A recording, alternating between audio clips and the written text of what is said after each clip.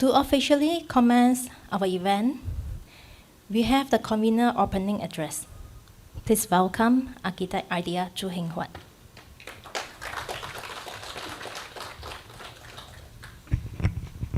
Okay, a very good morning to all. It's not a very address, it's just a very welcoming to welcome you all to attend. Okay, first and foremost, good morning to all. Of course, our honorable keynote speaker, Yang Alif, and also our 5 esteemed speakers. And of course, all of you that are attending today, our fellow professionals. It's honor for me, myself, Architect Chu Hen Hua, as well as my co-convener, Chong Pui Jin, to convene this program, to coordinate, as well as to manage the session for today. And the session for today is called Expert Witness, Law Practice and Ethical Course. Okay, the objective of this course itself, we wanted to ensure that we as professionals, at the end of the time, we need to know how actually we can to be much more professionals, much more competence, as well as to reinforce our ethical in order to be a guide in the expert witness words. Okay, so this is just a very beginning of it. And of course, to convene this program itself, we actually has given a very short period of time. It's less than a month. And we are very glad that we're able to bring it, and you all are here. Okay, I think I want to ask you all to give a clap to Dr. Zhou, to Pui Jin, and myself. Okay. Without further ado, thank you all for joining us, and let's begin today's program. Thank you.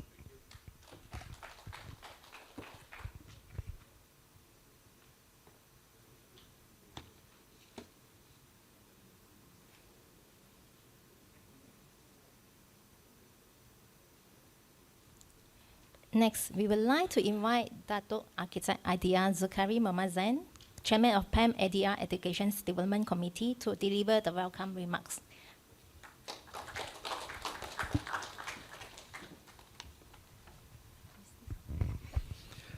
Thank you, Architect Pui Jin, our MC today, and also a co-convener for this event. Assalamualaikum warahmatullahi wabarakatuh. Salam sejahtera and a very good morning to everyone. It gives me great pleasure as a chairman of the PAM ADR Education Development Committee to welcome all of you to our inaugural Expert Witness Law, Practice and Ethics course. This is an initiative that we have long envisioned and are proud to finally deliver it today. So thank you all for being here this Saturday morning. Your presence, whether you are an architect, engineer, quantity surveyor, lawyer, lecturer or student, it speaks volumes about the relevance and the urgency of this subject in our profession. In today's increasingly litigious and complex construction landscape, the demand for credible, competent and ethical expert witnesses has never been greater. Disputes are an unfortunate reality in our industry, and when they arise, expert witnesses play a vital role, not as advocates but as neutral professionals tasked with helping courts or tribunal arrive at just decision through technical clarity. That role, however, is not just about knowledge and experience. It demands independence, impartiality, and above all, integrity.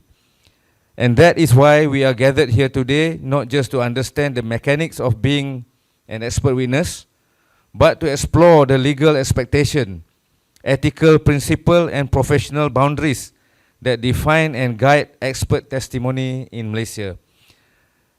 Ladies and gentlemen, this one-day course is the result of a meaningful collaboration between Pertubuhan Arkitek Malaysia and our esteemed partners from the Faculty of Law, University of Malaya, and we are especially honored to have with us 2 accomplished legal professionals, Mr. Reza Zakaria here, and Ms. Yasuta Reni Aparau, or Reni Rao as she widely known. Yeah. Thank you for being here today. And both of them brings valuable legal insight and academic rigor into the practical aspect of expert evidence. We are also deeply honoured and grateful to welcome Yang Arif, Datuk Lim Chong Fong, Judge of the Court of Appeal Malaysia, as our keynote speakers this morning. Yang Arif's distinguished career spanning construction law, arbitration, adjudication, and the judiciary adds immense stature and depth to today's program. So on behalf of everyone here, we thank Yang Arif for gracing us with his presence and for setting the tone for today. Thank you, Yang Arif. Yeah, we received approval the very last minute from CJ's office, for permission to have Yang Arif to be here today. Okay, I would like to also record our heartfelt appreciation to the distinguished speakers from the construction and architectural profession. Architect Stephen Tang, a stalwart in PAM and a seasoned expert witness in arbitration and adjudication. Surveyor Ong Hock Teck, or fondly called HT, yeah? A highly respected figure in contract, quantum and dispute resolution across multiple institutions. And architect David Chia, whose dual expertise in law and architecture offers a rare and relevant perspective on the challenges of expert practice. And also my sincere thanks also go to my hardworking co-chairman, architect IDR or interior designer Daniel Chu Heng Huat, architect interior designer Chung Pui Jin, for leading the planning and coordination of this program for the start. And also to our president, Architect Adenta Aziz, for being here today to support our program. Thank you very much, Architect Adenta. And of course, we acknowledge our sponsors, Dongji Malaysia Sdn Bhd and Kansai Paint Asia Sdn Bhd, and Puan Suryati Sulong of PAM Secretariat for being so hardworking for the last 1 month, and everyone behind the scenes who contributed to making this event a reality. Ladies and gentlemen, this course is intended to be a practical and reflective journey.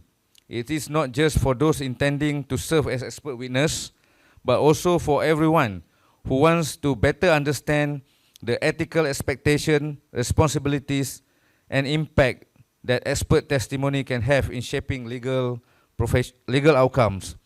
We hope today's event will ignite deeper conversation and perhaps even plant the seed for a long-term platform, one that cultivates a new generation of construction professionals who are not only technically sound, but also legally literate and ethically grounded. With that, I warmly welcome all of you to the Expert Witness Law, Practice and Ethics course. May the discussion today inspire us to raise our standard, not only in our design and delivery, but in how we uphold truth, justice, and professional integrity when called upon.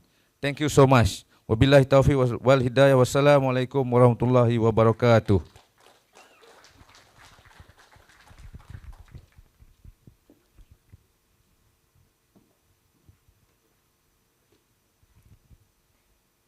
Thank you, Chairman. And now, please welcome the President of Bertuburan Architect Malaysia, Architect Arianda Aziz, to deliver his opening remarks. President, the stage is yours. I use the mic for this.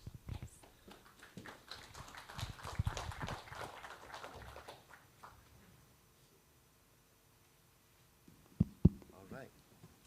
Thank you, Pujin.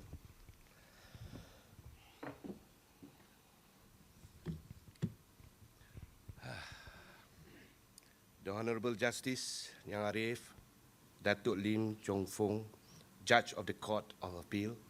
Welcome, Datuk. Datuk Architect Zulkhairi Mazin, Chairman of the PAM ADR Education Development Committee. Architect Chu Heng Huat Daniel, Convener of the course, and Architect Chung Pui Jin, Co-Convener of the course. Distinguished speakers, distinguished guests, participants, and our sponsor, Donji Paints and Kansai Paints. Assalamualaikum warahmatullahi ta'ala wabarakatuh. Peace be upon you. Salam sejahtera. Salam Malaysia Madani. Selamat pagi, a very good morning. Chosan Kalavanakam. It is a privilege to welcome you to this expert witness law, practice and ethics course, a program that stands at the vital crossroads of law, professional practice and ethics. Ladies and gentlemen, in the world of building and architecture, disputes can be complex and high stakes. A strong legal framework helps ensure that every professional knows their rights, their duties, and their liabilities, preventing conflict where possible and resolving it fairly when it arises. The expert witness plays a unique role in this landscape. Your responsibility is not simply to share technical knowledge, but to do so with precision, integrity, and discipline. Staying strictly within your area of expertise is totally crucial. Step beyond it, and credibility can be lost along with the weight of your testimony. Ethics form from the foundation of these works: independence, impartiality, and candor are not optional virtues, that are essential obligations. Breaching them damages justice, damages trust, and damages the profession. Equally, the expert report is more than a formality. It is often the most influential piece of evidence in a dispute. So, ladies and gentlemen, it must be accurate. It must be objective and complete, offering clarity that guides the decision maker. And remember, expert evidence is most powerful when its product a collaboration. The experts, the parties, and the tribunal working together to ensure relevance and usefulness. So, ladies and gentlemen, today's course will sharpen not only your technical understanding, but also your ethical judgment. Because, in the end, expertise without integrity is no expertise at all. So I wish you a rewarding and thoughtful, provoking the session. Enjoy your day. Enjoy the session. Thank you so much. So you want me to stand here or after the talk? Thank you, President. Ladies and gentlemen, our keynote session is indeed a special honor for all of us. We are greatly honored to have as our keynote speakers for today the Honorable Justice Datuk Lim Chong Fong, Judge of the Court of Appeal of Malaysia. Please welcome His Lordship to the stage, Yang Alif.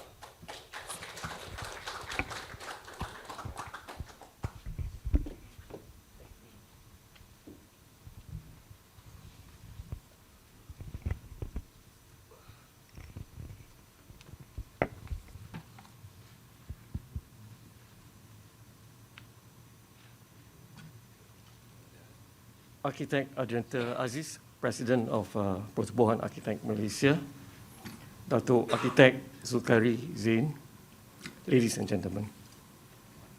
Good morning to all of you. First and foremost, I wish to thank the Pertubuhan Architect Malaysia, particularly Datuk Architect Zulkari, Chairman of the PAM ADR Education Development Committee, for inviting me to give the keynote address this morning on expert witness, law practice, and ethics course. I also wish to thank my Chief Justice, Yang Ahmad Arif, Datuk Wan Farid bin Wan Saleh, and the President of the Court of Appeal, Yang Amat Arif, Datuk Abu Bakar bin Jais, for consenting to me being here this morning. Towards this end, I have been requested to touch on the role and expectations of expert witnesses in arbitration, litigation, and adjudication in Malaysia. In this keynote address, my address will serve as an introductory backdrop to the course, hopefully to facilitate your understanding of the course topics. The construction industry is indisputably dispute-prone. From my experience of having been exposed in the construction industry, legal profession, and now the judiciary, dealing with construction disputes for about 40 years collectively, it is plain that construction disputes emanate from one or more of the 4 D factors.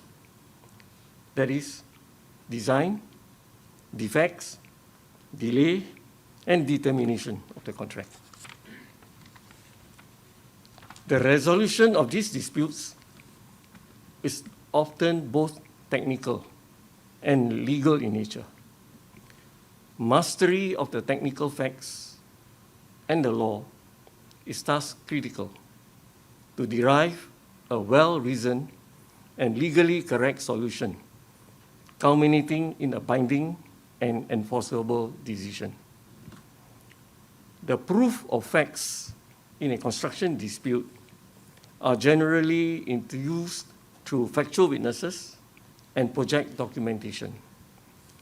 However, in view of the increasingly complex technical content of the subject matter in dispute, expert witnesses are also nowadays frequently sought to bolster the proof of facts mastered by the factual witnesses. In law, and put in a lay manner, the factual witness is a person who narrates the facts based on the witness's own personal knowledge of what happened. However, the expert witness is a person who opines on how it happened based on the witness's expertise and experience. Ultimately, it is for the judge, arbitrator, or adjudicator to deliberate on the factual evidence as well as the expert evidence adduced to make a finding on the facts. The factual finding will, of course, have to be thereafter juxtaposed with the relevant law to derive the eventual judgment, award, or decision. In civil litigation in court, only relevant facts as prescribed by the Evidence Act 1950 may be admissible in court. The reception of expert evidence is generally governed by Section 45 of the Evidence Act, which reads, and I quote, "When the court has to form an opinion upon a point of foreign law or of science or art, or as to identity or genuineness of handwriting or finger impressions, the opinions upon that point of persons specially skilled in that foreign law, science, or art, or in questions as to identity or genuineness of handwriting or finger impressions are relevant facts. Such persons are called experts." In other words, the testimony and report of the expert witness is a relevant fact. Consequently, the expert must be skilled in his field, and he may acquire the skill by special study or by experience.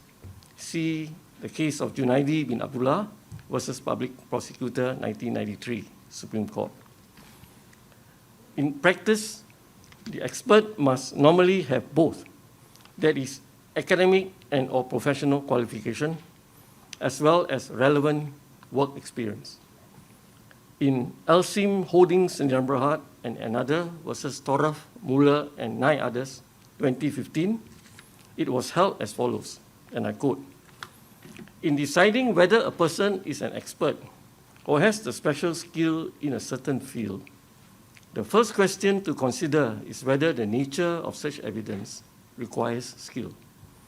If the answer to that question is in the affirmative, then the next question is to consider would be whether the expert witness acquired the necessary skill by academic qualification or by experience, so that he has adequate knowledge to express an opinion on the matter.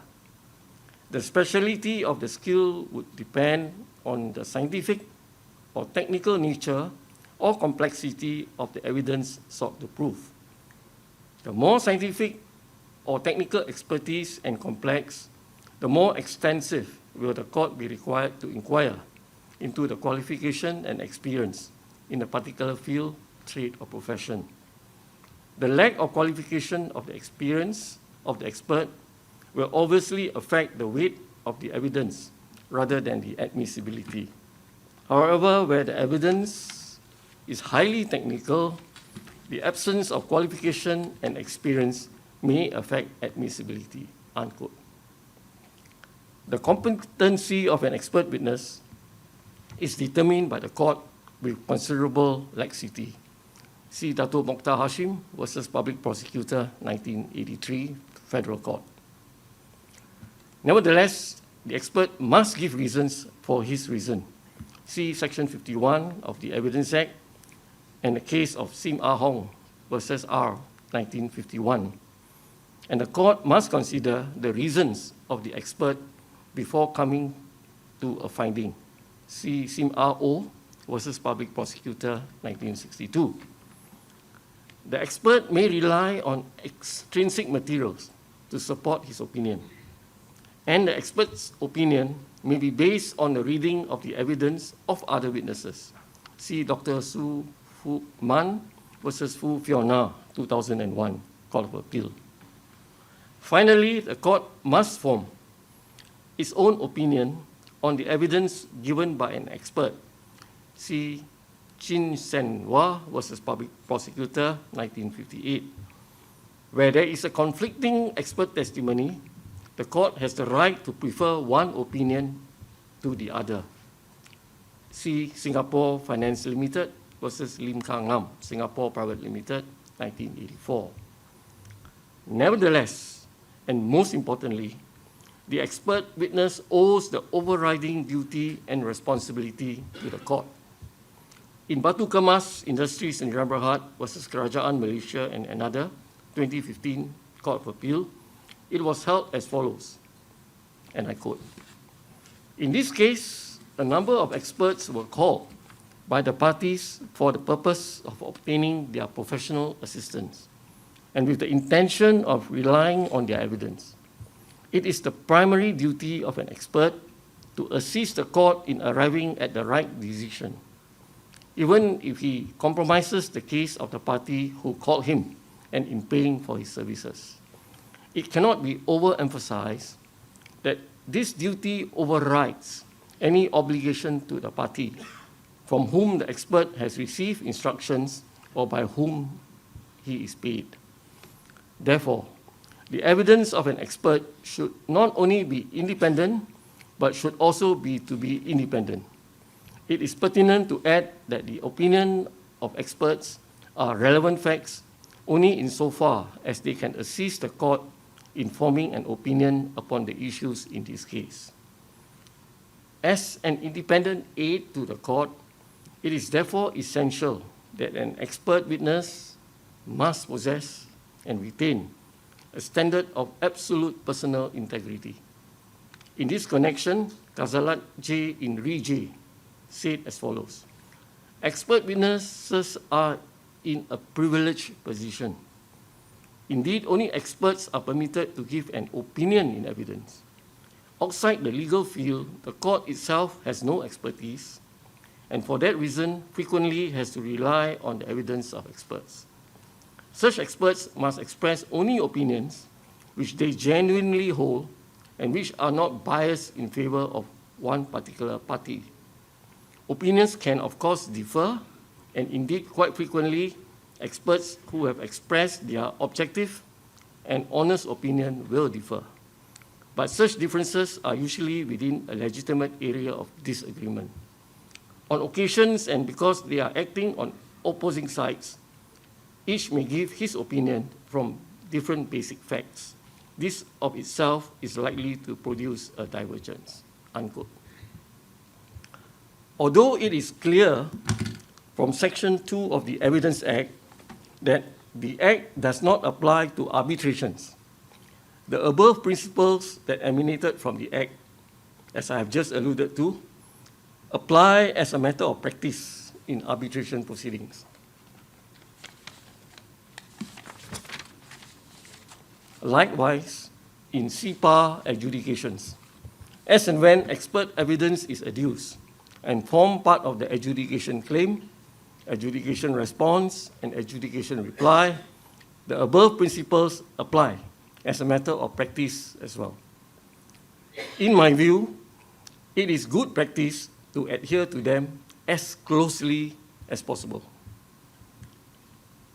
Based on my experience in handling construction disputes, expert evidence is normally required and adduced in cases concerning design, defects, and delay. The need for expert evidence is primarily to aid the judge, arbitrator, or adjudicator ascertain the cause of the problematic design, the source of the defect, and the late completion of the project. For illustration purposes, in respect of project design, contested expert evidence was extensively presented on the adequacy of the pedestrian bridge that collapsed in KL Eco City Sdn Bhd versus Taksin Engineering Sdn Bhd and another 2020. Another instance of heavy reliance on expert evidence is seen on the mechanism of the slope failure that resulted in the collapse of the Highland Towers in Stephen Phua Cheng Lun and others versus Highland Properties Sdn Bhd and others 2000. With regard to constructional defects, expert evidence was adduced before me. I was the High Court judge who heard this case on the cause of water leakages in the high-end condominium in Dua Residency Management Corporation versus Edisi Utama Sdn Bhd and another 2021.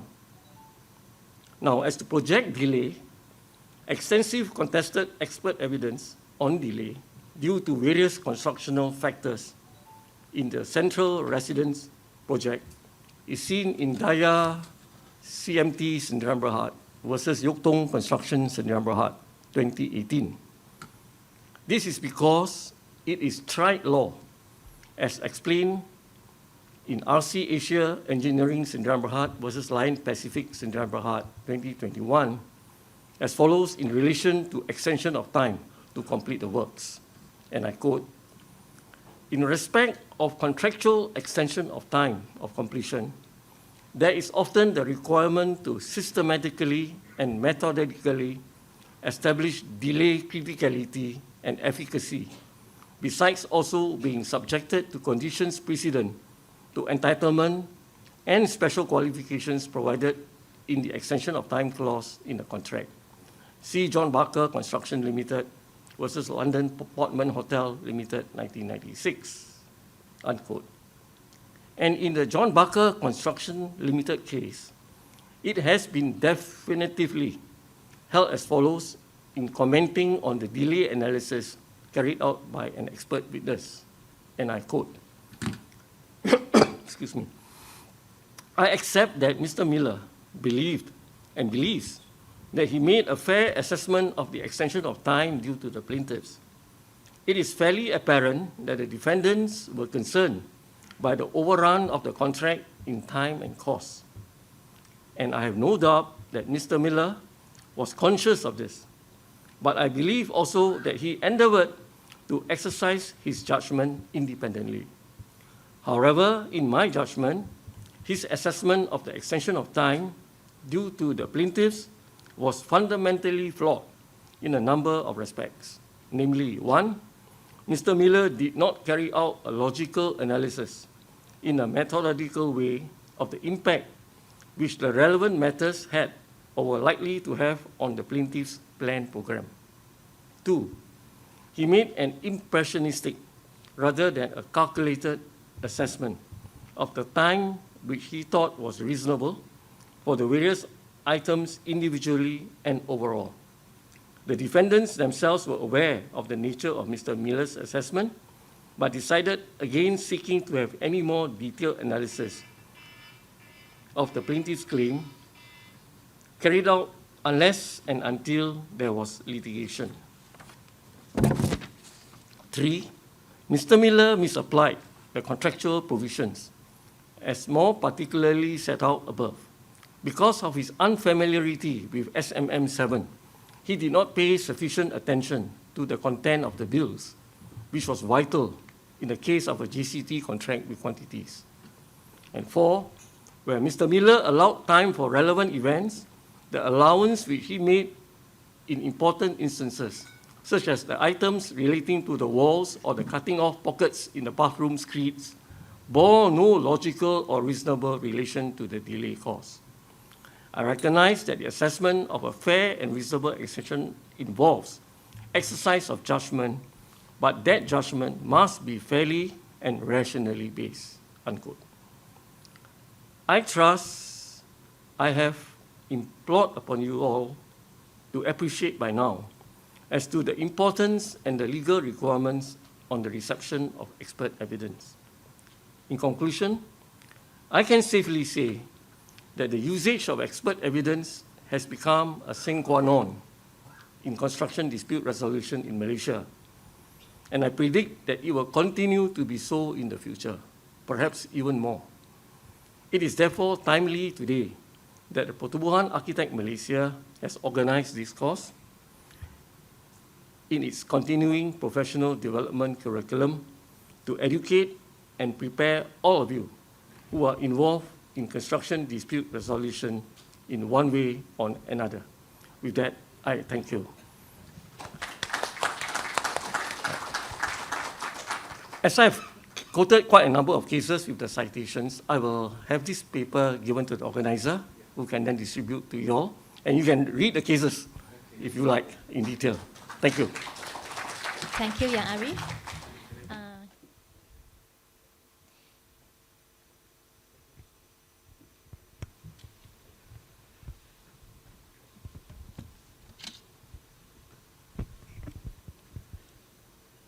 We will now proceed with the appreciations and certificate presentation ceremony to acknowledge the value contributions and supports towards the success of today's course.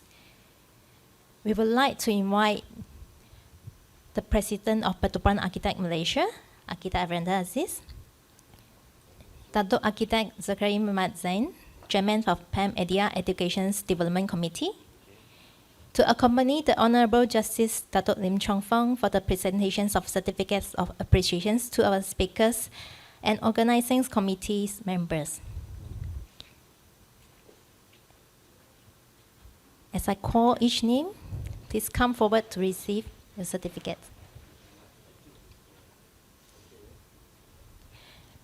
Okay, first we have Mr. Riza Zakaria from Faculty of Law, UNC Malaya.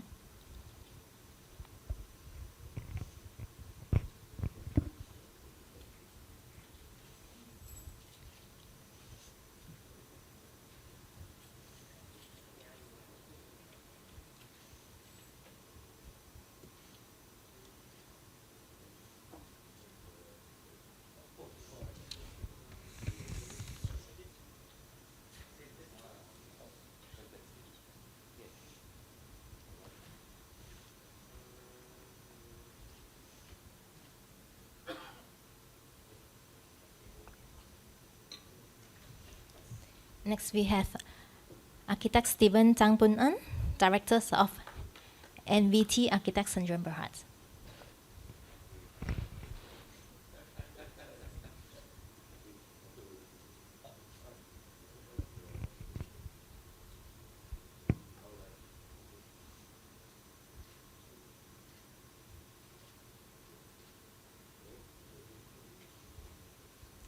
Ms. Rani Rao, speakers for Faculties of Law in Malaya.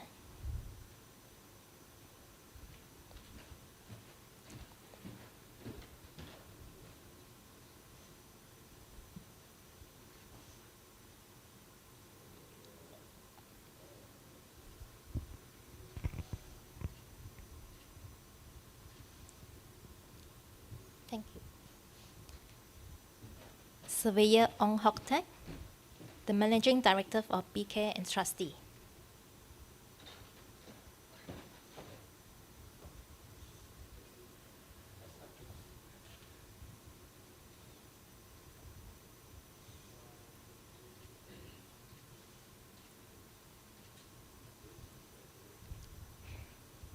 Datuk Architect ADR2025, Zain, Organizing Committee Chairman.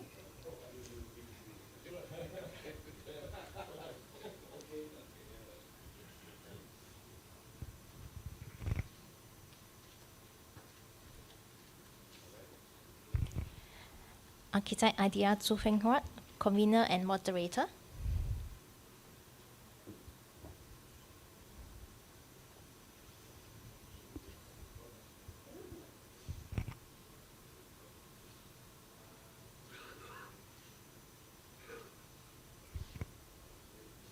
And finally, myself, Architect ADR2025, Co-Convener and Master of Ceremony.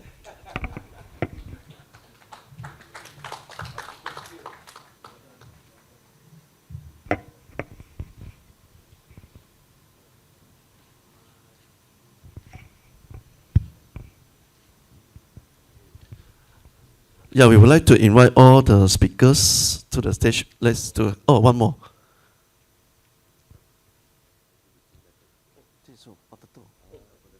Okay, now we have the important sessions, deliver the certificate of aspirations to our young Arif.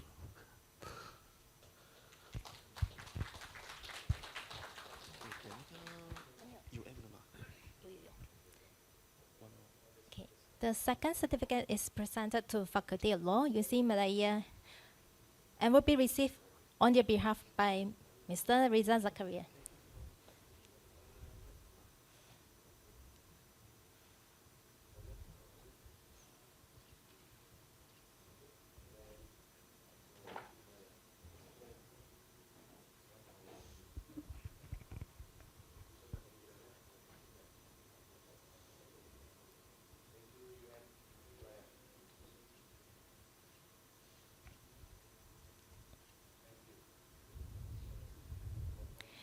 These certificates are presented in recognition of the value support toward this cause.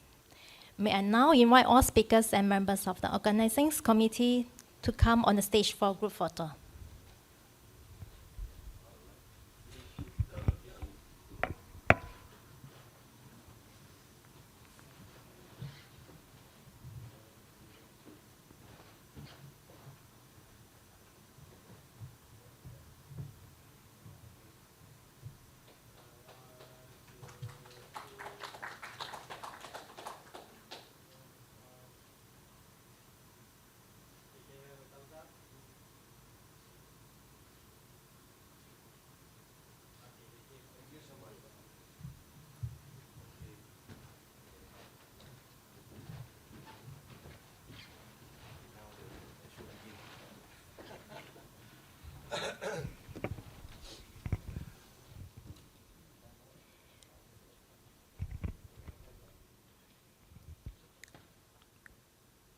We now begin our first sessions, introductions to the legal frameworks presented by Mr. Riza Zakaria from the Faculty of Law, UC Malaya. Mr. Riza Zakaria is a senior lecturer with over 10 years of successful experience in litigations, corporate law, and in-house corporate practice. He has consistently been recognized for his performance excellence and contributions to the legal industry, particularly in dispute resolutions within the commercial and corporate sectors. He has worked in legal practice and served as in-house counsel for Pengurusan Ayer Selangor Tanjung Berhad, where he held roles as litigation senior associate. Following this, he moved to the Big Four firms Deloitte Malaysia, where he worked as a senior consultant in the indirect tax team. Currently, he is pursuing a PhD in international law of the sea and environmental law. He is also a senior lecturer at the Faculty of Law at UC Malaya, Malaysia, where he teaches courses in law of evidence, commercial law, and international trade law. Please join me in welcoming him, Mr. Riza Zakaria.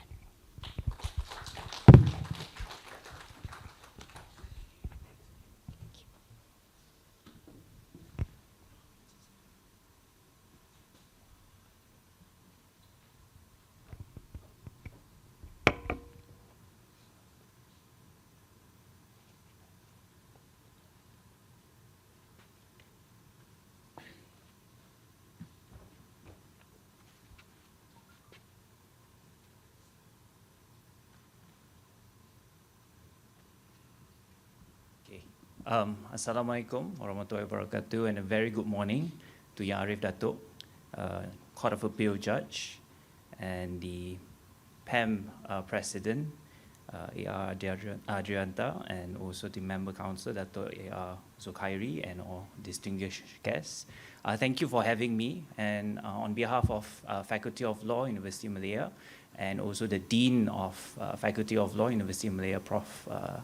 Jason Chua, we thank to PAM to actually graciously invited us to give this very key important notes on special parts of evidence, especially for contractual matters, construction matters, dispute resolutions, which is, I think, is a very important area that all of us need to actually aware, especially the professionals, aspects of the engineers, civil engineers, quantity surveyors, and many more.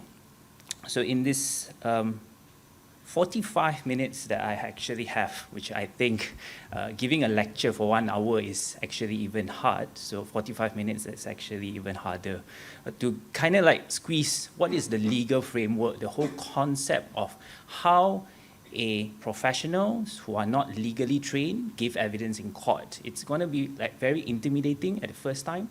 So when I usually tell my students, okay, you have to expect that you're going to guide non-legal people to actually give evidence in court. And that is the hardest part, because for 4 or 5 years, you've been sitting in a classroom, thinking about laws, going out to practice, sitting with all the lawyers, but now you have to guide the non-legal people to actually sit in the courtroom, listening to all this legal jargon. So I break it into a few points for us to actually identify certain areas so that maybe some of you are lawyers, some of you are non-lawyers, but it's just a kind of like maybe a recap if you are lawyers. So yeah, so I will go through the brief introduction, what are the courts versus the arbitration, the procedures behind it in a brief. The duties for expert, I will not cover it in detail as some of the distinguished guests actually are going to cover in very great detail. Requirements of special skill, as what mentioned by Yang Arif Datuk just now. Problems with regards to expert evidence, particularly in Malaysia. I do have a fair share in court for 5 years, giving evidence, cross-examine certain expert witness from Jabatan Ukur and architects. And I realized that the answers that we are trying to get from them are not very favorable to the witness side as well, and also to the parties who actually appoint them to as a witness. And the last one, I think Yang Arif Datuk also mentioned about with regards to the weight of the witness. But I would not use the word weight, because as a legal practitioners, we know what is weight. But in terms of as a witness, you have a role, and the role is to make it very credible. Means your evidence must be very concrete, so that the judge would actually now take into your account your words, so that he can actually put it into his decision. And also reliability, whether your statement is reliable. Okay? So looking at this introduction, there are a few, with regards to civil decision especially, including construction litigation, is governed primarily under rules of court 2012 and the Evidence Act 1950. As mentioned just now by Yang Arif Datuk, I think Evidence Act is with regards to giving evidence in court. And teaching evidence in class is very different to actually practicing it in court. Yeah, I can just tell the students, okay, what is an expert witness? But when go to court, it's a different ballgame altogether. And cases after cases been cited. So here the Malaysian court system is based on the UK legal system. And actually we referred to a lot of coming from India, coming from Singapore, and sometimes we go all the way to Australia and even the UK. So these are some of the parts where we actually look at it in terms of the common law. We always look at other cases in terms of how to make this witness reliable in terms of that. So not only expecting to use Evidence Act or the rules of court, but also to refer to cases as well. So now, looking at the expert evidence in terms of, it's not a new concept actually, okay, with regards to a concept refers to technical experts. I would not like to use the word expert per se as an expert witness, but I like to use it as a technical expert. Because in terms of that, for you to actually have an expert, you must have a certain, perhaps a certification, a degree, maybe a qualification that requires you to be an expert. But what if that person is just having those years of experience? Can they consider them to be an expert witness? So that's why at the beginning I mentioned that the role of expert witness can be quite broad here, and they can refer to technical experts and people who would now be considered as lay witnesses. So if I put an architect or maybe a quantity surveyor on the stand, I would still consider them to be a lay witnesses, but with the technical expertise in their field with regards to whatever they are doing. So here with specialized knowledge, that's why we call it as expert witness, because they are specialized in their area.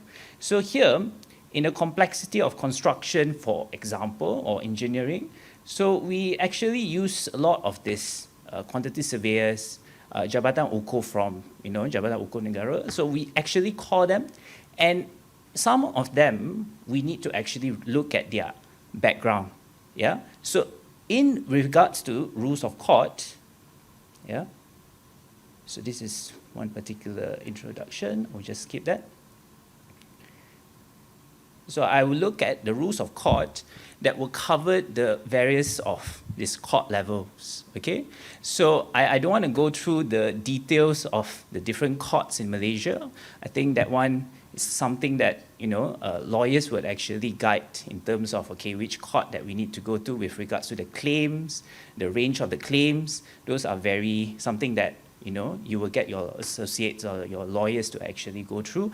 Of course, it depends on the various of the claims that you have, and usually, most of the time, construction cases will start from the High Court because it can be more than 1 million and per se. So the important thing that I would like to address is actually with regards to an arbitration court, because not many cases actually gone to the arbitration court. It's very specialized. It's also very expensive, but it's one of the easiest way out. It's quite fast. So you will spend more money, but actually it's faster. But the civil litigation, the normal court route, perhaps is a bit longer process, and also it's going to be a bit tedious. But I would not say cheaper. There is a court fees that is based on the rules, okay? So here the parties to an arbitration, we must actually look at whether there is an agreement that's specifically stated in the contract that says that there is an arbitration clause. So this is specifically stated in the Arbitration Act. Take note that there is a gap there. So if you go to arbitration, you would not actually apply the Evidence Act 1950, which I would look at it in very great detail. Because here, Section 2 of the Evidence Act expressly excludes the application of arbitration proceedings. So it means that whatever that is in the Evidence Act with regards to expert witness, as mentioned just now by Arif Dato', now may not be actually applicable to the arbitration proceedings, okay? But where do they actually get some guidance? So they may look at it like from the International Bar Association rules and the taking of evidence in international arbitration, okay? So there are also some other guidance given by the Arbitration Act. So they have the United Nations Commission on the International Trade Law. So UNICITRAL also can be part of the guidance for the arbitration proceedings. Now, take note also, the 2005 Arbitration Act makes no specific provisions requiring or prohibiting the use of expert witnesses and or evidence. So I actually had a fair share with regards to when I was in my previous organization, Pengurusan Air Selangor, guiding our technicians, our engineers from the water company to provide evidence in court. We've been sued with regards to a construction matter. So in that case, we actually have to appoint an expert witness to provide an expert report, and in that, we can actually rely on the expert report, even though we are not looking at Evidence Act 1950, because the Arbitration Act does not stop us from relying on the expert report. But unless, then again, you have to look back at the agreement, unless the agreement does not say that you can actually go to arbitration. There's no arbitration clause, then you have to go to the civil courts, yeah, with regards to that. Now, if you lose your case in arbitration, a lot of clients will ask, can I go to the civil court? Means that I can appeal to the civil courts. So there is no right of appeal against an arbitral award, yeah, with regards to if you lose a case in arbitration. So under the 2005 Act, the only recourse against an arbitral award issued pursuant to the arbitration proceedings is actually through an application that you have to be made to the High Court. Because this is an arbitration case that's been set in arbitration, you have all the witness already, but you are not going through it with the Evidence Act. So that is the problem there. Because now civil courts are in the area where they think that, look, arbitration case are not going through with the principles and the evidence followed under Evidence Act. So how can we take into account with regards to the evidence that's been cited in the arbitration? Because now there is a gap there. So it is up to the High Court. If you put an application, the lawyers put an application to appeal on the arbitration case, then it depends on the High Court whether they wanted to listen to the matter in regards to set aside the arbitration award. Now, there are certain provisions that the High Court may set aside. So in legal term, when we say may, it is not definite, yeah, in legal terms. So Section 37 of the 2005 Act, following a few points, and this is exhaustive, means that these are the only thing that you can actually raise with regards to if you want to bring this matter to the High Court. A party to the arbitration agreement was under any incapacity, means that there's no other routes of course that you can actually proceed to. This is the only way. The second one, the arbitration agreement was not valid. So you can actually challenge this in court by saying that it's been vitiated, means that the contract is invalid. The award contains decision on the matters beyond the scope of the submission to arbitration, means that they have obtained certain decision that is actually not something that they could obtain in the High Court. So in that case, this can be a reason for them to go to the High Court and get it to appeal on the arbitration award. Okay? And of course, the last one, the subject matter of the dispute is not capable of settlement by arbitration under the laws of Malaysia. So perhaps it's something to do with criminal aspects, or maybe more than an arbitration case. Yeah? So in that case, it might be better to go to the High Court. So in Section 37, just take note that it is exhaustive. So it's stated in Pancaran Prima Sdn Bhd against Iswara Bena Sdn Bhd, and also in the case of Hindustan Oil Exploration Company against Hardy Exploration, where in 2022, the High Court held that the construction of a document is a question of law. Interesting. Usually, the elements or the facts in the contract is a question of fact, because whatever that you want to craft in the contract, it is up to the parties. But in this case, it stated that the construction of a document is a question of law to be determined by the arbitral tribunal, because it is crafted specifically for the construction area. Only arbitration would know with regards to what is the contract will entails. So in this case, if you look at the draft of the contract, it would refers to the arbitration. So here, an arbitral award cannot be set aside under Section 37, and on the basis the arbitral tribunal had wrongly interpreted the document. Yeah, so they lose the case, and then they went to tribunal to actually appeal to the High Court. So they said that, no, this must be heard in the arbitration. So a bit of the duties of the expert. So you have your Evidence Act, you have your rules of court. Now you also may want to look at arbitration. So under the Order 40, capital A, Rule 3, under the rules of court, you would not know this, especially the experts. But as a lawyer, when you actually put the witness in the stand, this is what you need to ensure that the expert witness follows, which is Order 40, capital A. Yeah? Here it's stated that the expert's opinions evidence is to be given in a written report and exhibited in an affidavit sworn by him, testifying that the report exhibited is his and that he accepts full responsibility for the report. So as you have tendered it in the exhibit form, in the affidavit, you sworn it, therefore it will be a sworn statement. However, if there is a contradictory statement given by another witness in their exhibited report, now we have to call you as a witness. So with regards to giving evidence in court, Order 40, capital A, requires you to fulfill the requirements here.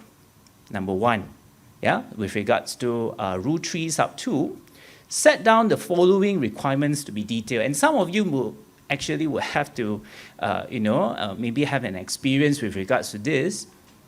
Number one, 2A, giving details of the expert's qualification.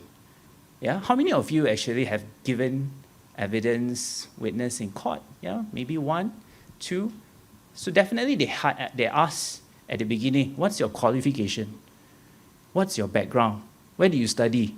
How many years? So in this, give details of the expert's qualification is needed. Why? Because the rules say so. We need to know. We need to put it in the record. B, giving details of any literature or other materials which the expert witness has relied on. Are you referring to the international guidance? What code of conduct are you referring to? Any particular protocols are you looking at?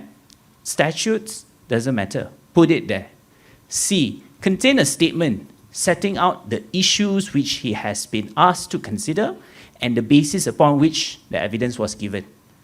So that's why at the beginning, they ask you, oh, we have an issue here. Did any particular, parties, either the plaintiff or the defendant, ask you to actually put your words, put your statements? Yes. So to ensure that you've been asked to consider the basis of the evidence, looking through based on your reports, based on your expert witness. D, if applicable, state the name and qualification of the person who carried out any test or experiment which the expert has used for the report and whether or not such a test or experiment has been carried out under the expert's supervision. This particularly, especially for quantity surveyors, who carry out. I had the privilege to actually cross-examine a doctor. A doctor cross-examining a doctor is very, very different from all other professions. They are very, very particular in terms of giving their evidence. One Dr. A, Dr. B might contradict with each other. So in that situation, you may want to look at it in a very technical manner. So here, they have to mention about their name, their qualification, and what are the tests that they've been carried out. How long is the test been done? The duration of the test. What kind of machinery are you using? All of that. And what kind of methods that you're applying. That also important because that might defer the decision in terms of from point A to point B. Because you have two different expert witnesses that contradict, so we have to look at which are better to be applied. Yeah. E, where there is a range of opinions, yeah, typo there, on the matters dealt with the report. So there are range of opinions given, report A, report B. So now we have to summarize the range of opinions and give reasons for the opinions. So you actually, when you have 2 or 3 different opinions, what we need to do, we need to actually summarize the range of opinions for the judge to actually take into account the difference of the opinions given. F, contain a summary of the conclusions reached, contain a statement of belief of the correctness of the expert opinions, G, and the last one, contain a statement that the expert understands that in giving his report, his overriding duty is to the court, and that he complies with that duty. Now, later on, I will explain also about the problems of the expert witness, because H, the duty is to the court, not to the client, not to the parties, but to the court. But it's not the court who pays the expert witness, right? It's the client. It's either the parties that is winning or losing. So that is a bit of, perhaps a bit of biasness in the report. And that happens a lot of times. So with regards to H, you have to understand that you are giving your report, your expert witness, to the court, not to your whoever that pays you in terms of your client. Okay, I will not go into the detail of particular facts. I don't want to bore you with certain cases, but I think as my distinguished speaker mentioned, Rennie mentioned to me, lawyers love cases, so I had to put some cases. So in Jade Holmes Sdn Bhd against Sivananda Anak Laki Krishnan, 2021, with regards to a claim of a failure in reinforce a concrete wall, but instead the developer actually put a rubber wall instead of a concrete, reinforce a concrete wall. And this was alleged was a requirement under Condition 8 of the Majlis Perbandaran Kajang. Okay, so they brought this case to the High Court, saying that the developer had default in the putting the rubber concrete wall instead of a reinforced concrete. So at the trial, they actually tendered an expert, and the expert agreed that the plans, if you look at the trial, so here the respondent experts agreed that the plans only required a rubber wall, but insisted that Condition 8 under the plan condition of the MPKJ was actually requires an RC, which is a concrete wall, was due to the range of 3,500 millimeters height difference. And then the appellants also tendered their own expert, contended that Condition 8 should be interpreted contextually, not literally. We must look at the whole event, not the words by the plan itself. So here, they said that the MPKJ's approval of the rubber wall plans showed compliance. Okay? A key MPKJ's official testified that the Condition 8 in the MPKJs only applied to internal structures, not external features, like the slope here.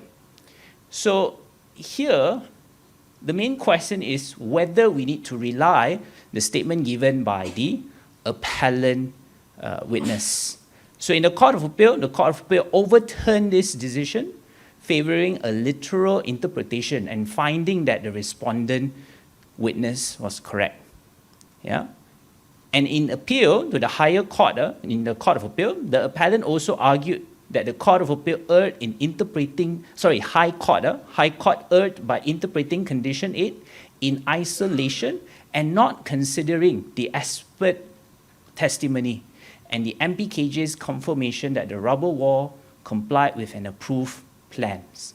And here the appellant emphasized the expert industry interpretation under Section 49 of the Evidence Act should have given the meaning of Condition 8. So looking at what is Section 49 with regards to opinion given as an expert witness here. So this case shows that you have two different opinions. Here we must consider both of the opinions given by the experts. Both of the consideration given by the expert must be examined. Now, it went all the way up to the federal court, and here the appellant argued that the Court of Appeal was wrong by ignoring the expert evidence of the respondents and instead adopting the appellant's simplistic literal interpretation of Condition 8. Remember just now, with regards to the contextual and literal, it must be done contextually. Why the need to have a concrete wall rather than a rubber wall? Yes, the Condition 8 states that rubber wall is sufficient, but is it contextually make sense to have a rubber wall? So in that sense, why they are arguing, they wanted to contradict the Condition 8 with the statement given by the expert witness. So the expert witness is very pertinent in giving a different outlook. Maybe the Condition 8 by the MPKJ has never been revamped 20 or 30 years ago. We all know with regards to all the plans and the framework given by the ministries, by the Jabatan, they may have a bit of overdue in terms of their upgrading. So that's why the expert witness is important in giving their evidence here.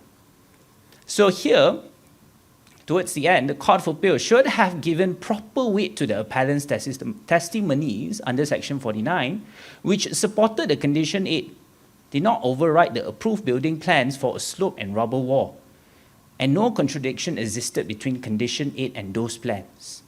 Yeah? So they have to actually have a concrete wall instead of a rubber wall. So my next question is, what is Section 49 of the Evidence Act?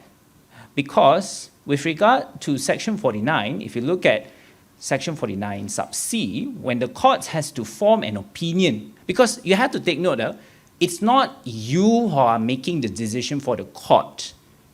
You are assisting the court to make an opinion. If I'm right, Ya Arif Dato'. Yes. You are assisting the court to make an opinion. The judge is deciding, but the judge requires a bit of assistance along the way, because the judge, at the end of the day, is just legally trained, not professionally trained in the experts given by the expert witness. So here, if you look at Section 49 sub C, the meaning of words or terms used in a particular districts or by particular classes of the people, and the opinions of people having that special means of knowledge thereon are relevant facts, as what Ya Arif mentioned just now with regards to you are giving relevant facts to the particular case. Yeah? So here, this section deals with the relevancy of opinions of persons who have special means of knowledge on the matter stated with regards to perhaps in science, in form of foreign law, and whatsoever. So here, you are providing the expert witness in giving the relevancy. So requirement of a special skill now, because we referred to skill. So the person offering the opinion should be specially skilled in the relevant field. Okay? But do take note that in this one particular common law case, Said Ajami, in this case, this particular judge, LMD De Silva, delivering the opinion, held that the knowledge which entitles a person to be deemed as especially skilled on some foreign law is admissible as an expert evidence, even though that person's profession is not of that particular law. Yeah? So there can be all types of civil engineers, all types of different class of architects, different class of engineers. But you can still provide your specialist skill, even though you are not that craft in that specific skill or specific area. You can still be considered as a specialist skill person. Again, I don't want to bore you with a lot of the facts. So in Pacific Tim Consolidated Corporation against Hun Wee Tim, there are two ponds, yeah, that were made by the respondent here. And the appellants actually argued because of the two ponds, yeah, it actually, if you look at the last few lines, a large breach in the bund between the two large ponds caused such a violent overflow from the higher pond to the other on the lower level that the combined volume of water broke through the perimeter bund, causing extensive damage to the areas around. So there is a negligence situation here. So what caused the breach in the bund? So here the trial judge rejected the opinions given by the experts. Yeah? They totally rejected the opinions of the experts. But here, they went and appealed to the Court of Appeal, saying that it was wrong, that you cannot ignore the evidence given by the expert. Because why?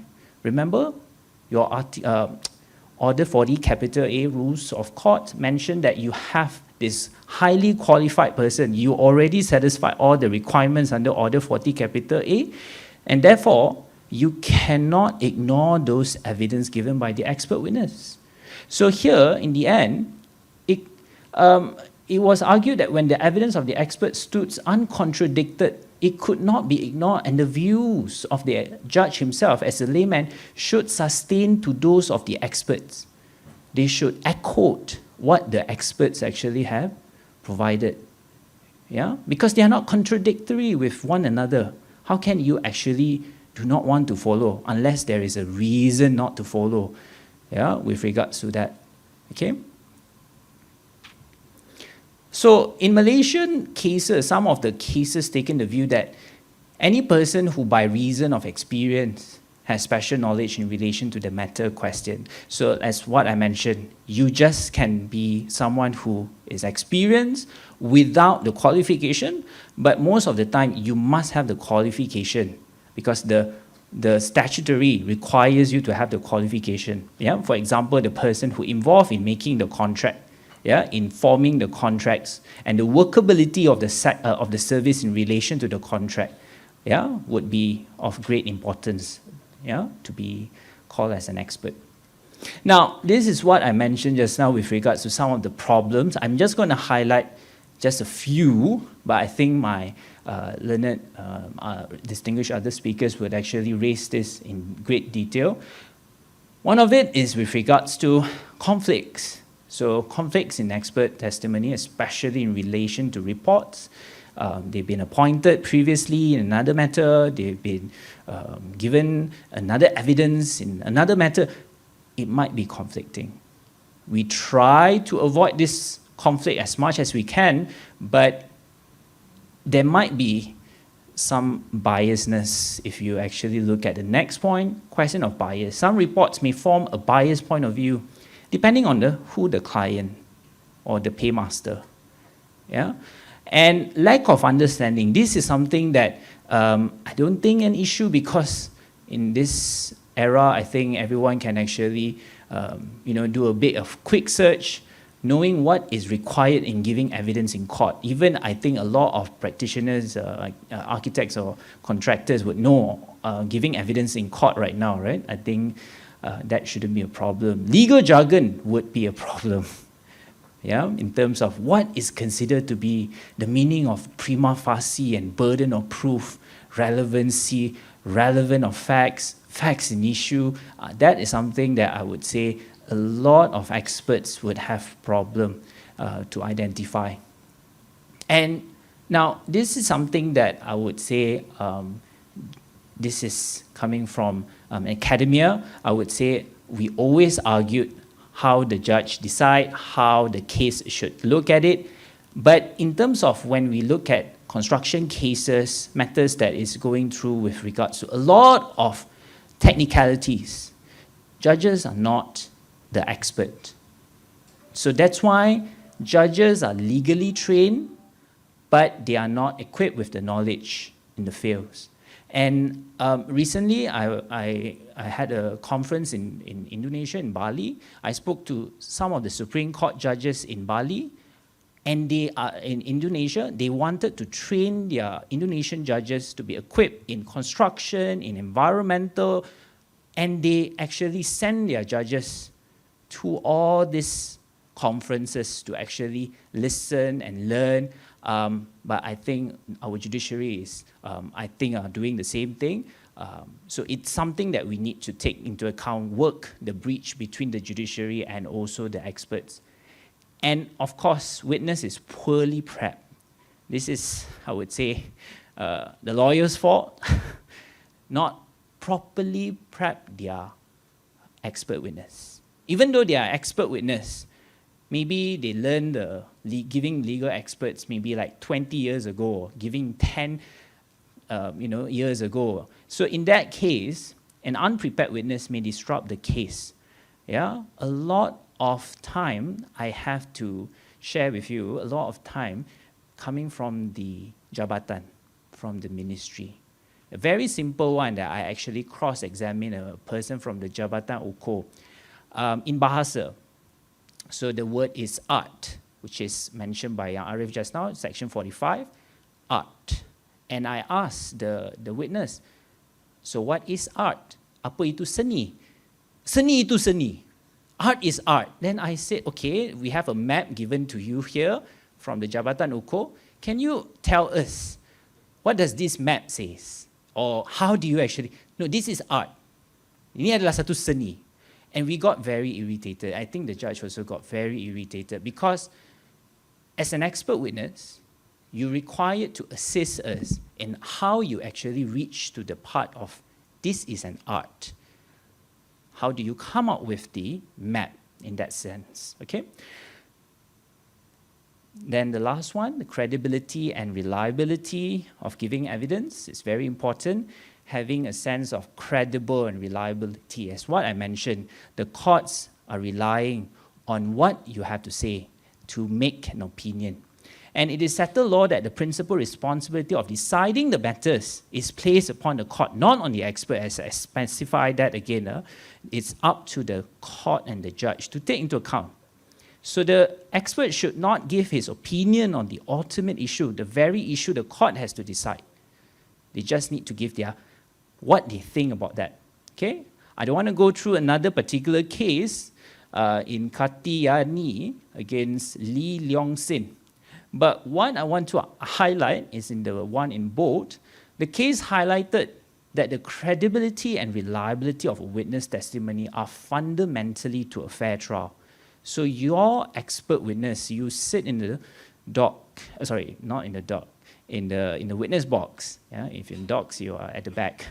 So in that particular situation, your witness, your statement given are very important. Yeah? To credible and reliable witness especially are fundamental. Okay? Giving full respect evidence in court. And of course, you have to take note that you are under oath before you actually give the evidence and the statement. Now, this is some of the legal structure, I would say, starting from the beginning. As what I mentioned, go back to your agreement. Go back to your service contracts or contract of service with regards to whatever that is required to. And understand what are the mode of dispute, if you have. Yeah, as mentioned by PAM President, you also have tribunal. That is also another mode of dispute resolution. But most of the time, it goes to arbitration and courts. And gather all the experts and gather all the evidence. This is something that a lot of lawyers are so so frustrated in terms of when you go to a lawyer, when the lawyer asks, where's the report? It's not very thoroughly done. All the dates are all over the place. But it's okay. You paid the lawyers to do so in that sense. And then you get up with the solicitors. So getting up with the solicitors and also the arbitrators. But take note, arbitrators, with regards to the expert report made by the arbitrators, you must go to with the experts given, which are the experts that you required. And if you go with the arbitration, then arbitration process under Arbitration Act 2005, and then you can appeal at the High Court. You have to get the rights to appeal, and then the court's decision. And the courts, you also have to go through the appeal, if you lose the case, and then the court's decision. And other recourse, of course, you have mediation, of course, settlement. I think a lot of judges, if Arif Datuk would also agree, most of the time judges actually fond of settle out of court and come out with a consent judgment. Of course, the lawyers would not want to push that. We always want to ask the parties, what do they want at the end of the day? It's also best to take note that expert witness, you are an independent witness, cannot be cited on the plaintiff or the defendant. Again, I have to specify, of course, you will be paid by either one of the parties, but your opinions and your expert must not be towards or inclined with one of the other. You must serve your witness or your service to the court, even though the court is not the one who paying you, but it's actually the plaintiff or the defendant. So of course, settle out of court is always something that we push and assist to provide both justice, both sides the justice at the end of the day. Okay? With that, thank you so much. I have no further adding. Thank you.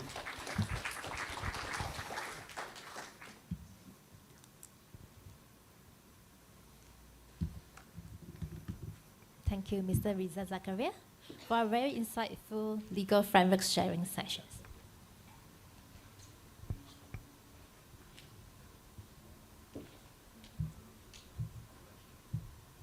We would now like to express our sincere appreciations to the sponsor of the events today, Dongji Malaysia, Sdn Bhd, for their generous support of this seminar. Without further ado, please welcome Mr. Frederick Yap, Assistant Specifications Development Manager from Dongji Malaysia, Sdn Bhd, for a short presentation.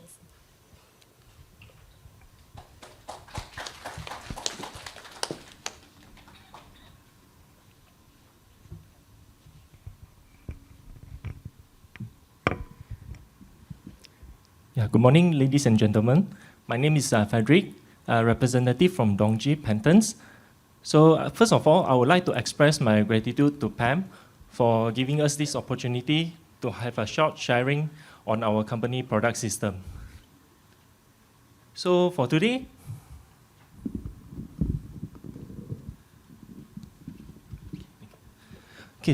I would like to share some of our sport court system.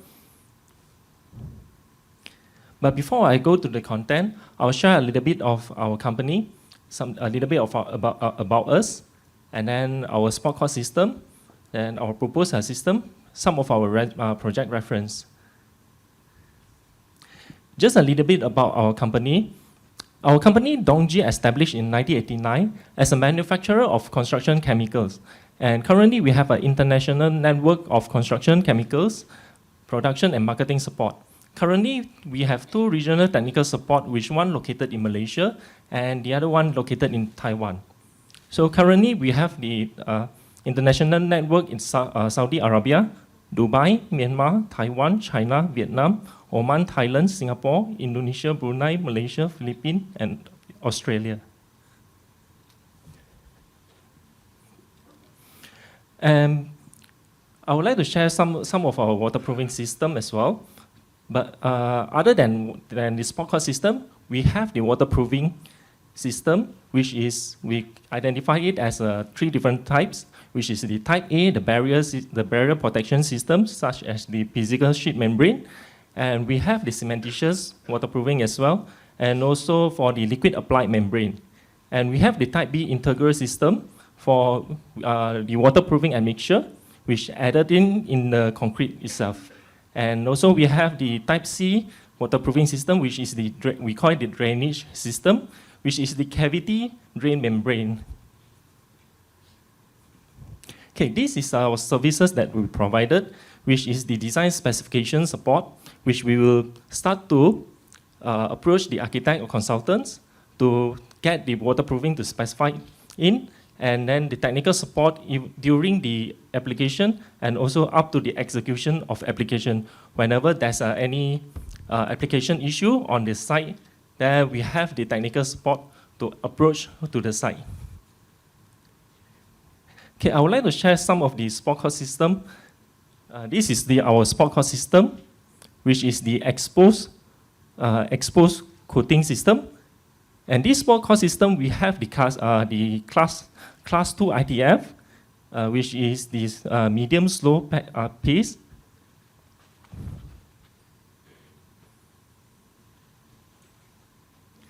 And some of the description about our system, we call this system is our Pantons 250, which is a waterborne styrene butadiene emulsion for the interior or even for exterior use. And this system is a very durable system, and it won't flake or peel off when applied correctly. And it's formulated with the butadiene-based resin, pigment, mica, and aggregate for longevity. And this also contact the biocide to combat the bacteria and fungus growth, especially when we apply on the exposed cord. And it can be adjusted the surface texture using the fine-grade sand or control movement and ball bounce. So this is the ITF certified for the cord pace category 2, which is, we call it the medium slow pace. And it provides a long-lasting biocide protect finish to various surfaces, including the tennis court. Just to let you all have the ideas on how the system is applied. So if we have the waterproofing layers underneath, and then if to the substrate, which is either the RC base or the premix base. And then we have the T100H, which this is the layer act like a cushion. So whenever the sportsman, if let's say they fell down, it will reduce the impact to reduce the injuries. And then of course the finishing coat, T250. This is the final finishing coat, which can customize on the color. And the advantage of this system is a weatherproof, and then it's a wear resistant. It have a very good mechanical and chemical stability. And this is a water-based material, which is the environment-friendly material. And this is the air and UV protection, which the color won't be like overfaded so much. And it's a non-toxic material, and it can prevent, it have a prevention of ravage of acid rain and sunlight. And of course, the bacteria and fungus, it will reduce, it can prevent the bacteria and fungus growth, especially when applied on the exterior cord. Okay, this is some of our project reference, which the small cord that we have done before. This is Akasa Cheras. It's a multi-purpose cord. It's the exterior multi-purpose cord. And this is the open court at Shah Alam. The OKR basketball court,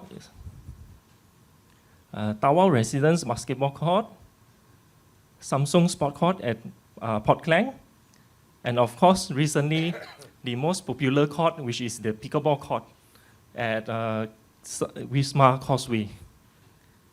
So this is the sharing that I would like to share with all of you for today. And thank you so much. Thank you, Mr. Yap.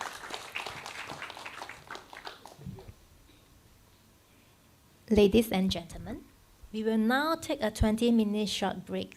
Refreshments are served on level 1 at the PAM Material Gallery.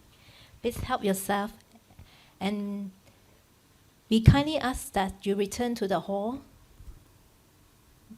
by 11:15, so we can resume the program on time.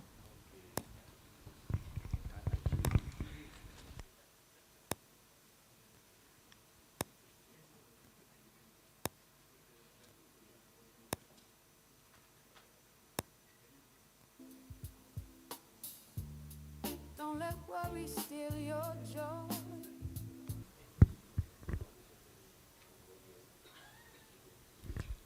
Welcome back. We now proceed to sessions 2, titled Duties, Responsibilities and Boundary of the Expert Witness, presented by Architect Stephen Dang Bung An from NVT Architects Sanjay Berhad.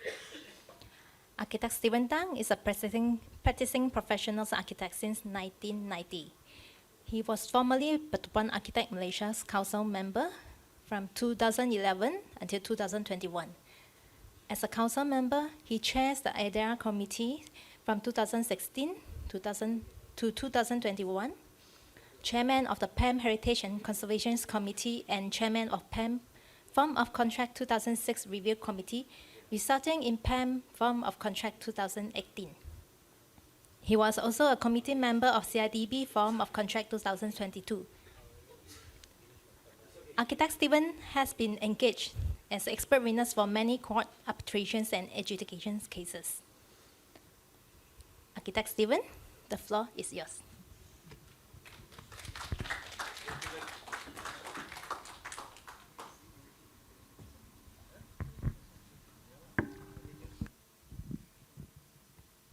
Good morning, everyone. Thank you, Architect Joe, for introduction. Our distinguished guests and our guest speakers from University of Malaya. Apparently that I will be the sort of like a bridge in between Reza and Rena. Is Rena.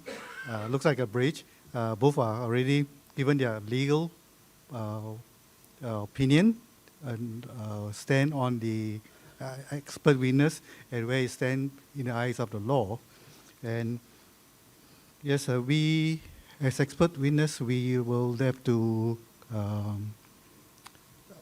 present our case, or as we are not there to present our case. We are there to assist the case, the court, to coming to a decision. So I'll go through my slides, and those that are going to be spoken or presented by Rina and Reda, I will just very briefly go through with that. But briefly, I will also, then and there, I will just give you my view as an expert, my job as an expert, how I was engaged, and what are the things that, so I give you my perspective as a practitioner, as well as an expert witness. To let you know, I spent about 70% of my professional work doing this expert witness work.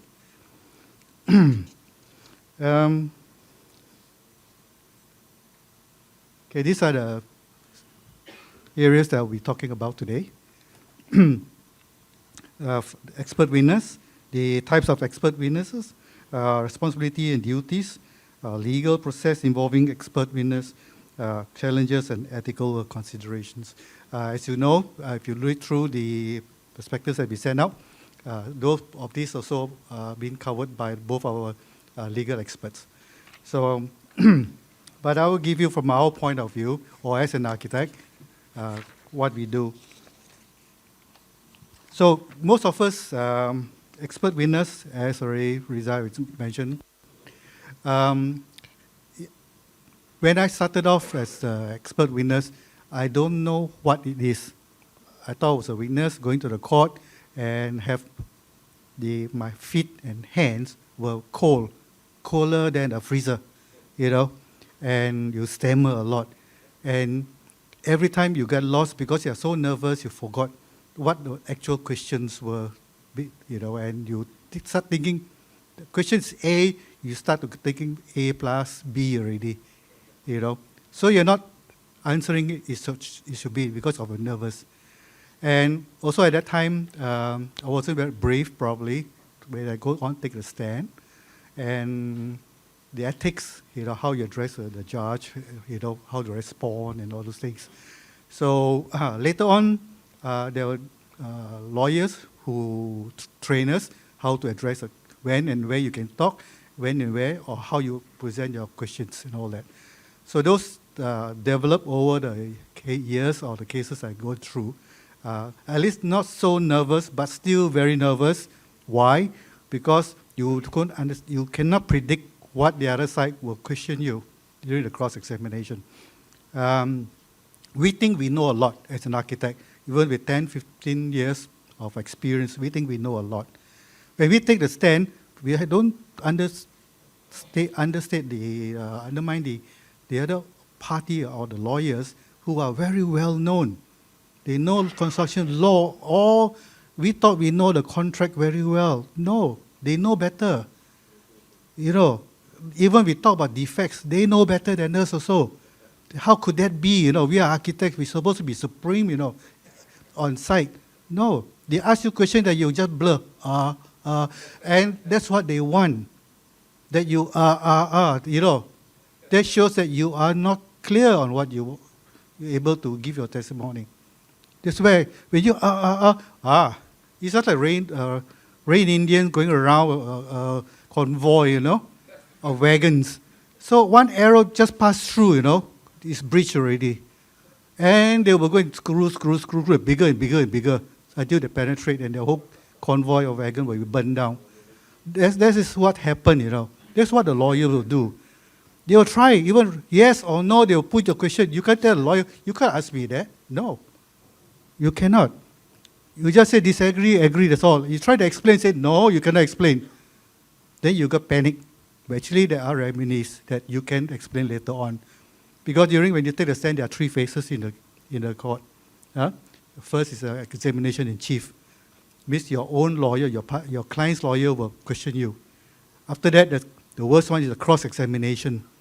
They will question you, rightly or wrongly, they will question you. Because they are testing you. So you can't say that it's wrong or right. They can question you.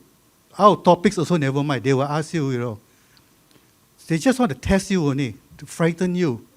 So when your mind or emotionally been disturbed, that's where you fail already. Then they ask you, then you start talking nonsense. What you're supposed to talk, you talk more than that you volunteer more things than you should. That means they ask you more things, confuse you further. Just now you say like that. Now you say like that. You are in trouble. That one leads to another. So your credibility also habis lah, Now that's one, but imagine that if you know the whole process, after a cross-examination, there's a re-examination by your own lawyer to catch back things they say, why you disagree to this question, why you disagree. Even some agree questions, he can ask, why you agree to this question, Then you can explain to the court on why you disagree or why you agree to that, At that time, the opposing lawyer cannot question unless it's out topic. So I call it, you are suddenly come to the highway already at the end of the examination, re-examination. So it's up to you to explain why you say this, why opportunity. During cross-examination, they will shut you up. No, just say yes or no, agree or disagree. It's all I want to know. Then you try luck with the judge. You say, Your Honor, can I answer that properly? The judge said, it's okay. You get your turn later on. Or the judge may know, yes, you can. So you explain, So these are ethics, what you can, your lawyers, your instructing lawyers will tell you what you can do. But the first few cases, I don't even know. Just go there like a sitting duck, to be shot. So it's not easy, get cold feet. Luckily, I didn't pee in my pants, It's not as bad as you get used to that, then you don't get worried. You know where you stand, you know how to answer and all that. They asked me a question, I said, Young Arif, this is not in my report, this is out of my instruction. Then the judge will tell off the other lawyer. This is not in his report. Why you asking these questions? So keep to that. So anyway, that's my. I also will say, how do I get myself involved in this expert witness? It was never intention in a way. I was trained, besides an architect, also a building conservator, some of you may know. So I know about building conservation and all that. So there were a lot, at that time I was in the practice committee, so there were a lot of requests for architects going to the site to inspect for house buyers on cracks and things like that. So being equipped or being trained in understanding cracks and all those things, I took up the challenge and went and do a small report. And then some of this went up to the court, session court, high court. So I took as expert witness, and that's how I start my journey in as an expert witness. Now, there are some cases I get involved, are also now listed as precedent cases and all, which I'm quite happy with that the court has taken up to federal court, which also stand by my explanation and all that. So I won't go into what's an expert already, because Rita, earlier morning, Rita has already explained what constitutes. But at that time, in the 15 years ago when I started off this journey, I was referring to, besides Rules of Court 2012, I also refer to the CPR, which is a UK version of the cost rule. At that time, now it's improved already, lesser on the details of the expert witness. But I keep in mind, the CPR at that time even goes to the detail, telling you what you need to do. That if you do, example, I will show you the forensic part of detection in cracks and of a building.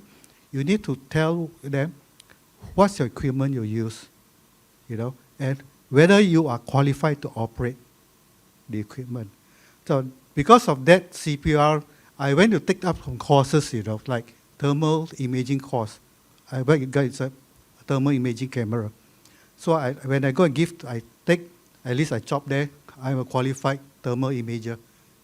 So I cannot just put in there, because in other cases I appeared before, I rebut the opponent's expert. He put all these images. I said, who is he to interpret these images? What equipment he used. It was not in his report, everything. So anyway, the case didn't go to court. It was a mediation. They settled it. So it's very good that way. Anyway, so specialized knowledge and skills. So what specialization? Now, expert witness, as an architect, you have a lot of, by architect itself, you have the design architect, right? Project implementation architect. There's various, So which one is, you see the suits and dispute are very wide. It comes from design. You already got the dispute, your fees, claim, and all that. So sometimes I'm engaged to give an overview or give an opinion on how architects are engaged and their fee. So it's about quantum. Then there is about building plan approval, strata title and management. So if you are good in there, you can go in and give evidence on those things. If you know the fact that how strata, otherwise the land surveyor will take over the role, because they are the one who apply and get your strata title, your Form 1 submission and all that. So I had to dig in hard to find what is Form 1. We deal with so many forms, So Form 1 in the Strata Management, Strata Title Act also has a Form 1. So the date of the Form 1 becomes an integral part of the challenge when the surveyor, because he got the new SMA is that he got 6 months or 3 months after the CCC has issued to apply already. Not 1 year, 2 years. So there are cases that come through 3 years, And then he used back the old Strata Title Act, which is very vague in determining that. So then you come in and give what you call that, testimony by saying that it's basing on the new one. But the fellow said, no, this one was in the 2015, which the old act applies, doesn't not now. So that's why you need to do a lot of, this is why we call it material time. That building plan was approved, the CCC, or at that time was CFO, all these things. So it's material time. That's why I keep all those old law, what I call acts and uniform bylaws. I keep them because there are some cases. Right now, I'm dealing with a case which go back all the way to 2015. The DO approval is 2015. Then subsequently, there was another building that approved at 2011. So I need to keep all those to keep relevant. DBKL guidelines or car park also change over the year. So you need to keep all those if you want to go into this expert. Keep as much as possible, because some of these, you can't get them from the internet anymore. You're lucky if you get some, but some are no longer there. So you have to try very hard to find those documents. So luckily I have good colleagues, architects everywhere, so I ask, some of them still keep them, and they share with me. So that forms part of my basis of my report. Now, so you can see the specialized knowledge. So it depends on the case, what it's all about, you may take it up. Sometimes it's not that you're not good, you can take it up also, but then you do a lot of research. So that because we are witness of fact, opinion of facts. We are not factual witness. I think Rizal has spoken to you the difference. Witness of fact and witness of opinion. So we are witness of opinion, but based on fact. So how you prepare the document and all that, later on the speakers will explain further what you mean by that. How you prepare a document, what it entails, and also comply with the rule of court, 40A. Okay. So the role in court proceeding, as again, it's already mentioned very well earlier, very detailed. So you just assist the court. So qualification to be an expert witness, you are a practicing architect, you will have a very big ability to come in to help out because of your training and experience. So if you are a fresh graduate, don't take it up.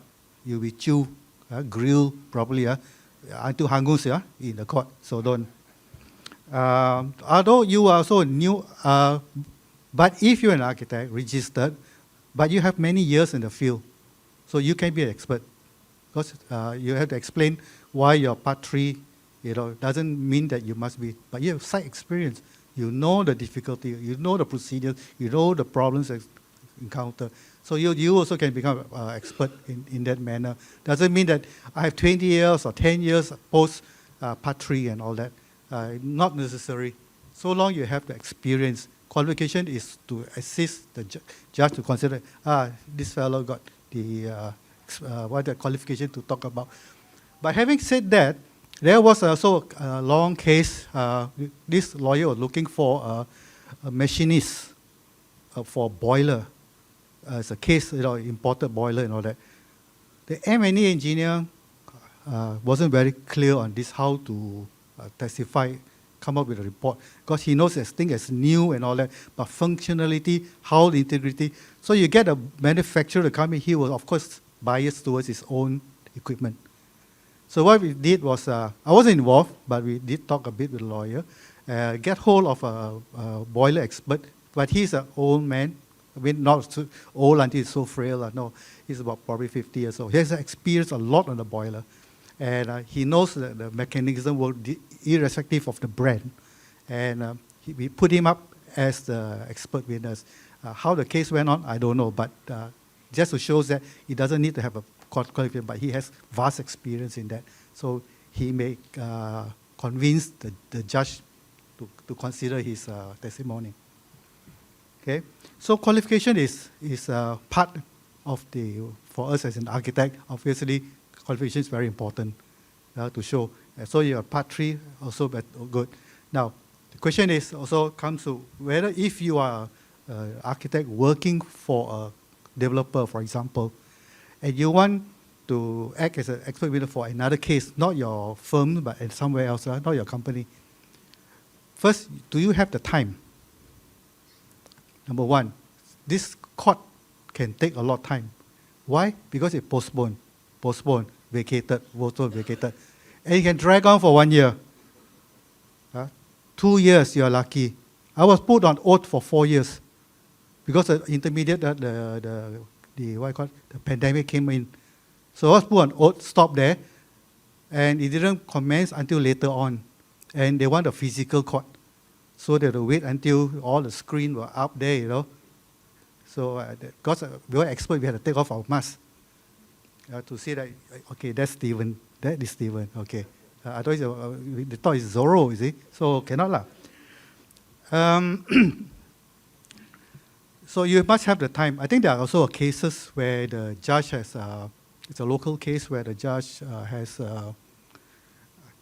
show his geram, with the parties, because they got overseas expert witness. I think you're aware of that. So he was went back or transferred back, I don't know. And the case got cold because of that. He cannot be physical. But now I think you can do it by Zoom. I think you can do it by Zoom already. But at that time, the case was, and it got reprimanded by the judge. So you had to make sure that you have the time. I also, recently, 3 weeks back, I think, I was in court, all prepared to all dress up like that, in KL court. Then they went in the chamber to discuss a few things. After 1 hour, they came out, oh, it's off. Judge been transferred. So it looks like it's next year already, not more this year.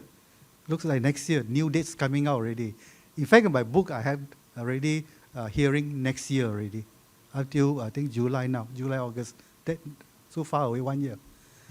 So you just have to lock in those dates. That's okay, no problem.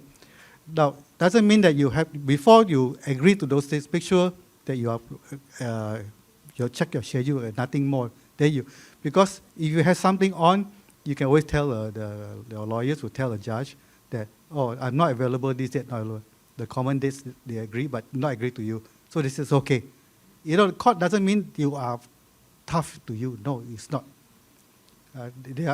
They appreciate the expert witness. So they will try to accommodate your time. If not, they put in other witnesses first before you. So qualification, if you're architects here, sure, look at it. A lot of you all have a lot of experience. Sure, why not? But be focused. So type of expert. So in the previous speaker has spoken already. Witness in all professional, all trades. They need insurance, shipping, so forth. Medical, what the biggest thing. I happen to be in one of the session court, and the case before me was a medical. A lawyer versus a lawyer, and the one to take the stand was not the factual witness, but was another expert giving evidence. And I was privileged to sit in the court and hear it out. And I said, wow.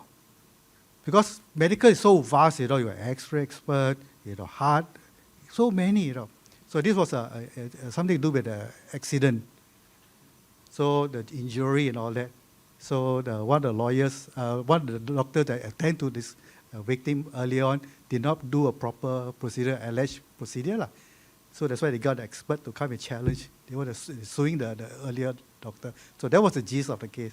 So I thought, wow, we learn things as it goes. We are always in our cocoon, in the coconut shell. Actually, we look out, we see better ways, view of how the experts are being treated and all those. So independent versus, I also act as a retainer expert for some big developer. Now I didn't really, but I used to, where big firm asked me to help them out in the contractual matters. They want to take case up against a dispute, so they asked me in, and they gave me a 9 months or 6 months sort of a retainer basis, pay me every month. Money is useful. Because if you just sit down, don't have to do anything until the case comes up, you go there, have a few meetings. Otherwise, it's gaji buta, not bad, So you can do that. So retain experts, and we are always mindful of that. We are all independent.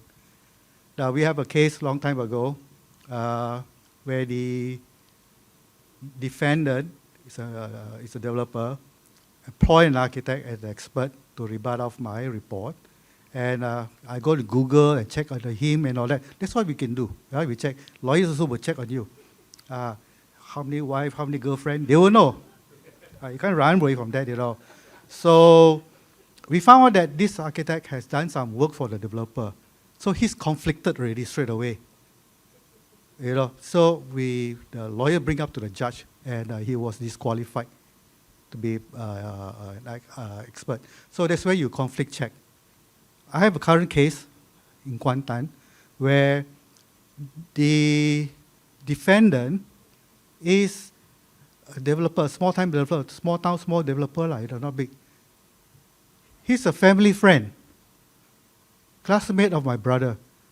So it's technically, in a way, it's conflicted. So I declare my relation with this friend of our family. So it's up to you to whether to proceed to employ me or not, but this is a situation. So he replied, I see he must reply in writing. Verbal is no good. So the instruction comes from a lawyer. So the lawyer wrote back to me and said, the developer,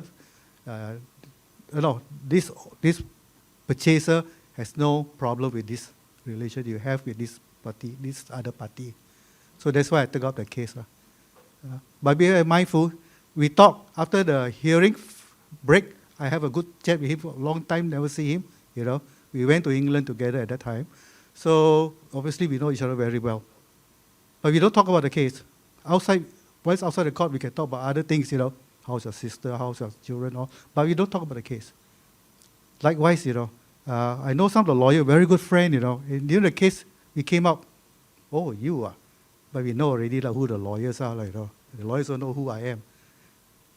So I think it was I took my stand. The clerk asked me, you want to testify in Bahasa Malaysia or English? I said, Bahasa Malaysia. I look at her. Then she looked at, So, friendly, but when it comes to grilling, she has her job to do, and you have a job to do. So always mindful, don't get emotional. They may talk all kind of nonsense. Just keep your cool and just focus on what you're there for. You don't have to get emotional. That's what they're trying to do, is to get the better of your emotion. So when you get emotional, all problem, then you cannot think properly already. So this also can, that's okay, then you conflict yourself already. Okay, so independent, I think I share my experience better than already a lot been mentioned earlier. So again, forensic versus non-forensic expert. So we also have that, right? Forensic and non-forensic. So I just, we use the word forensic very loosely nowadays. Technically, it should be focused only for the medical forensic. But a lot of people use forensic for building. That's why the books has come out, building pathology, so you are all surgeon. Going to the building mati already, you go and do, So you call surgeon, pathology. So, so we have this forensic versus a non-forensic expert. Forensic, like the picture show, defects, cracks, building, some problems structurally, leaking. Those are forensic. So with forensic, you just either you do a visual if you are very confident, or you use other instrument to help you to come to a conclusion for your report. That's forensic. So in forensic report, you need to inform what chemical method statement, how you derive to your conclusion in your report. Why, So you have all those arguments, or you can engage specialists to assist you to perform your duty in your report. And non-forensic experts you talk about all paperwork, basically reference to act, reference to guidelines, bylaws, interpretation of law or under construction laws and all. Those are all paper or book. And I show you a graph, a simple graph. All my images are free for you to copy. It's in a Google Earth. Oh, not Google. It's Google Earth. Google, not Google Earth. So, so it's for sharing. It's not my personal photograph. But I scared some lawyers here may take my photograph and say the confidentiality will be exposed. So non-forensic is paper. Now I do a few arbitration work, and the mess is horrible. Because I was working during pandemic, I was working from home, and arbitration is all about contracts. And they send me documents pile by pile, I think some lawyer's office to Kuala, it's really a big pile, because if you have a big case, you're looking at tens of copies of progress report, and they are about 1 inch thick. So you imagine how many piles already. Then AI, all those documents, letters, proof building plans, construction plan, contract plan. So all these are roles and document. So you have two ongoing arbitration. There's a lot of document. But I had the chance to meet up with Justice Mary Lynn at the time, Mary Lim, and I asked her, how are you going to digest all these documents? They come in cuts, So she said, no, don't be stupid. Just go to the gist. You are experts already. You should know where to look for already. How to get all the information. You don't have to read everything. I said, yeah, true also. So that's a tip from a judge, and then she was a construction court at that time. So I got a tip. So then the question mark, you scratch your head. That's why I got less hair now. So what is the relevant information you require from all those bundles and bundles, And I'm so used to, I'm an old school where I use hard copy. I'm not used to, I had 2 screens now, 2 giant screens with me in front now in my house. My wife thought I'm crazy watching movie. So I said, no. He said, why you dig so big? Because there are documents I'm typing here, I'm referencing the document here. Otherwise, I close, open, close, I'm not tech savvy, old school. So I still need, then I still got an open book by the side also, beside that. So I mess up all this. My dining table is gone already. It's no longer a dining table already. So I eat in the kitchen. But then the pandemic cleared. I went back to the office. I have a bigger table now and do all this work. So there's paper forensic. You look at document. So it's retrospectively. You look at the document.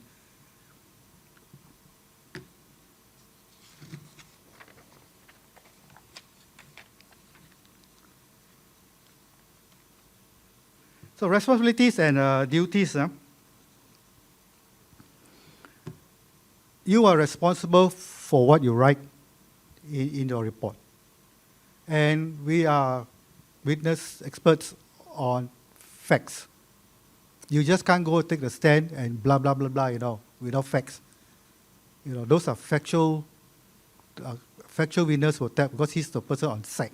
So the architect on site, engineer on site will tell at least why he issued this and all those things. There's a witness of fact. But we have an opinion on facts. So before we give our opinion, we need to know where we get it, where this comes in. It's actually our interpretation of what the guidelines, the law, or the contract says, based on our experience. So the procedure could be wrong in the execution inside. So we said it's wrong. The staging is wrong. Because of this, you got problem. Later on, you got problem staging. All these things will cause problem. So that you can tell because you have site experience. So you tell the judge, you say, Ari, if I was a site for this job and that job, and I've seen all this problem. Yes, the judge will believe you, because it's logical. The explanation is logical. But I ask you, have you been to the site? No. Then what you do? Oh, I just come to the site, have a look, and I go back already. So site meeting, go back. How the thing happened, I don't know.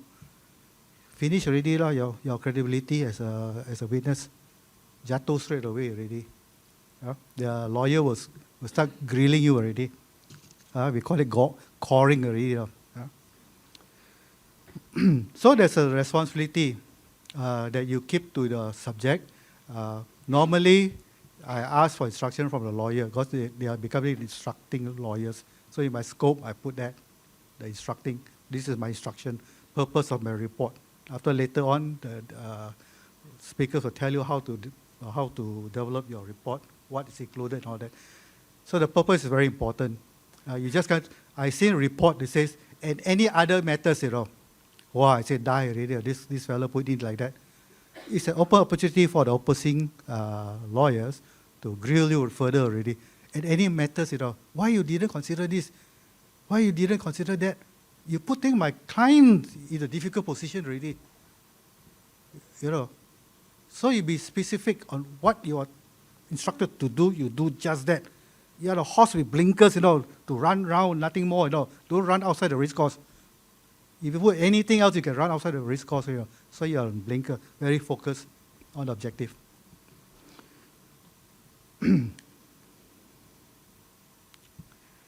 Objective and unbiased. If your report tends to be biased, don't need to take photograph. I think they are going to send to you by email. If you give a proper email, proper means some people got too many emails, don't know where they go to spam after it. So, PAM and spam sounds very near, Just put an S there, become spam, Wow, sweating, President. But anyway, I allowed them, secretary, to send to you all, albeit two to a page, like this. It's still readable, don't worry. If you can't read, then you have to go to the eye specialist already. So, maintaining impartiality, whatever it is in court. Never say, oh, because the client like that. Never. You are asking for trouble. You are independent. No reference except on what's before you, the documentation. If it's favor the client, it's because of the documentation, the letters or correspondence between the two parties or whatsoever, or photograph and all that. So you have to make sure that it's a fact-based opinion, not your market talk, You don't. Stay away from that. Avoiding favoritism as well. So those are the few guidelines you have to do to mindful again on all those things. All those are no, what I call it, just talk, suka talk. Don't. Must have a fact base. That's why when I started off, my report was very thin. I just very nominal, I thought good enough. So after all the court cases I go through and all that, now my report is 1 inch, 2 inch, I got one just finished last year or year before, 7 volumes.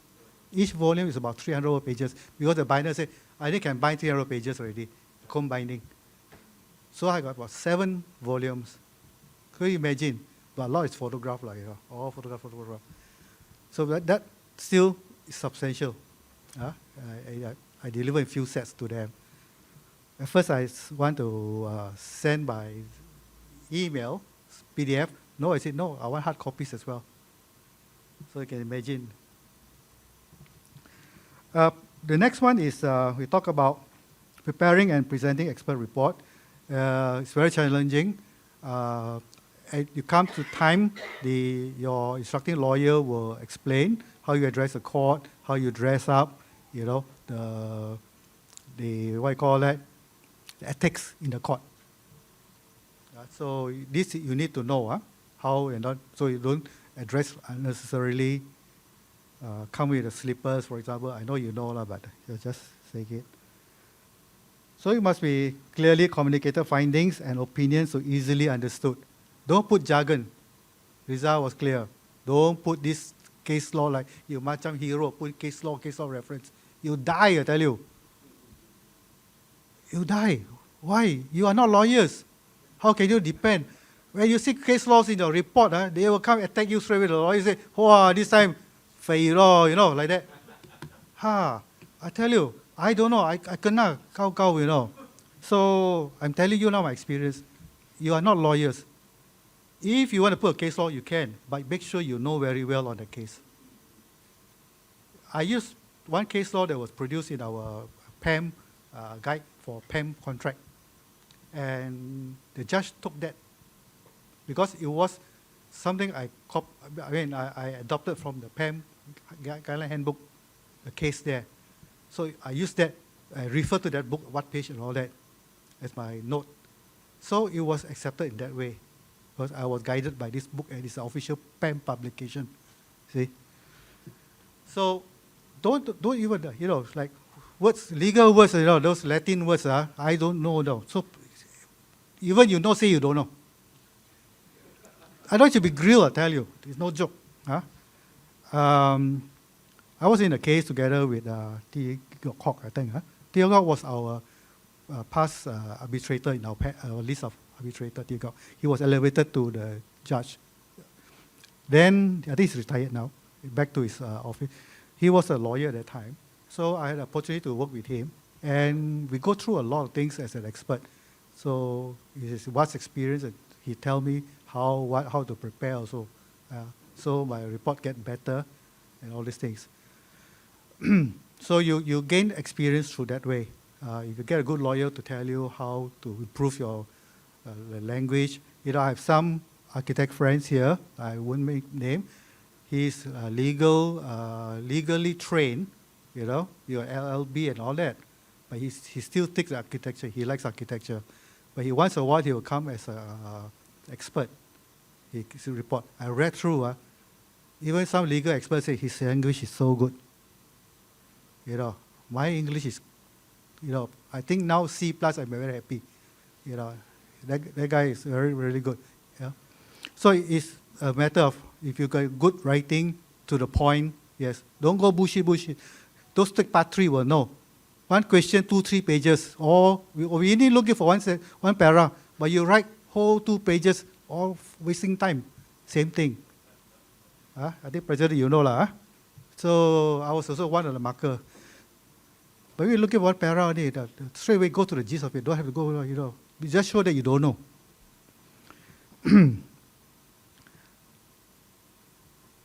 So that, when they take the stand, be clear. I was telling here that one of the case I was involved in cross-examination. In my report, I used the word misrepresentation, and I got grilled straight away now by the opposing lawyer. He's a very senior lawyer for a very big firm. He said, that's a legal word. I was surprised, Misrepresentation, we all know, isn't it? As architect, we all know. Because our lembaga also we issue word using misrepresentation. If that is legal word, lembaga will use that word also.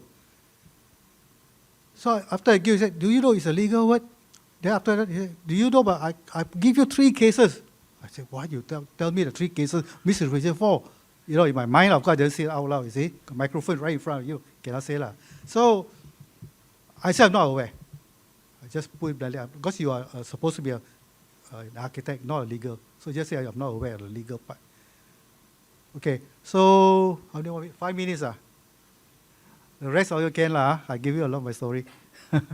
So be careful on the words you use. You think properly. So testify in court, clear communication, responsibility as an expert. You are responsible for your report and getting the knowledge out. Legal process, rule evidence. We have gone through the first speaker. Cross-examination, challenge credibility. Again, the first speaker has spoken on that. You'll be challenged. I was challenged a few times, because they couldn't hit my report, the kandungan and but so they hit me on my integrity. That first I didn't follow the rules of court, the 040A. And then another time you say, who pay you? I say, client. He jump up, client? He's trying to focus on credibility and bias. You see, so at first I was a bit shocked how to answer that, So I said, yeah, he paid me lah. So I leave it there and then let the court go and decide Because I don't know how to answer that.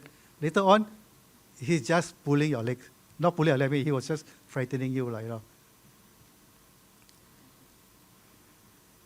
So avoiding conflict of interest, the first thing I always ask when I begin a case is that who are the parties involved? Whether I know them or not in So if you hear something that's close also, say no. You think it's okay to take close, unless you declare who, what you call that? You say how you know this person or that party. If it's close, forget it. Don't take unnecessary risks. Lawyers are like detectives. They can find one, They go SSM, don't know how, but they got means to find one to connect you with the other party. Then you're conflicted. Next day, they bring your girlfriend out in front of you. Then you don't know how to answer already, I tell you. Then your wife also come. The lawyers also will bring your wife along. Then you're in really, really deep water. Ensuring impartiality and professionalism. This is a must. So you always keep your, don't go beyond, talk about drinking or talk about, makan, all this. Don't.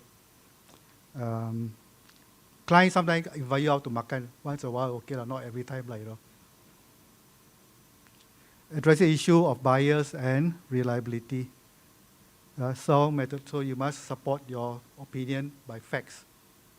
Go Google or whatever, books and all that. So you must have facts to back your opinion.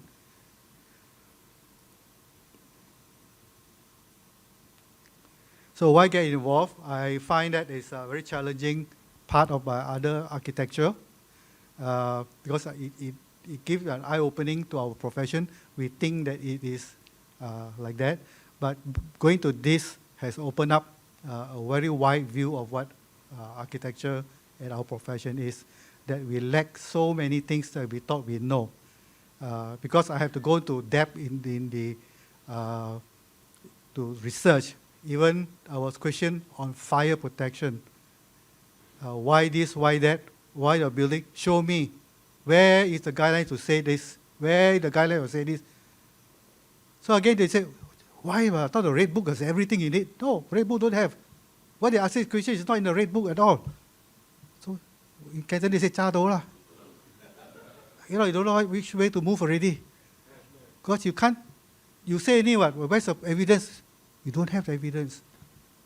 So you say you are just planning it, you are just thinking yourself this one. There's no reference to anything. So again, I went back and searched, really don't have for that particular way of thing.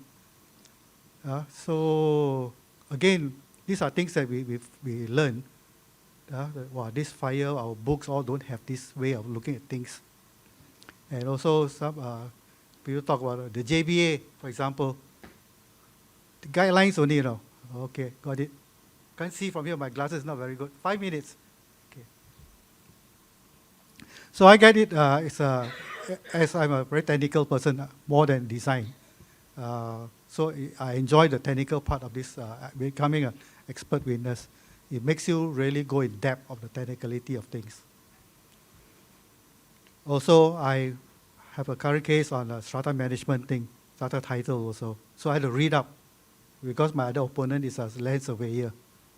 So I have to. So but he going to touch, his report going to touch on other matters which is not related to his profession. So he give me like, now I got thing to rebut his report. Clear? So it's the same thing that what the previous speaker says. Keep to your subject. Those are not in your field, don't touch it. You don't pandai want to put in everything, like you know. So when you're cross, you don't know. Then you're in trouble. Your report can be thrown out. So liabilities and immunity, as I understand up to today, there's no immunity for us expert. There are lawsuits, but it's outside what your testimonial. It's because of your character and also outside that you promise certain things to do and didn't do, delay in coming out with your report. So the court has put a time limit. You exceed that, now it's no longer admissible. So those are things that you become liable for that, you'll be sued because you have received money. Okay, so there's no immunity. Not like arbitrators, you have immunities and all. So the law doesn't protect you. But again, if you read further, judges are very, very reluctant to have any suit, because if we have multiple suits, no one want to become expert witness already. All want to take the kind of liability. So the court must understand also these are things. So in conclusion, role expert winners provide specialized knowledge and objective opinion to assist legal proceedings and also to the court decision, help the judge. Dispute resolution, expert winners not only explain technical details but also aids in resolving dispute by clearing out contested issue. Now I also involved in mediation. I just recently involved in the mediation, court mediation. I was very reluctant to go until they asked the judge, can the expert come in? The judge said, no problem. So I went in. So when I went in, my view are not from my client or the lawyers. I answer a question as an unbiased person, assisting the judge who's a mediator at that mediation. So I answer, this is the way the architect practice, the fees, contract. But as soon as the other party bring up the word contract, I say, no, you can't talk about contract. This is, liability has been established already. Now it's quantum. So why you talk about contract? So the judge agreed, said, no, we don't going to talk about the contract. You already passed that already. So these are the things you can assist. Know where where your subject is, focus on it. So stay current, continuous education and professional development, get involved in events and also keep up to date with all the things that's happening. Ethical standards, yes, you're still bound by that, Architects Act or Engineers Act or whatever act or professional you are. You can't say no, you're not. The only thing that you can say no is the payment. You are not bound by the minimum scale of fees. It's up to you. The more experience you are, you get charged higher you go. That's all. And the terms of payment is up to you. Nobody say you can't. You can charge 50, 60% upfront, also okay. Whether the client is willing to pay you or not. But I hope the client pay. Normally will pay because they need your help. So only one I make my lesson is that they don't pay you after you're attending of court. They say, wait. I win, I pay you. I lose, I don't pay you. It's not supposed to be that. Make sure you get paid. Your bill must go straight away. After you attended the court finish, actually your task is finished. Send your bill in straight away already. Don't wait. Or ask them to send to the lawyer as a stakeholder. That's the other way. That was before you go to the court. No, ask them to send to the lawyer first. After you go to court finish, they say, wait. I kena many times already. It cost me more to recoup my fee. So lawyer fee also killed me already. So, don't. So again, repeating this, above all, an expert witness has a duty to court or tribunal. Your role is overrides that towards the client. Court is prevail, not the client. Preparation of document. Afterward, the later speakers will go through that. Understand. Well, otherwise, that's it. I think that's conclusion. But otherwise, it's very enjoyable. Time spent a lot on research, preparing the document. It depends on the case by case. Some are very big case, some are very small, very fast. You can do it. Some take 2 months, 3 months to digest all what's going on because of piles and piles of document. And then while you are doing document, the case management is going on. So new things start coming out, new instructions are coming out. Sometimes I got supplementary to my first one because of the case management. New evidence start to come out, because of what you call discovery, So then new documents start coming out. Say, why you come out now? So you got to relook into the whole thing again to rewrite. So it's a supplementary. But you charge, it's not free one. You charge. Meeting, so you charge. You put in your quotation fee. Then we got this hot tubbing. Joint statement, all this must be charged. Hot tubbing is basically two experts or experts of both parties sit down together and trash out. I have experience together with one of the speakers in a dispute. Both of us were parties. We had 21 over days. I think more than 21 days hot tubbing, all in, over 2 years I think. But it got to go part by. One batch. We got trench 1, trench 2, trench 3. Very low. But it's paid in Malaysian ringgit, unfortunately. My quotation was in ringgit Malaysia, unfortunately. Otherwise I've become semi-millionaire already. So put in all those in your quotation, hot tubbing,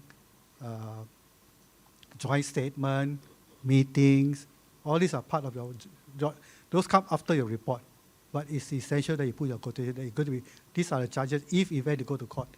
How much you charge per day in court, or I charge part of day. Even I'm 1 hour there, I charge you already. Presence in court like that, court, I charge you half already of my fee. Whether the court comments or not, because I was at the court already. So it's very clear in your quotation on all this. Okay, I think there will be a question answer time later, I think. I will complete my presentation today. Pujin, back to you. Thank you, everyone. Thank you, Architect Stephen.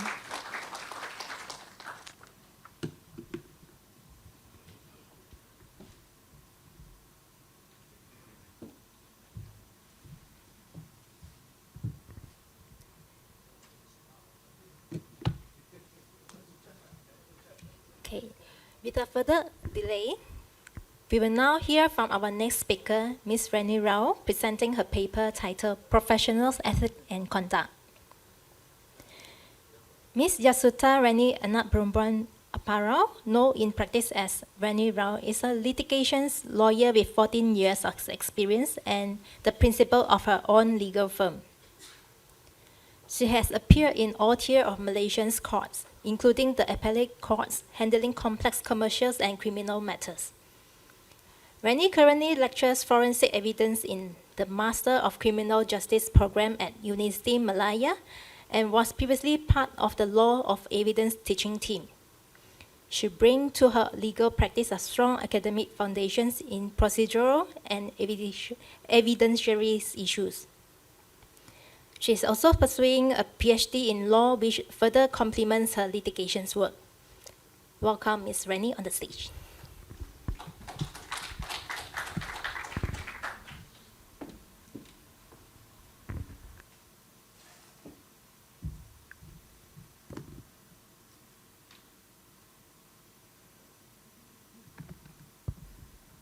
Good afternoon, everyone. Yes, everyone still looks very fresh. I'm afraid my session might be a bit too complex, so I hope I don't put you all to sleep.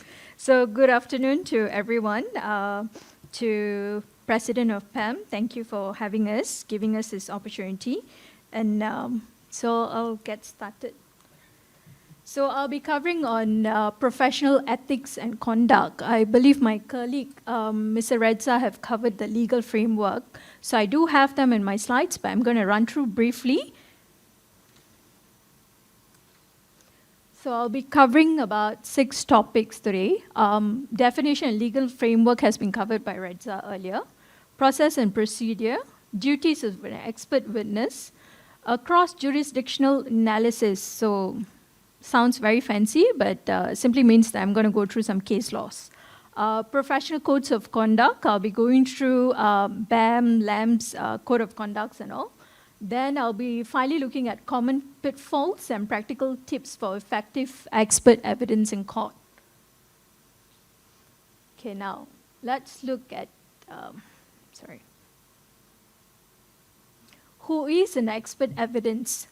So Mr. Reza has covered what is Section 45 entails. So we have this fancy wording of Section 45, but in simple terms, what does that mean? So you're a person who is actually specialized in you have a specialized skill, knowledge, experience, who is qualified to provide opinion evidence before a court, arbitral tribunal, or adjudicator. So how are you any different from a normal lay person who is called to testify? So a lay person, as pointed out by both my co-speakers earlier, those are actually witnesses who come and say what they have seen, heard, or what they have felt. So those are witnesses of facts.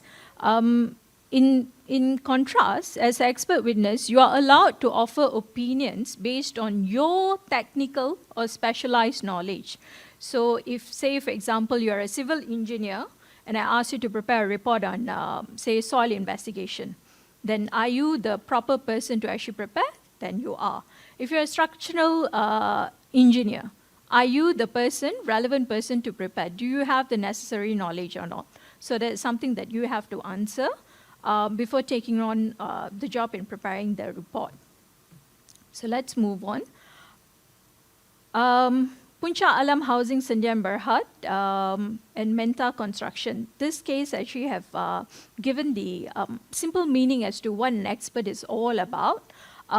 They quoted one of the common law cases, i.e. the UK cases, Davian Magistrates of Edinburgh, where the court have said, your duty is to furnish the judge or jury, they have a jury system there, with necessary scientific criteria for testing accuracy for the conclusions.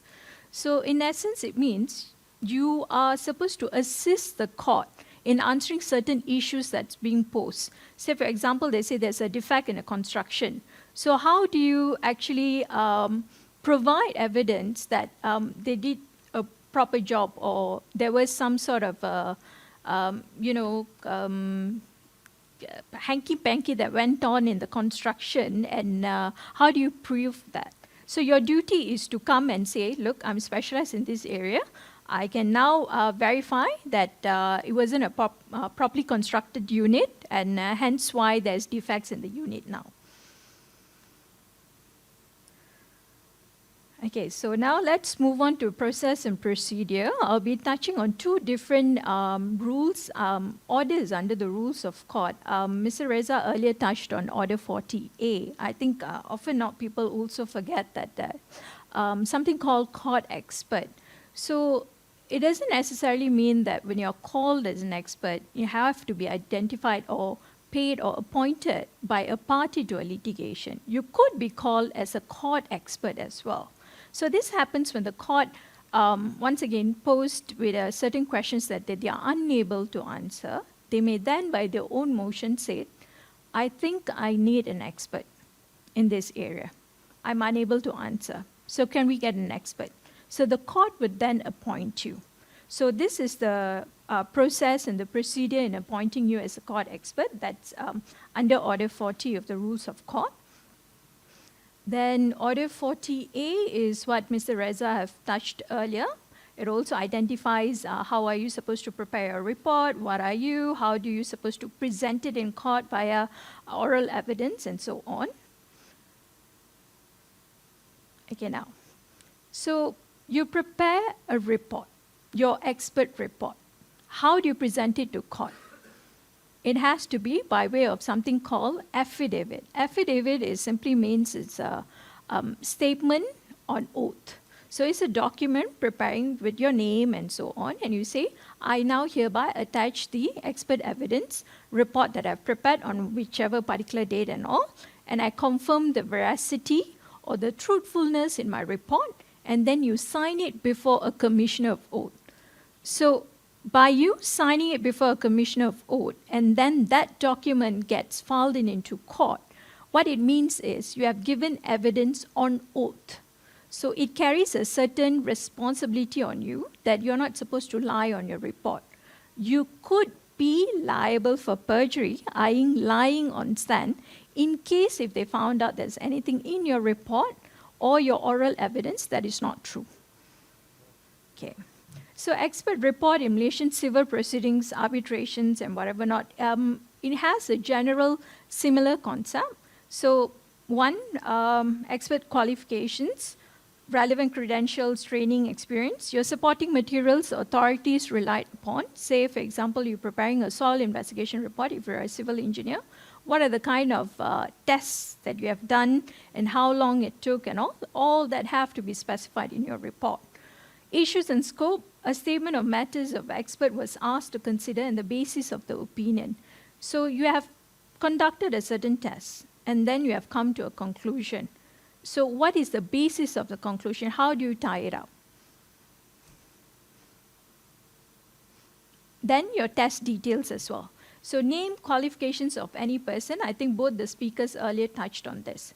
So if you have, this is common practice. You're working in a firm. Whether you're a QS, engineer, or architect, you're working in a firm. So obviously you work in a team.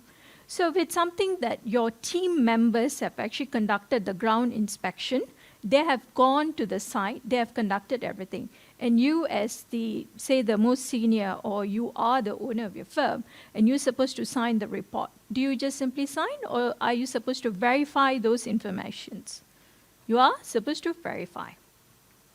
So range of opinions and reasoning, summary of differing views, explanation of your methodology, your reasons supporting the expert's own conclusion. Finally, your conclusion, a concise summary of expert's finding. Okay. Over and above this, there's another two things. Your statement of correctness. That is, you affirm that whatever opinion that you have now provided is based on your own experience, your legal reasoning. Legal reasoning as in there must be a relevance to you coming to a certain conclusion. So you conducted your whatever relevant testings and you have collected documents as data, hence you have come to a conclusion. Then the final and the most important part, your duty towards court.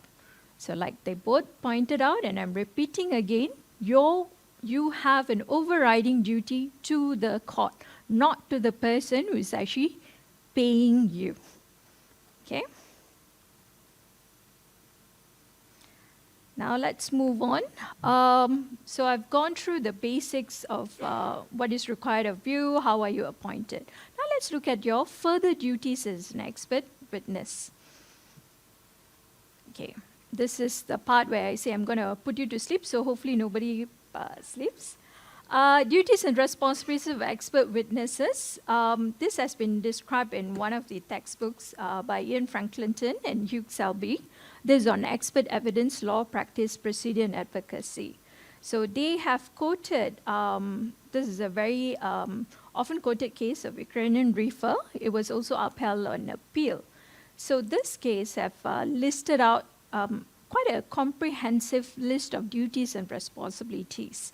Firstly, expert evidence presented to the court should be and should be seen to be independent product of the expert, uninfluenced as to form or content by the exigency of litigation. Simply means you have to prepare it. There shouldn't be any conflict. If there is, disclose it like Mrs. Stevens said, and then do not give it to the lawyer to improve on your writing. It's your report, it solely has to be your report. Unless you require any clarification on certain areas, then you can seek clarification. Secondly, an expert witness should provide independent assistance to the court by way of objective, unbiased opinion. So this normally happens when you are giving oral evidence and the judge stops you while you're giving evidence and say, look, sorry, can I ask you a question? Can you clarify on a certain thing? So you do have a duty to answer, and it has to be unbiased opinion, meaning do not say just because you're appointed by a, say instead of plaintiff defendant, and you're going to say, no, plaintiff doesn't have a case, his whole case has to be thrown out. No, I don't think so, he has a case. He shouldn't be claiming for any breach of, any, there was a defective construction, so I don't think there was any defective construction. It was properly built, it followed proper plans and everything. So you are not supposed to say those things. So unbiased opinion, regardless who is paying you. An expert witness in the High Court should never assume the role of an advocate. So that's what I said. Do not say, I think they are at fault. Or if you're appointed by the defendant, say for a construction company, and you're giving evidence, do not say, oh, we followed everything properly to the T. Everything is perfectly sunshine. We have followed every single thing in detail. So you're not supposed to say things like, I think they are at fault, the claim should be struck out. So there's certain terms that you have to avoid from using. Thirdly, an expert witness should state the facts and assumptions upon which his conclusions are based. So how do you come to your conclusion? So for a QS, and you are called, say, to, let's just say a case of a simple commercial dispute where there is a land that has been sold off by a rogue. Then the party, the original owner, actually have come and intervened, took over. So you lost the land because you bought it from a rogue. But you had this massive plan to have some 3-story building or whatever not. So this matter went on for 5 years. You lost a lot. You lost the value of the land, but you also lost something that you wanted to build something 5 years back. Now it would have cost you double or triple. How do you prove that? You get a QS to come and prepare the tables to show, look, the building materials, the costs have gone up now. So when you are asking the QS to come and give an evidence in that manner, so how does he provide reasoning as to, look, my calculation is based on the usual practice that there will be some 20% material, there will be increase in the price or cost of building materials, which is common in the practice. So you need to quote where you're getting your literature from. Then, expert witness should make it clear when a particular question or issue falls outside his expertise. I think Reza actually have pointed out this something. He quoted a UK case that said, look, even if you're not the expert in that particular area, but as long as you have a knowledge, you can. But does that work in Malaysia? I think if I have Mrs. Stephen on, in the witness box, I most probably would tear him apart if he were to give evidence, say, on soil investigation, for example, because he's not the proper person. So don't leave room for the lawyers to actually question you on this, because end of the day, it's just going to be a waste of your time. Yes, you are getting paid, but it's going to be a waste of time. And the person who's paying you is going to lose the case as well. And it also, you have to think about it in the long run that you will be required to give more and more evidence. So you wouldn't want one of your cases to be thrown out because you are not the proper person to give evidence. Okay. Fifth, if an expert opinion is not properly researched because he considered that insufficient data is available, must be stated, mandatory to be stated. Say, for example, you don't have the necessary data. I asked you to prepare a soil investigation report, but you didn't do any inspection. There's no inspection whatsoever. Let's just say before the construction, there was obviously the soil treatment report would be there. You just base it on there, and you prepared it, and you said, okay, everything looks good. I don't think so there's any problem with the construction. Can you do that? You're not supposed to. Do a proper site investigation, collect the data. If you're unable to do for whatever reason, state it so in your report. And 6, if after exchange of reports, an expert witness changes his view on a material matter having read the other side's expert report, or for any other reason, such change of view should be communicated. So in practice, what happens is, if the plaintiff has appointed an expert, so a defendant obviously have to rebut that particular evidence by getting his own expert. Okay.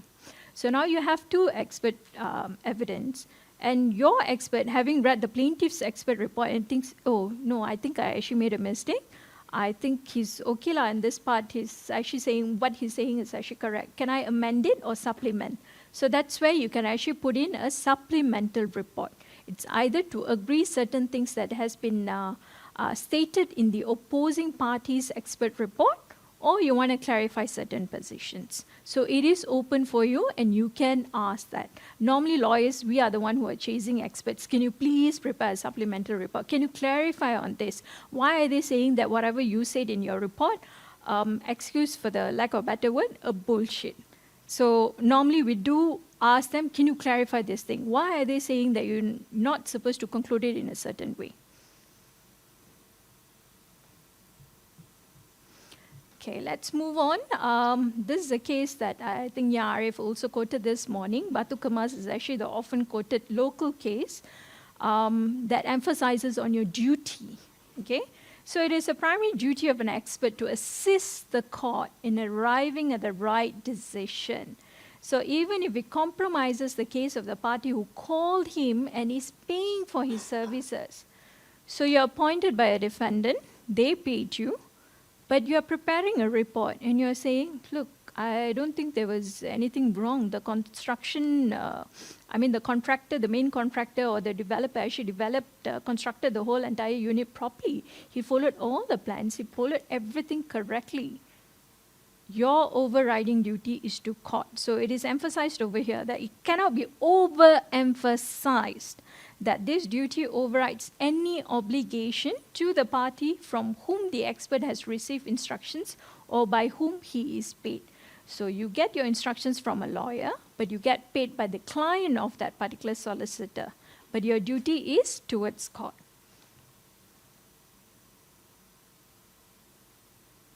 Okay. Further, as an independent aid to the court, therefore it's essential for an expert witness must possess and retain a standard of absolute personal integrity. So this goes to you not being biased, impartial, and so on. So in the case of Ray J, this is a UK case, expert witnesses are in a privileged position.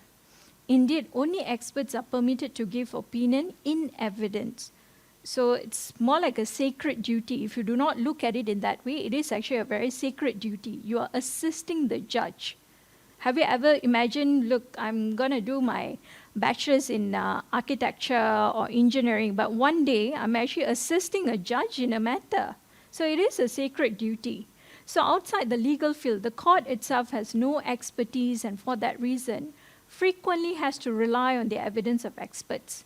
So such experts must express only opinions which they generally hold and which are not biased in favor of one particular party. Opinions can, of course, differ, and indeed quite frequently experts who have expressed their objective and honest opinion will differ. So it simply means is, it's okay for you to differ from your client, say you hold a different position altogether from what they are claiming, but that's precisely the whole matter. You have an overriding duty to the court. PVT Engineering Sdn Bhd and Egypt's Engineering. So this is a case where there was a defendant relied heavily on some technical report concerning a burnt electrical cable purportedly prepared by an expert. So now, he came to court and said, we had found. So when he's giving oral evidence and he said we, it means it's more than one person. He's not the only person who actually handled. But his report says he went for the site visit, he did the site inspection, he did all the groundwork, and he signed it when it wasn't the actual thing. So during cross-examination, SD4 admitted the report was based on a consultation with Angkasa, that is his whole entire team, reinforcing that the report was not independently authored. So nobody is saying that you can't have a team to do your work. In practice, that's what happens, but you still have to verify the data. So it's like having a junior, he goes and does the ground inspection, comes back. You still have to verify the data, look at the pictures. It's not more than, okay, did you put in all this point? Did you make sure that it's actually in favor of whoever the party that's paying us? Okay, fine, bring it over to me, I'm gonna sign. That's not what you're supposed to do. So in this case, it was actually thrown out. So it's a waste of your time, and obviously for the person who actually paid fees. So the court found this report could not be considered unbiased, as it was prepared by parties with vested interests, other than the point where he didn't verify, he had a team who actually prepared it and so on. On another point, it was a vested interest and presently misleading as an expert's direct observation. So court stressed that an expert must uphold integrity and independence, and they cited a criminal case actually, Pubalan against BP. SD4's report failed to meet the standard of impartial expert opinion due to lack of personal verification, verify the data. There was a conflict of interest issue as well, misleading representation of authorship. So the third one is actually tied up with the first one, but think about it. When you're signing, you are verifying and you're putting it through an affidavit. I did tell you there is a risk of perjury, because it can also be considered that you are lying in court, on the face of court. So you are at the risk of contempt of court or perjury as well. So case can be used to illustrate serious ethical pitfalls. What are those? Experts must not allow themselves to be used as a mere rubber stamp. So either it's your team preparing it or your lawyer says, don't worry, I'm a specialist in construction. I will prepare the report. Can you, Mr. Steven, can you just sign for me? I don't need you. Or either, I don't think you can actually prepare a proper one. I'm better in English. Don't. Regardless how bad you think your report is, you have to prepare it. Experts must not allow themselves to be used as a mere rubber stamp. Done. A court will reject expert evidence that lacks independence of verification. Collaborating too closely with instructing parties may render the report inadmissible or weightless. I'll go through some cases to show this. What happens is, in certain cases, experts have been giving their first draft, second draft, third draft, and the lawyers have been amending it, refining it to look like it's court ready. It's like, with perfect, impeccable English. And then comes the expert witness and say, I prefer to speak in Bahasa. Okay. Then judge, but your report is in English. There you'll be in trouble. So that's, it gives away, you didn't prepare the report. So Riser Fruit, F&B, Sdn Bhd, Wingfa Enterprise. The court had rejected a report prepared by an expert on the ground that the expert himself had not gone to the site. So same issue, DW3 admitted that he did not carry out any site visits or physical investigation or analysis of any type of soil test at the plaintiff's factory. So remember, do all the groundwork by yourself, or at least verify the data that has been given by your team. So what can we summarize from whatever cases that I've just gone through? Overriding duty to court, I can't emphasize enough on this. Must be impartial, transparent, and complete in your disclosure. Cannot be advocate for instructing parties, and you have a duty to testify and be reachable. Okay, that part, the last part, I'll come to a case and I'll show you. Okay, now let's move on to the next. Cross-jurisdictional, like I said, more cases, so hopefully you don't fall asleep. Okay, this is the case now. Linson Engineering, Shin Eversenda Engineering. So this is a case where the expert won unreasonable during trial. But guess what? These are actually two experts who was appointed from UK, so not local expert. But both went back. One was contactable, but he refused to give evidence via Zoom, while the other one was uncontactable. So what happens? The judge, of course, was very upset because it's just going to delay, and the lawyer to request to get another expert and all is going to expend more money and then delay the whole entire trial process. So expert was unreasonable. Court held credibility of expert evidence is diminished if the expert fails to testify. So you can't just take the report and put it in since it's already been filed into court. Can we just take it on the face value? You can't. Your expert evidence via report still have to be tested out in court, meaning we still have to question, cross-examine you to make sure you are the person who actually prepared it and you know what you're talking about. Okay. High Court emphasized that an expert who fails to appear or uncontactable violates their duty. So court refused to accept an expert report where the expert could not be cross-examined. So this judgment serves as a reminder for parties to circumspect in the appointment of the experts under Order 40A to ensure the experts do not refuse to testify in court due to various dubious reasons for after their appointment, preparation of the expert reports, hot tubbing, and receipt of the experts' fees. Look, post-COVID, I think we all don't have an excuse. Even if you're in Timbuktu, I'm pretty sure you'll get an internet line over there. You have to make yourself available. So even if you're going for honeymoon in South Africa, switch on. You can give evidence for an hour or two, and then you can continue with your business. So that is what expected out of you. If you have committed yourself, you have taken fees, prepared a report, you have to make yourself available to give evidence. It doesn't mean that, say, assuming you have given dates and say, look, I really can't, I'm going to go and watch soccer or whatever, I'm going UK traveling and all, and you have given those dates and the lawyer insists on fixing it on those dates. So in actual practice, it doesn't happen in that way. We can always work around with different witnesses, put them in when they're available, and then put you on dates when you are not, when you are finally available. So if at all worst case scenario, like I said, Timbuktu, switch on, you have an internet, switch on your Zoom, and you can give your evidence via Zoom. So typically, when an expert fails to testify at trial, it does not constitute a breach of duty. Thus far, it hasn't. But post-Linson, you may be at the risk. So the usual consequence will be the court giving less weight to the expert's opinion. Less weight meaning they may just reject. Because normally when there's two experts, plaintiff and defendant, it's just about choosing which expert report they want to rely on. That's what they meant by giving weight. And then the expert opinion or drawing a negative inference against the party who appointed them. So they might say, look, it's your expert, right? You appointed those experts, so where are they? So it'll be casting a bad impression on the party that actually appointed you.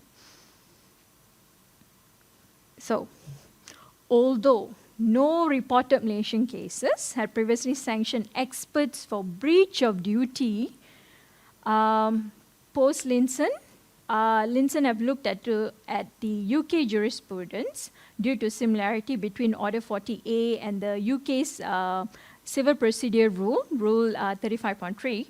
So based on UK authority, court may thing is this. Yes, we don't have any Malaysian authorities that have cited any experts, be it QS, engineers, or architects for any breach of duty, such as in this kind of circumstances.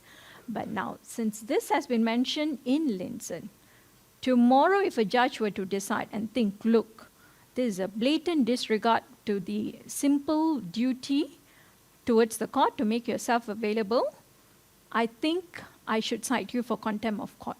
You are disrespecting me. They can. Okay? So impose costs personally on experts, meaning if you fail to you went missing, there's no reason, no proper excuse given, they can impose costs. Costs of the day can go up to 1,500, 2,000, depending on the party or the other party wants to ask. If it's somebody who's traveling from Penang to come all the way for a trial in KL, and because you are the only last witness who's supposed to give evidence and you went missing without any trace, no excuse whatever given, they can pose. Lawyer will say, look, I did everything that I can. I even called him yesterday. I reminded him, but the expert just went missing in the morning. He's not turning up. So why should I be penalized for costs? So the opposing party may then request, can I have more than the usual cost of the day? Can I have 5,000 because I traveled all the day?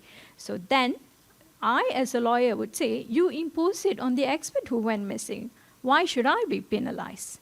So there is one risk. Order indemnity costs against a party when expert conduct falls well below expected standards. Indemnity costs, like if you are penalizing my client, same thing. I say, can you please turn that cost towards the expert because he breached. Refer experts to professional bodies. I mean, we all have our own disciplinary committees and all, so can also refer experts to those committees. Judges can report experts for disciplinary action due to serious breaches. 4, cite experts for contempt of court. What is contempt of court? I've been using this.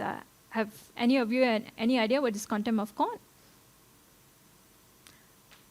It's a stage where if the judge feels you have disrespected him on the face of court, meaning we don't need anything to prove, you just went missing. So now I feel humiliated. I came here prepared to sit and judge this matter today to complete it. You disrespected me. You have an overriding duty towards the court, meaning I am the court, right? I am the judge. So you disrespected me. 2 things can happen. I contempt. You can be fined of a certain amount, but you also can be sent to prison. Okay? Now, the last one, refer experts for criminal prosecution for knowingly giving false evidence. Remember I said getting your team to actually do all the work and you merely become a rubber stamp and you file it through an affidavit, there's a risk of perjury. Perjury means you are lying in court. So that's a criminal matter, so they can also refer you for criminal prosecution. Okay, now let's look at our neighboring country. These are basically just to give you an idea that we all have a common kind of a theme when it comes to what is the role and responsibility. So Singapore, in their Law Gazette back in February 2020, emphasized that duty of independence, your overriding duty towards court, and the necessity for coherent methodology. UK, the Ikrarian Reefers case that I referred earlier, case articulates the classic duties of expert witness, impartiality, independence, stating assumptions, and acknowledging your limits. Andrews and Cronspun is actually a UK case as well. So in this case, 159 households sued a wood processing plant for public and private nuisance. The expert evidence was a joint expert report on dust analysis. So the issue was there was a breach of the UK Civil Procedure Rule 35. Claimant expert shared multiple drafts of joint statement with claimant solicitor. So solicitor gave substantive feedback. So substantive feedback, you mean, wanna guess? Revamp the whole entire thing. Okay, so experts sought input unsolicited and regularly updated the solicitor. What you're supposed to do is, once you've prepared a report, you will send it to the lawyer. Lawyer will go through and say, I don't think you have highlighted enough. Did you cover on this? Is the testing enough, sufficient? That's the most that we will comment, because we are not the expert. You are the expert who's supposed to explain to us. So what the court found is there was at least 16 comments were on the content. So expert was seen advocating for claimants, not acting independently. Permission to rely on expert was actually revoked due to lack of impartiality. So the outcome is the claimants lost about £255,000 in expert fees, had to appoint new expert, incurring further costs. Court allowed replacement but issued a clear warning to practitioners. So kindly don't do this. Let's look at Hong Kong. Their Audit 38 rules of High Court actually rehashes the same thing. Rule 35A, overriding duty to court. Rule 37A to C, statement of truth, code of conduct, compliance. Appendix D actually talks about the expert code of conduct. Australia, let's look at Makita's case, a leading decision where Justice Hayden outlined that expert opinion must be based on identifiable, specialized knowledge, clearly explained reasoning, and verifiable assumptions. So I think it's easy to understand. Let's move on to the next case. Lendls is also an Australian case.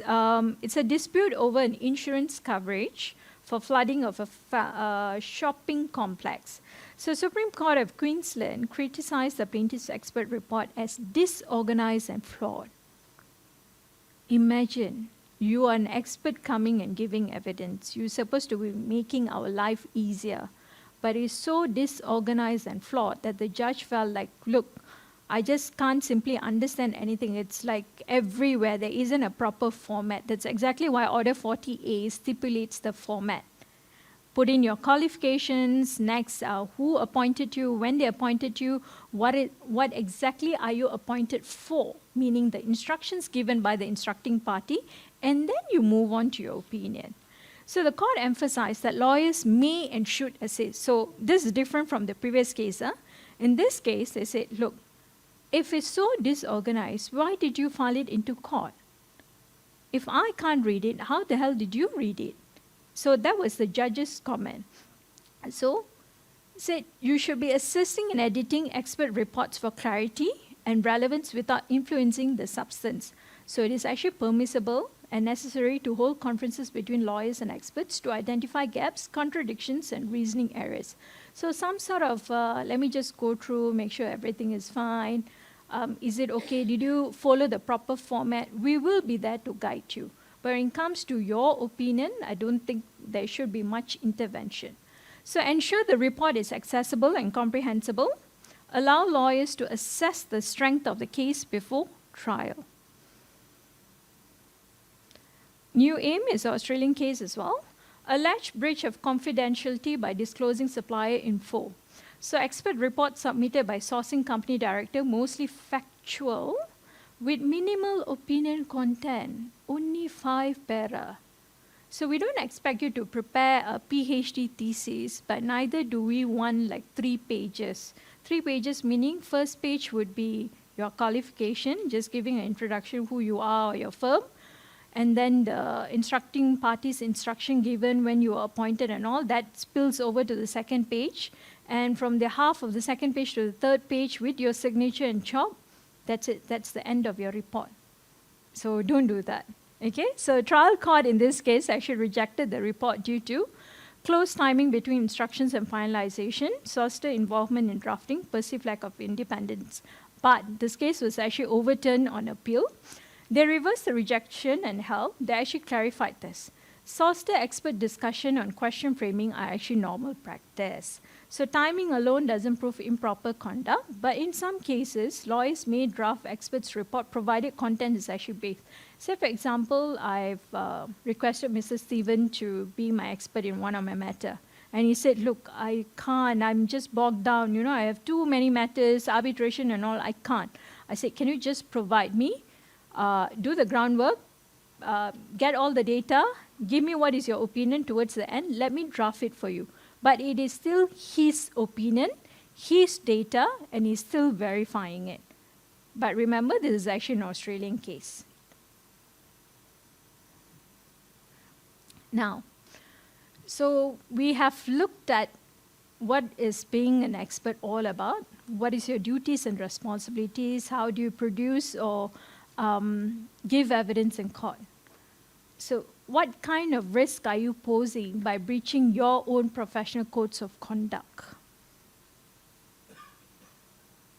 So if you're an architect, your second schedule, part 1, Code of Conducts for Architects stipulates Rule 3, must act impartially in dispute resolution. So it's given, right? You have to be impartial. Rule 4.5, cannot misrepresent qualifications. So say, for example, if you have yet to do a certain professional certificate course, but you put it over there that you have completed it. So don't do that. If you're an engineer, your circular number 3 of 2005, Code of Professional Conduct, complements the registration of Engineers Code of Conduct. Clause 2.0 says, you must not falsify your qualifications, similar to architects, must only practice within your expertise. So if you're a civil engineer, stick to that. If you're a structural engineer, whatever comes under your scope, you stick to that. Must only practice within your expertise, must approve only work under their supervision.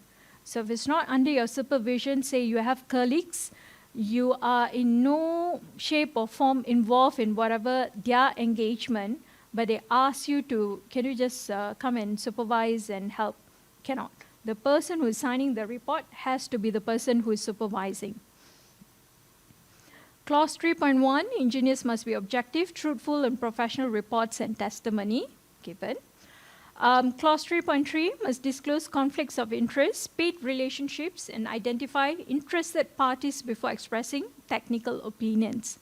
So I think Mr. Stephen has stressed this enough. If you have any sort of relationship, so we're not talking about any funny kind of relationship, even if it's somebody, say if the construction company is actually your parents or your brother, you have to disclose it in the report. If he comes to you and say, I need you to be an expert in this matter, because I know I don't need to pay you, so can you just prepare this report?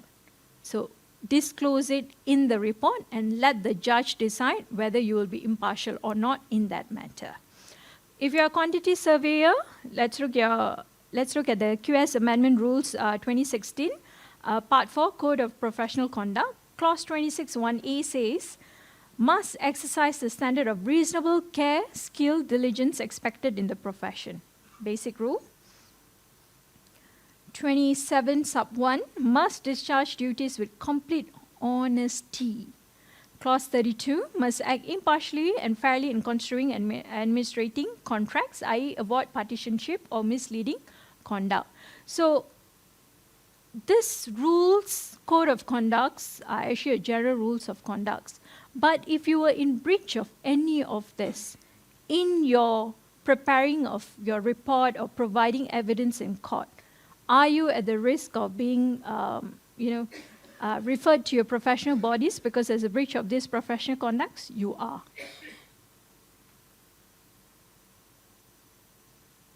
Okay, now we are coming to the last subtopic, common pitfalls and practical tips for effective expert evidence. Okay, so let's explore some scenarios actually. Real-world ethical traps that architects, engineers, quantity surveyors, or if you are like in any other construction-related professionals, you may encounter is acting an expert witness. So scenario 1, you're appointed an expert witness in a dispute involving a collapsed structure. Upon reviewing the drawings, you discover a major design flaw attributable to the plaintiff, i.e. the party who appointed you. Their lawyer subtly hints this issue should be left out. Don't worry, just leave it out. What would you do? Do you omit the finding because that's the person who's paying you, or do you actually report it as well? Any guess? Report.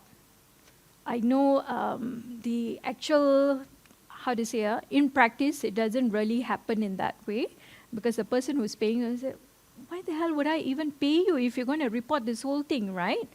But you still have to find a way to say, maneuver around it to say, despite the flaw in the drawings, we still think that did not contribute to the defects and whatever not. So you have to find some way.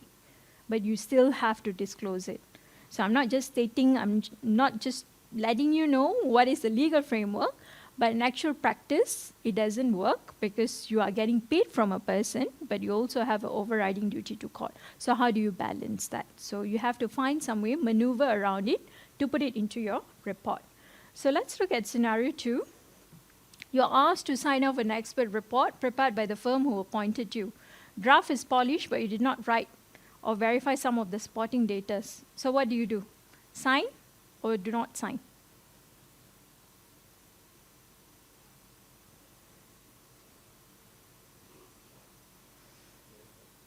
Verify first. Yes, correct. So you verify and then you can sign.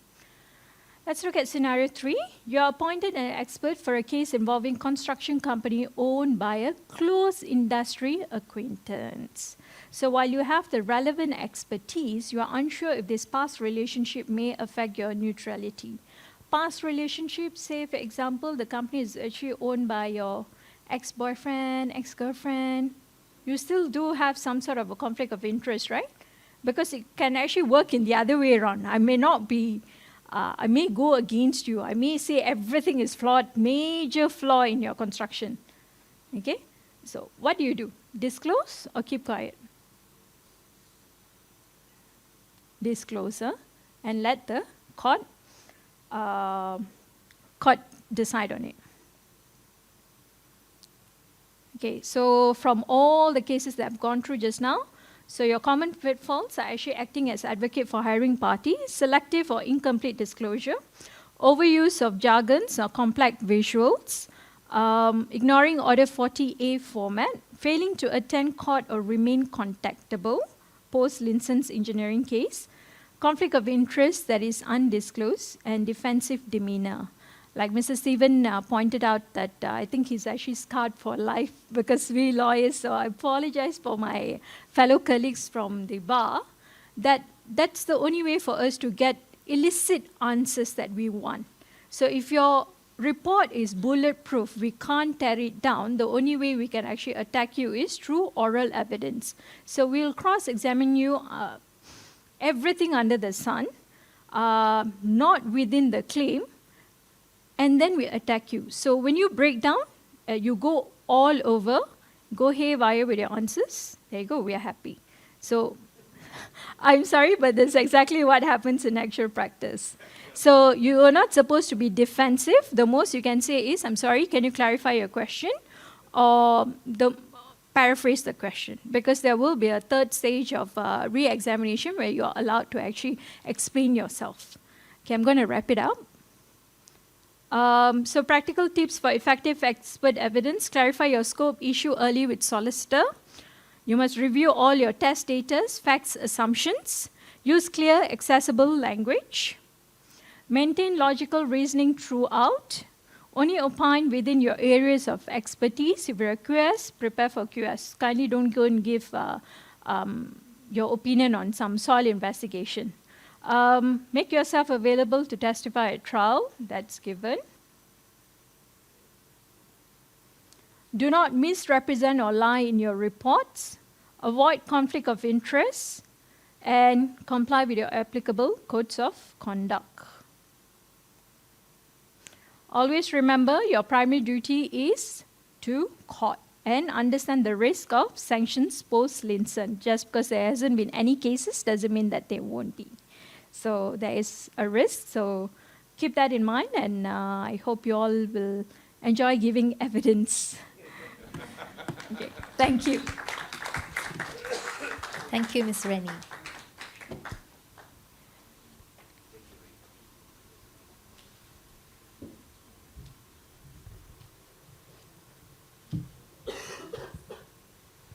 We will begin our first questions and answers sections, which will cover the contents of sessions 1, 2, and 3. To moderate these sessions, we are pleased to welcome Architect ADR2025, the moderator, Mr. Riza Zakaria, Architect Stephen Tang, and Ms. Rennie on the stage.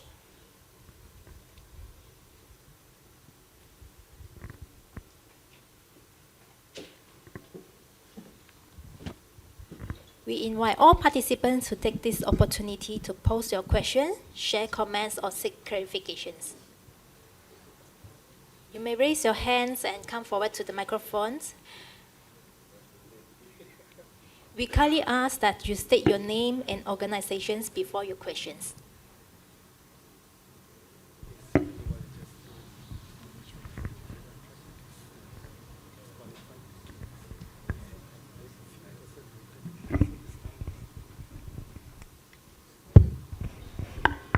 Yeah, Surati, at the back there. This one.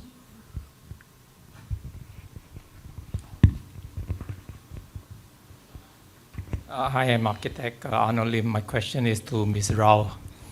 I struggle with your scenario one. I give you the opposing view. Okay.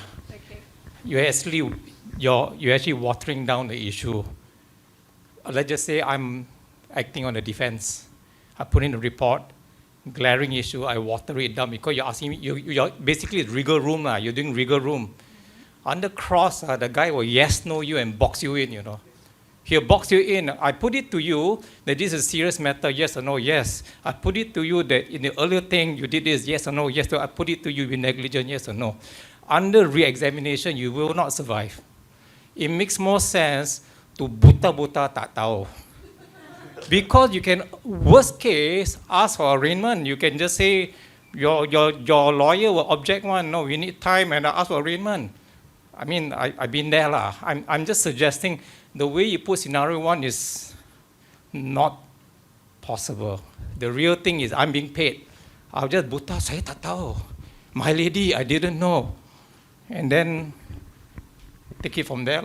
Just my 2 cents. Okay, so if I get you correctly, and you say it's better to be buta, so are you sure that the lawyer wouldn't pick that up and pose that question? Did you seriously did not find any defect and you think there wasn't any flaw? It's flawless? Given your experience for, say for example, I just say like you're 30 years in experience and all.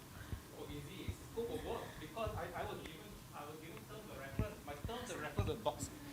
That's quite easy to rebuttal. It's terms of reference because I stuck to my lane. So the point is, under prep, your lawyer will bring all of these scenarios up. So under prep, they will run all of this because you know that the plaintiff will come after you on that. So you already prep, and it will be a credible prep. But when you water it down, especially the glaring thing, it's very easy for him to yes, no you into a corner. The moment he yes, no into a corner, you will not survive re-examination. That's my 2 cents. Okay, I agree, but also like I gave you the alternative scenario. So if it's within your scope of appointment, and then you want to be blind towards that one part that is not favorable to the party who's paying you, how do you go about it? That's why I say there is no win-win situation. When it comes to practice, it's all fancy for us to talk about your overriding duty towards the court and all. By the end of the day, who is paying you? Why would anyone want to pay you to say that their construction is flawed, their drawings is flawed? Nobody wants that. So we are talking about in actual practice, how do you go about it? So you have to find some way. Same goes to us lawyers. So you don't feel attacked. Even us lawyers, right? So when we are appointed, we have to find some way to get somebody scot-free for whatever offense or even for civil matters. Even if it's at fault, we have to find some way to maneuver. That's what I meant. If it's within your scope, you can't run away. So either way, you're at the risk of getting the whole entire your evidence and your report being rejected if you didn't identify that simple thing. So I don't have the perfect answer to your question, but it's just to each its own. So when it comes to your cases, if there's a way for you to actually maneuver around it, then you have to maneuver around it. I hope that answers you. How about Architect Siwan? You want to add something on that?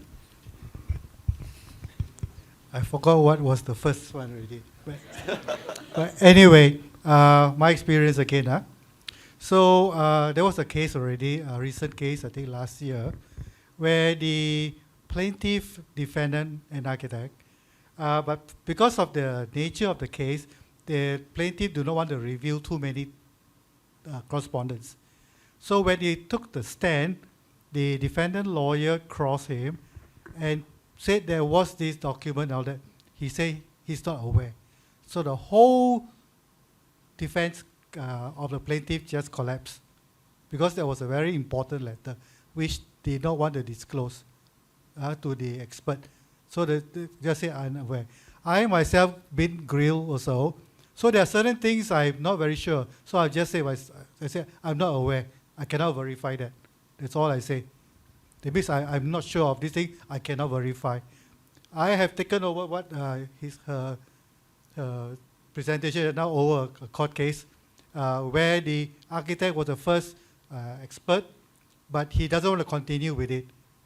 So when I took over, I can't use his report. His report cannot be used because I cannot verify it. You know. So when I took over, they said, "Can you verify?" No, I cannot. So was this photograph taken by you? No, I didn't. This photograph was given to me, but I cannot verify it that it is actual on site because work has completed already. Those photographs were taken just before pre-handling over. So it's already in operation, I mean the whole building. So you have to take it on face value that it is what you see it is. You cannot retrospect and say, yes, it's like that. You know, it could be somewhere else and put inside, we don't know. So we cannot verify. So an expert, you just say, I cannot verify it. Just be truthful. Nobody can get you wrong. Okay, next questions. Yeah, gentleman on the middle. Come forward.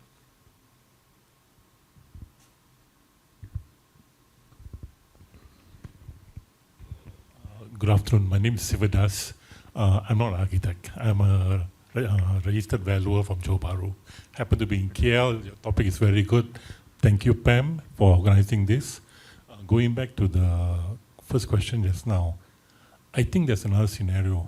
As expert witnesses or potential expert witnesses, when we sit down with the client or the solicitor, the first thing we should do is we should be totally familiar with the case. And if we feel that, let's say, for example, you say there's a flaw in the design, at that point of time itself, it should be highlighted and you step aside. No, I'm not comfortable with this case. You'll have to look for another expert. That's the safest way.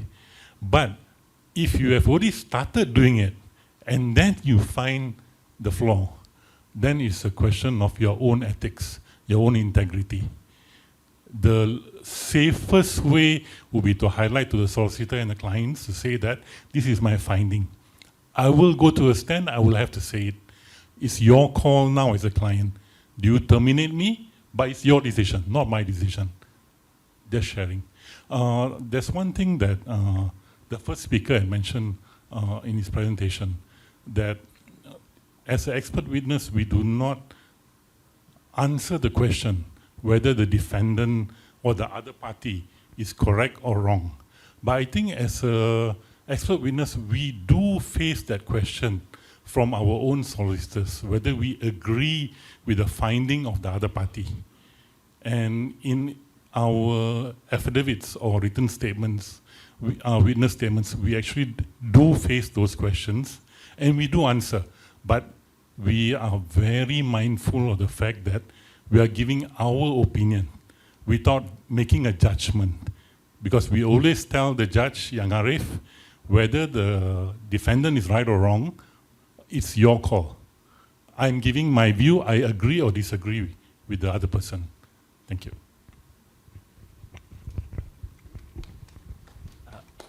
Yeah, I totally agreed with your statement with regards to, but do mindful that I think the first question about the TOR, because all of you, if you've been appointed, it's all based on the terms of the TOR.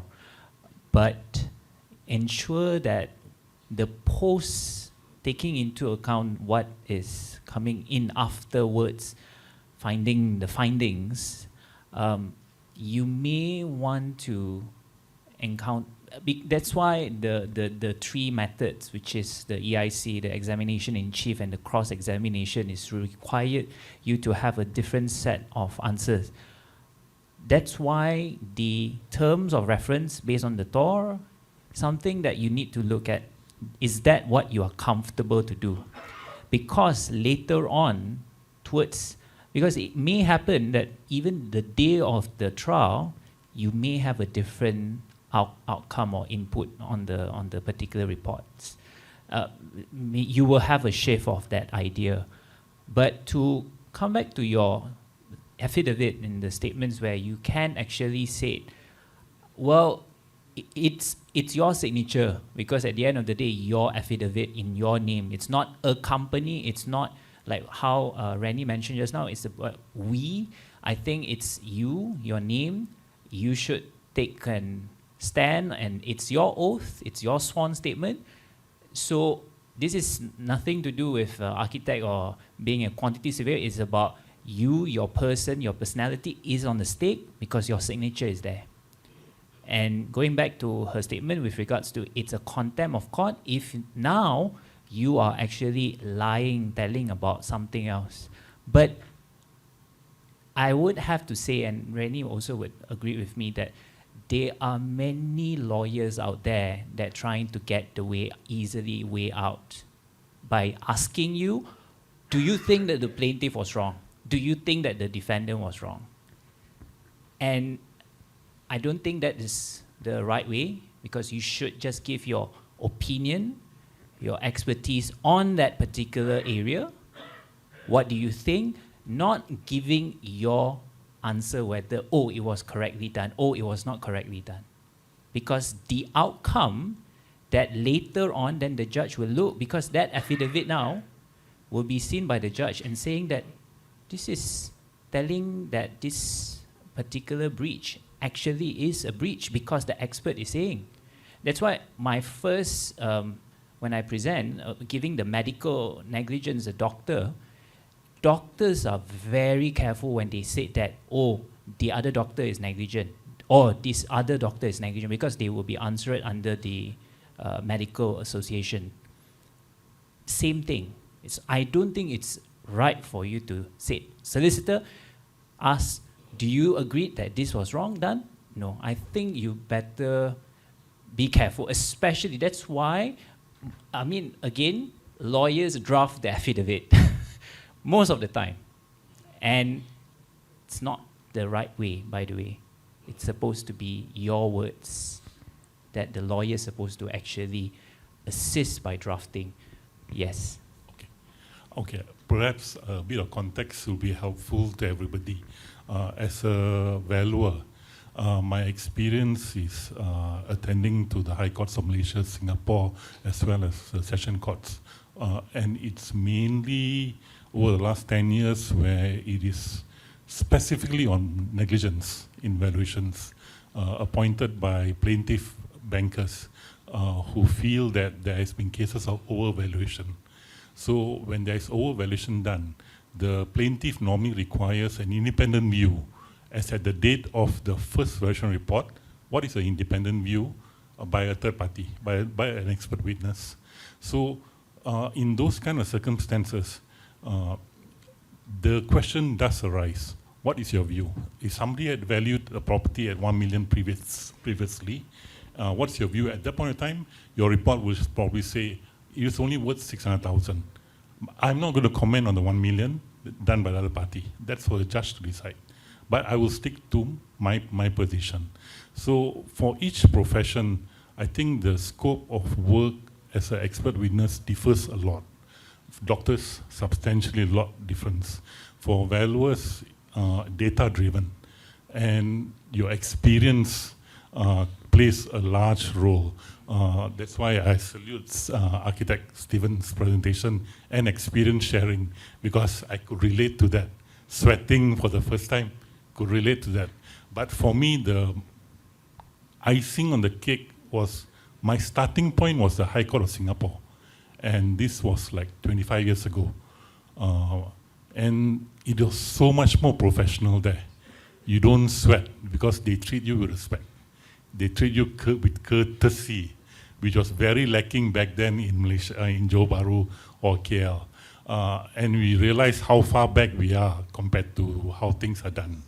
So over the years, what we realized is you need to attend court hearings. You must not look at it as a privilege, but it's a necessity. Whenever there's related cases in your profession, attend court hearings, see how proceedings are done. That gives us the confidence. We do that with our staff. We tell them, attend court hearings, see how counsels will tear you apart.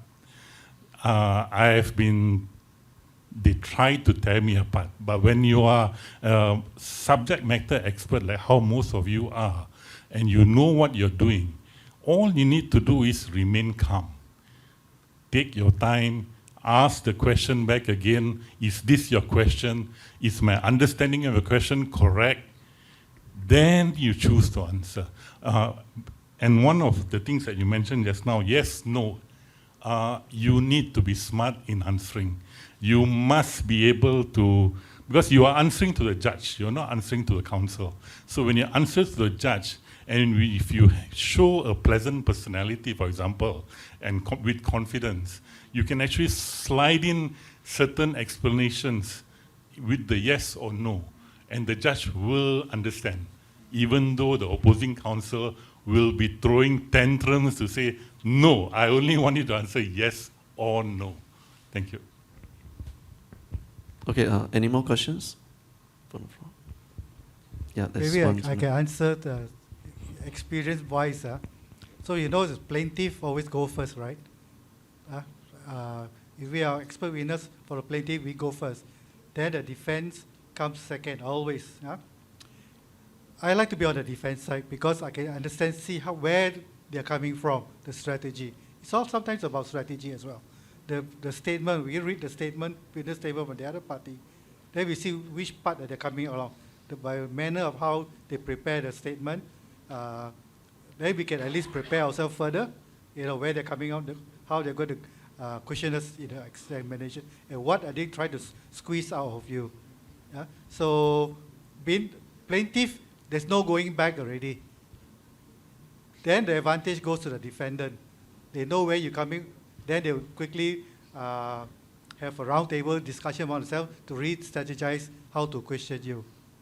The other thing is, 25 years ago, I also started around there, 25 years ago, my first case, and now it's so much different. It's so technical now. The lawyers are so well equipped and knowledgeable on how to tear you apart. In 20 years ago, my first case, which is still a precedent case until today, I'm not sure whether I should say, but I think it's already over 20 years ago already. Damansara I said versus Bangsa Hill. So I represent the defendant at the time, which is the developer, but they didn't question me on my conflict. I'm doing jobs for the defendant as well. They didn't. At that time it was very simple. The judge and the lawyers were all having a jolly good time in court. No tearing apart, nothing aggressive, nothing. They take you as you answer properly. They didn't even, the plaintiff didn't even have a expert nothing. They just take it, and the judge take my testimony as facts. So that was then. Now it's different game altogether.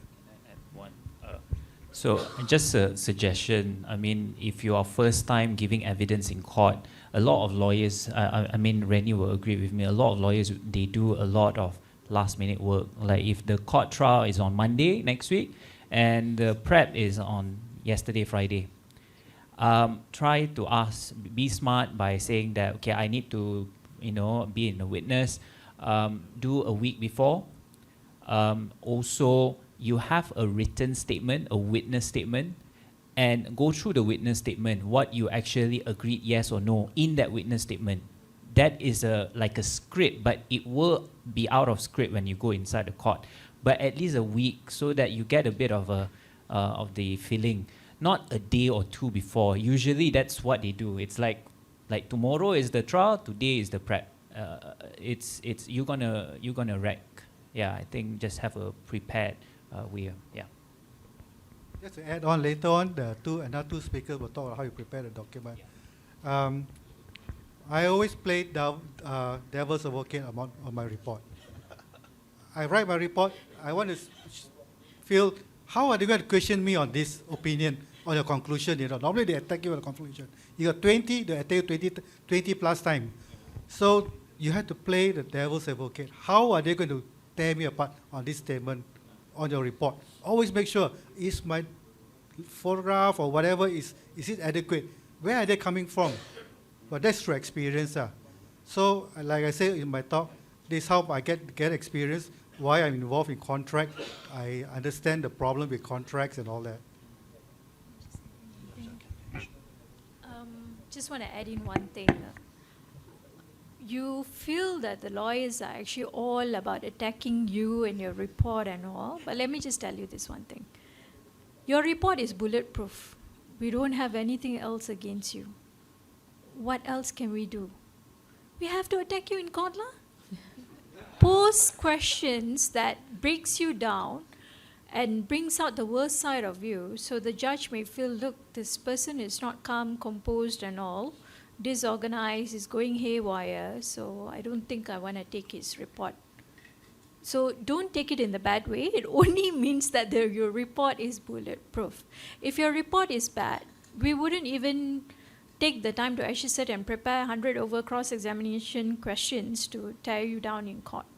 So, I mean, we'll be confident enough with our own expert. We say, look, we just ask you 5 questions, and that's it, wrap it up. So if at all, if you're being posed with 100 over questions, just know, that means you're really good. Your report is good. Okay, let's take one more last questions.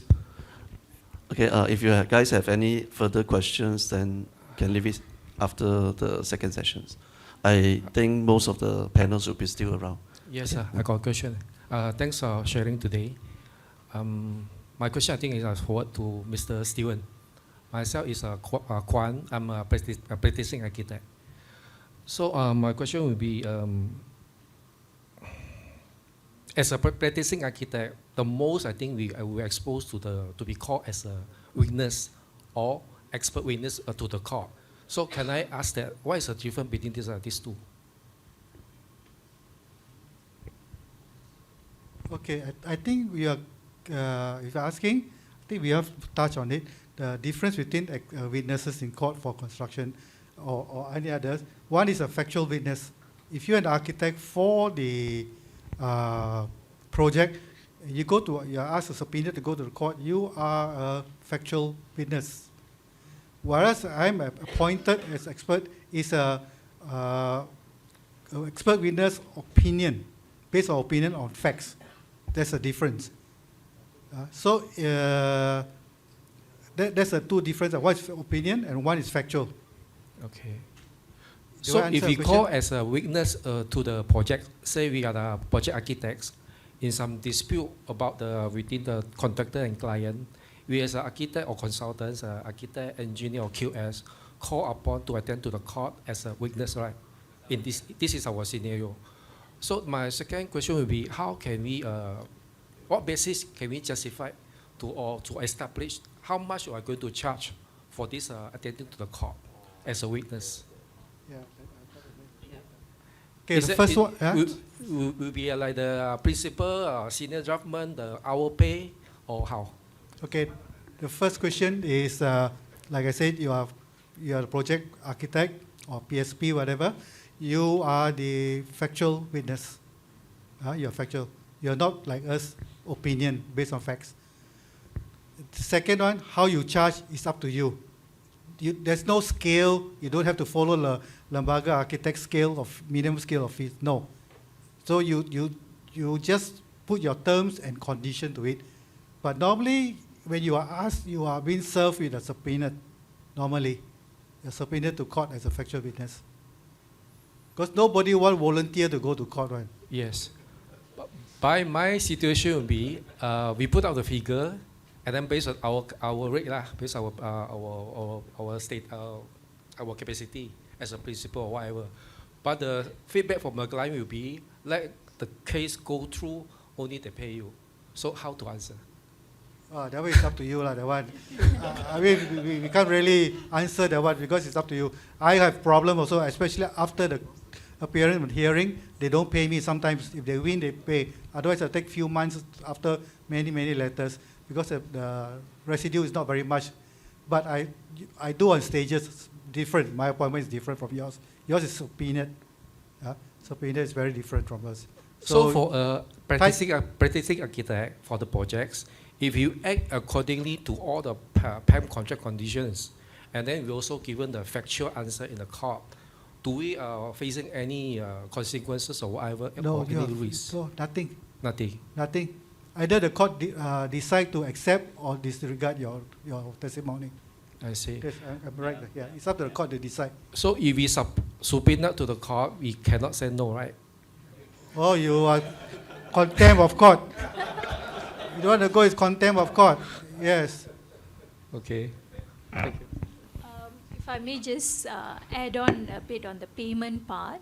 If you're subpoenaed, right, you can actually code your fee. So what lawyers meant when they said, give your evidence first, then we pay is, when we serve you the subpoena, it comes together with, say, payment at the back. So there's a proof of payment. So usually the post, we get it from the post. So depending on whatever your payment or you want a banker's check or whatever, we have to include that proof when we apply for the subpoena from court. Only then they will issue the subpoena. So your payment is guaranteed, but only thing they will give it to you upon you giving evidence. So that's different. But if you're giving evidence as an expert, that is something you have to sit and talk with the clients. As a witness, the lawyer gentleman enough, just a 100 ringgit check. Okay, that's quite low actually, because normally at least I'll pay 250. But you see, that's for normal witnesses. So we all understand, we all are professionals.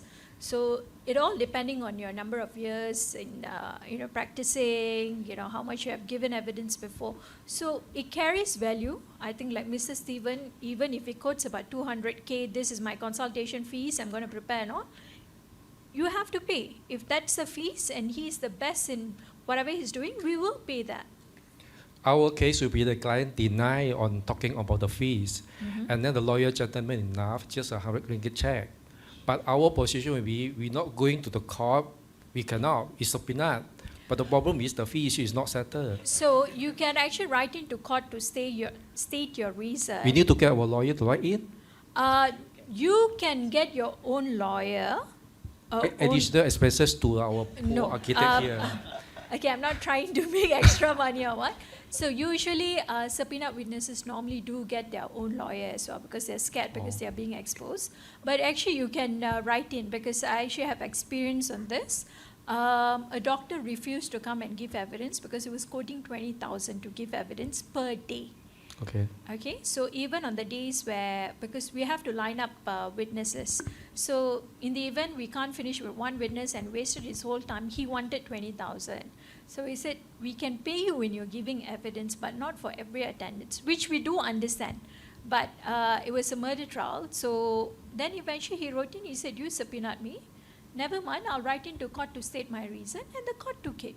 So don't be scared when you receive subpoena. It is a court order, but that doesn't mean that you'll be sent to jail straight away as long as you have a proper excuse.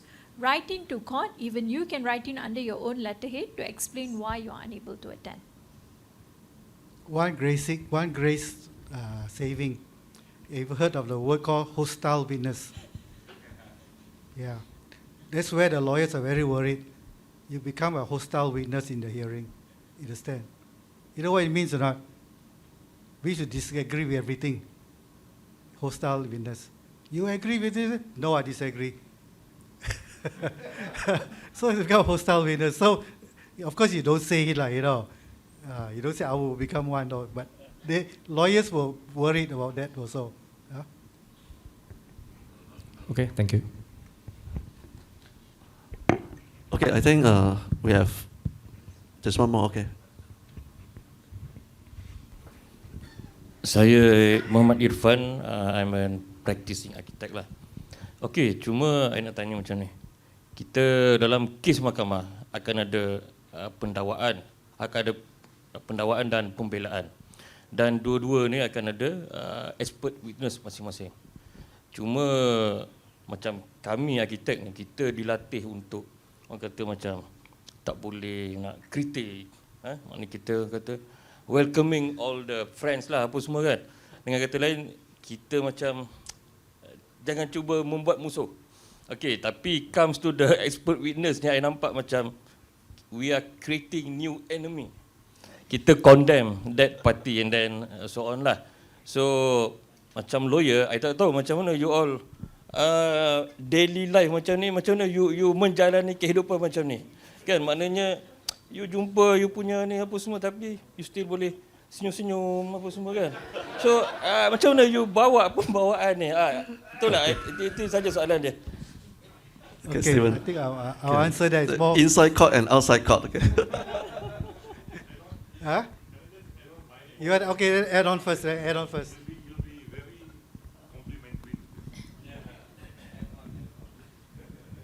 Additional cost add on. Something like when you become an expert witness, suddenly become the enemy of everybody else, and then you have to face your own fellow architects and pretend that nothing's happened.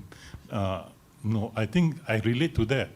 Over the last 10 years, when I was doing about 9 cases of litigation against fellow valuers, people who are friends, four big firms, and eventually the bank won all. The backstabbing was bad. The whole country says, Sivadas, he took up that case. Because of him, the valuers lost 1 million, 5 million, 1 million. But as a professional, I sleep with ease. I think being an expert witness is a duty. It's a calling. If we call ourselves as a professional and somebody says, I want your expert view, you stand up, you state your view. It's the judge who makes the decision to say you're right or wrong. So which means that you sleep peacefully. If the judge says you're wrong, so be it, you're wrong. It is never personal. It's never against a fellow professional, whether it's architect or valuer or any profession. I think it's a calling. If we call ourselves as a professional, you have nothing to worry about. But you, of course, have a smaller circle of friends. Thank you. Okay, thank you. Stephen? Okay, as an architect lah, I've appeared for bagi pihak architect also, for against pemaju. I also appear for owners against architect pun ada, and I kena the architect also. But we keep it at that surface. That is professional. Lepas tu nak tarik pun tak apa. Selagi kita jangan bincang tentang hal ini dalam court yang berada. We are not supposed to judge that. But we can talk, eat nasi lemak, no problem. We can do. We come to PAM, we see each other, hello, but keep that aside. We must have that mentality like that. There's no adverse type of condition towards each other as a professional. So I always said to some of my friends here, I said, look, we may meet in court, so be it. So be it. But we are still friends, whatever. As a professional, I have a duty to do, but let's put it, you get an expert who hantam me also. Yes, in the court. An architect there advising the lawyer how to hantam me. Yes. I also, lawyers sit beside in the bench and whack the other lawyer, the other architect also. After that, we are still good friends. We just, whatever is in the court, is in the court. We don't talk about that. So it's okay. No, get ridiculous. Yeah, the other architect may not like me, but what can I do? Because you can be a losing part, so what can I do? Yeah. Yeah.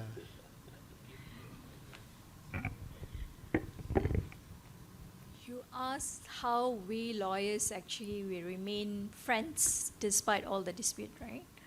I suppose because it's not a professional negligent case. We are acting for a client. So the moment we step out from court, either I lose or I win, you lose, you win, let's go for teh tarik. Because if not, then like Mrs. Stephen pointed out, we're going to have a smaller circle of friends. The thing is, there's like 24,000 registered lawyers. So if I don't have one, I'm losing one, I'm having another one. The reality of profession is, unless you have another lawyer who's taking up a professional negligence suit against you, none of us actually will hold grudges. We do, I mean, there will be talks, say, for example, if a lawyer is acting all the way out to, win his matter, is bending the rules and all, yeah, there'll be talk and we try to maintain our distance. But other than that, it's a common practice. Look, clients come and go, but you and me, we stay in the profession. So I think every professional should actually adhere to that, regardless how small your industry is.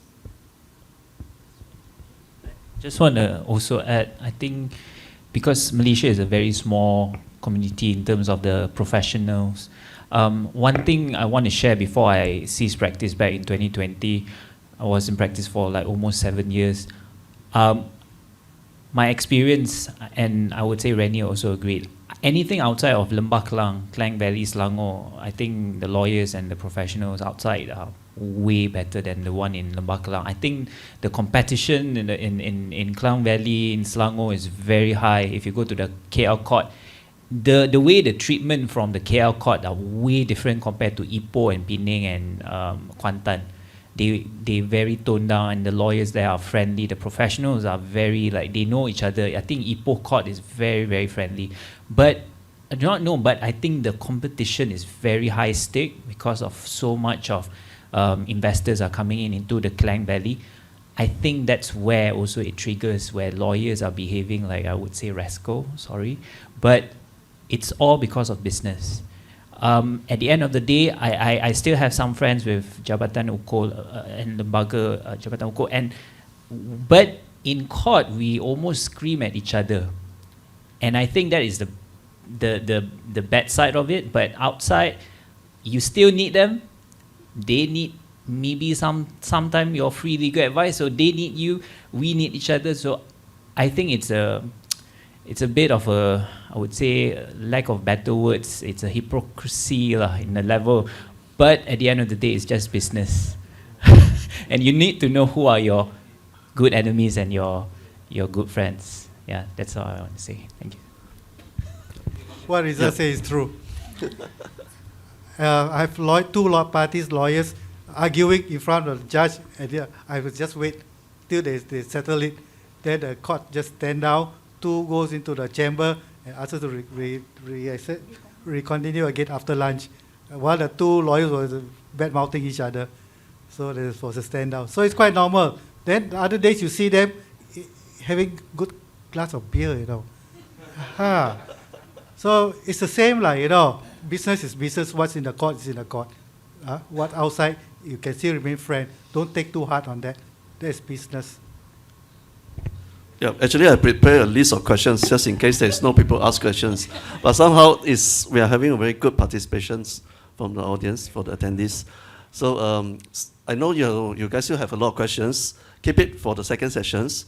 Okay, now I think we need to end the first session of Q&A. Let's give a round of applause to Reza, Stephen, and also Ms. Rennie. Yes, thank you. Hi, good afternoon, everyone. Not to worry, I will make it short and fast. That's what Adrianta said. You have listened a few times. I'll actually make it short and fast. Let me test and see. Okay. My name is Keel. I'm working with Kansai Paint as a Senior Manager of Sales and Marketing. Besides working with Kansai Paint, I'm also working for the industry. I'm the Secretary for Malaysian Paint and Coating Manufacturer Associations since 12 years ago. Yeah, so I'm working for the whole industry for paint and buildings. So about Kansai Paint, it's actually a more than 106 years old companies, 136 affiliates companies, and we have the factory in Klang and Taiping. Just in case you are keen to know how we manufacture paint, welcome and approach any of my colleagues. We can arrange a plant tour. Around 16,000 employees around the world, and we invest a lot of R&D. So it's a true Japanese companies, 100% owned by Japan Kansai, and this is our report card. We are number 3 in Malaysia, and we are the top 10 in the world. So of course, this is our company, Kansai Paint. We do all the coatings. We are the makeup artists of the buildings. Of course, we supply protective coating as well. And we also have the company owns named Sam Kansai, supply to all the cars in Malaysia. We have around of 85 market share of car coating in Malaysia. And Sankora Textures Coating, which is the first company that launched texture coating in Malaysia, solely owned by Kansai. And this is a car that we supply using our coating. So we always talk about sustainability and ESG. So you'll be surprised for car coating now it's actually moving to water-based technology. So if you are driving Alza is actually the first car that using water-based technology. Then moving forward, Toyotas will move to this new technology as well. So we not only protect your car under the hot suns, we also supply to the biggest car manufacturer in Malaysia, Hot Wheel car. This has to meet the child safe requirements because as we know, children will intend to bite the surface. So of course, we supply to a lot of key developers in Malaysia. And of course, in the Kansai Paint, we always talk about what we can do to make the environment better. So we always looking for a green innovations, which we know paint is no longer only a makeup product or aesthetic product for the buildings. We are talking about functionals, what we can do to make your building and protect your building as well. And also responsible to the society to make sure our product is formaldehyde free and even so we do not contain lead, and give you a values for all the developer and housing buyer. And we also have all these antibacterial and antivirus product, which last time is only commonly used for hospital project. But now end user is getting more and more intelligence, so they are looking for all this product. And we also have self-cleaning product and heat reflective products. And besides of that, we also have product that can purify the air, fully imported from Japan. It's actually for all the heritage building in Japan. And of course, formaldehyde is always be very concerned. And recent years, we also heard about the APO free. It's one of the key factors that we will eliminate in all our products. And we have all kinds of products. So today's actually, you see we have a booth outside. We actually bring some of the new technology to use. Sport fourings, water-based. Instead of solvent-based, now it's actually innovation moving to water-based. So if you are pickleball players, you know now pickleball is very happening all around Malaysia. So we actually completed few pickleball, internal, externals. Before this pickleball happening, we already start to supply to basketball or the tennis court. All the badminton court is actually using this product. So water-based is more environmental friendly and easy to apply. You just need to add in water for dilution instead of thinners or whatever. So this is what we did for Permas Jaya Johor. And we also did one for Balakong. So you can come to with multicolors. And you so even can buy from retail hardware shop easily. So we also have the Hydro H2O gloss. Normally we will use solvent-based, so-called oil paint for your door, wood and metals. So now we have the technology, now we are using moving forward to the water-based products, which is more environment-friendly and a quick drying. You will always have problem when you apply the solvent-based on the wall, it will take you 4 to 6 hours for first coat to dry. But this one is actually water-based and dilution, you're only using the waters. And for this product, it's actually complied to Singapore standard SS666 and 222. And of course, it's a stream ACOL labels certified products. And as you have the architects or developers, you have a concern that always when your door in white color painted with solvent base, it will turn yellow when time goes, after 6 or even after 7 months. So this is one of the solutions can help you to solve this problem in terms of turning yellowish. This is one of the projects we completed for Johor Ecotropics. So you know Eco-World, everything is about white. Yeah. So this is what we help them to solve their problems. And we also bring these antibacterial products to consumer. Previously, this is one of the hospital specifications. They use for all their OT rooms and all the different areas from the hospital. So this is using a nanotechnologies. Of course, normally as a Japanese companies, we don't simply claim what we can do. We will normally come with a test report. So this is what most of the bacteria that you can actually against. Of course, what we heard is always E. coli is very common that we heard. So we will come with a test report with serum. So if let's say architect, you need it, we always can supply this report to you. So this is where the place actually you can use our Silk Nano Plus. And also we bring the cool down the effect LS Cool Reflect to your wall, especially in Malaysia nowadays, the temperature is very, very hot. So we have this solar reflect heat management products, which actually plus minus can reduce 5 degrees from reflect 5 degrees Celsius of the temperature of your house. So this is one of the Singapore standard spec for all the HDB, and we have been selling a lot in Singapore, so now we move this product to Malaysia. So because getting hot and hot, you need this kind of solar reflective technologies. We also have the same pair of product for your roof. Let's say you are using your tar roof or metal roof, we also have the solar reflective products. So we actually bring the panel outside so that you can compare normal paint and also this LS Cool paint, then you will find the difference. So yeah, so this is what we bring outside. You can share, my colleague will share with you. Of course, this is come also the test report with SESCO Singapore. This is actually all about total solar reflex, depends on what is the color that you select. So that is all from me. So just be aware, let's say you need any paint and coating solutions, come to us, talk to any of my colleagues. Because for Kansai Paint, for the past 100 years, we only focus on one thing, paint and coating. We don't simply diversify our business, to not related industry. So let's talk to us, let's say you need any solutions. Thank you. Thank you. Good afternoon, everybody. I hope you had a good lunch.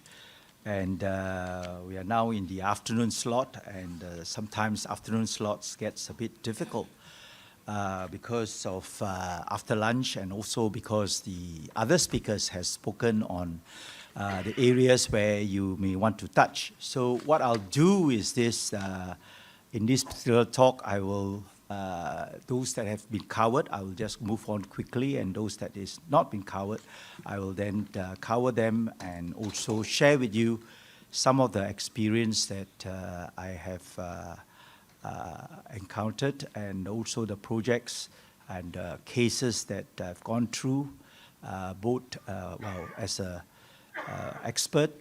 Sometimes I played a role as the claims consultant, and there are times that I sit as an arbitrator, and also there are also other occasions where I deal with expert witnesses in the court as well as in arbitration.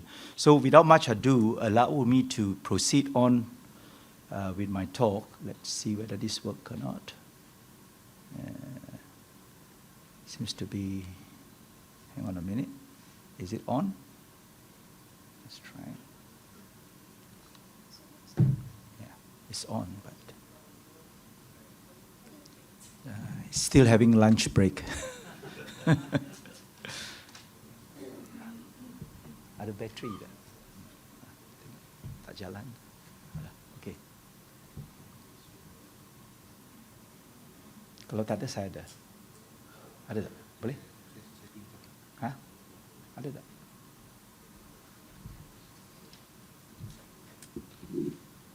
One of those things that happens, and just bear with the IT system. Okay, good. So it works.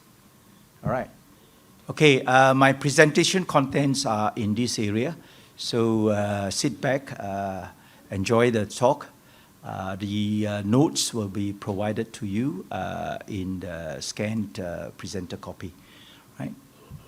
So as an introduction to this particular topic on expert report, first and foremost, of course, this morning we've heard from other speakers that that the expert witness is an individual with specialized knowledge, skills, experience, training, or education in their particular field or expertise. And because we are in the construction industry, I speak about architecture, engineering, quantity surveying, and who are permitted to provide opinion, evidence as expert witness so as to assist the court if the matter is in court, or tribunal if the matter is in arbitration, adjudication, in understanding in particular technical issues that usually fall outside the scope of ordinary knowledge, right? So it is not the layman, but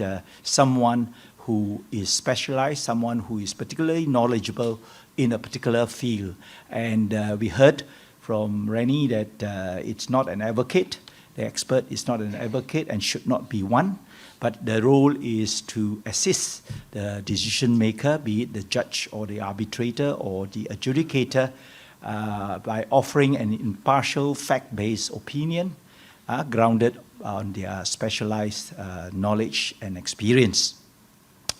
So the report, which invariably will be required before the testimony in the tribunal or the court, that the expert produce it, it's usually a document where it becomes quite crucial, and the expert is often a professional. Not necessarily, but more often than not is a professional to provide an independent expert opinion, right? Based on the area of expertise, depending on what the dispute matters is, whether it is on design, delays, quantum, and or defects. So the aim is to make sure that the expert report is compliant and refers to the matter for submission and testimony in court. So it must fall within the scope or terms of reference that the expert is being engaged for. So I like to make the distinction between what is an expert witness versus an expert determiner. And I've done a quick one over here, putting a few criteria here. One is that the expert witness provides an independent opinion on the evidence on the disputed matter for the decision maker. The other one decides on the particular specific or technical or factual issue refer to the particular expert determiner, who may be expert in its particular field of reference, right? So the appointment of an expert witness is either by the party or by the court, right? I've been appointed by the party before, likewise by the court as well, to assist on the technical matters, or for that matter, in expert determiner, the parties by agreement appoints the expert determiner. Unless they cannot agree, then if it falls within the institution will appoint the expert determiner. Right? In terms of process, of course, the expert report is prepared by the expert, and should there be an opposing expert, then it's likely that a rebuttal report will be prepared, and that is then subject to testimony and examination by the lawyers, often the lawyers. And of course, it's bound by the rules of evidence, as earlier speaker has mentioned, as opposed to expert determiner, where it makes that determination, investigates, and at the end of the day, if he wants to do some inquisitorial questioning on the parties, he may, and the process is rather flexible. And again, it also depends on what institutional rule it is. So the binding effects of it is that the expert report and the expert testimony will depend on the decision maker. And the decision maker is the one that says whether it gives weight to it or not at all, as opposed to expert determiner, who decides, and of course, depending on the rules or the parties' agreement, whether it is binding, final, and conclusive. Otherwise, it may still proceed for another round of tribunal, which is the arbitration. So this expert witness is commonly practiced in our industry, as opposed to expert determiner, which is something new. I think Pam has recently, having said recently, it's about, I think, 2 years already, had conducted its expert determiner course. And now you have BCAM going into expert determination as well. So it is not common here, but certainly common elsewhere, particularly in Singapore and internationally on expert determiner. Now, I did mention earlier court-appointed versus party-appointed experts, and there is that distinction between the two. And the criteria on appointment is one, been appointed by the judge. So in my case, I've been appointed by the judge by agreement of the parties. And the other one on party-appointed expert, usually through the recommendation of the lawyers involved in the particular case. And the client will tend to accept that recommendation. And then the role is, of course, to act impartially, to assist the court in both cases as well. The only thing is that in tribunal appointed expert, you will have the chance to deal with both the parties and to request from them the documents that is required for your expert report, as opposed to the party-appointed expert, where the party who appoints you and the lawyers provide you with the documents.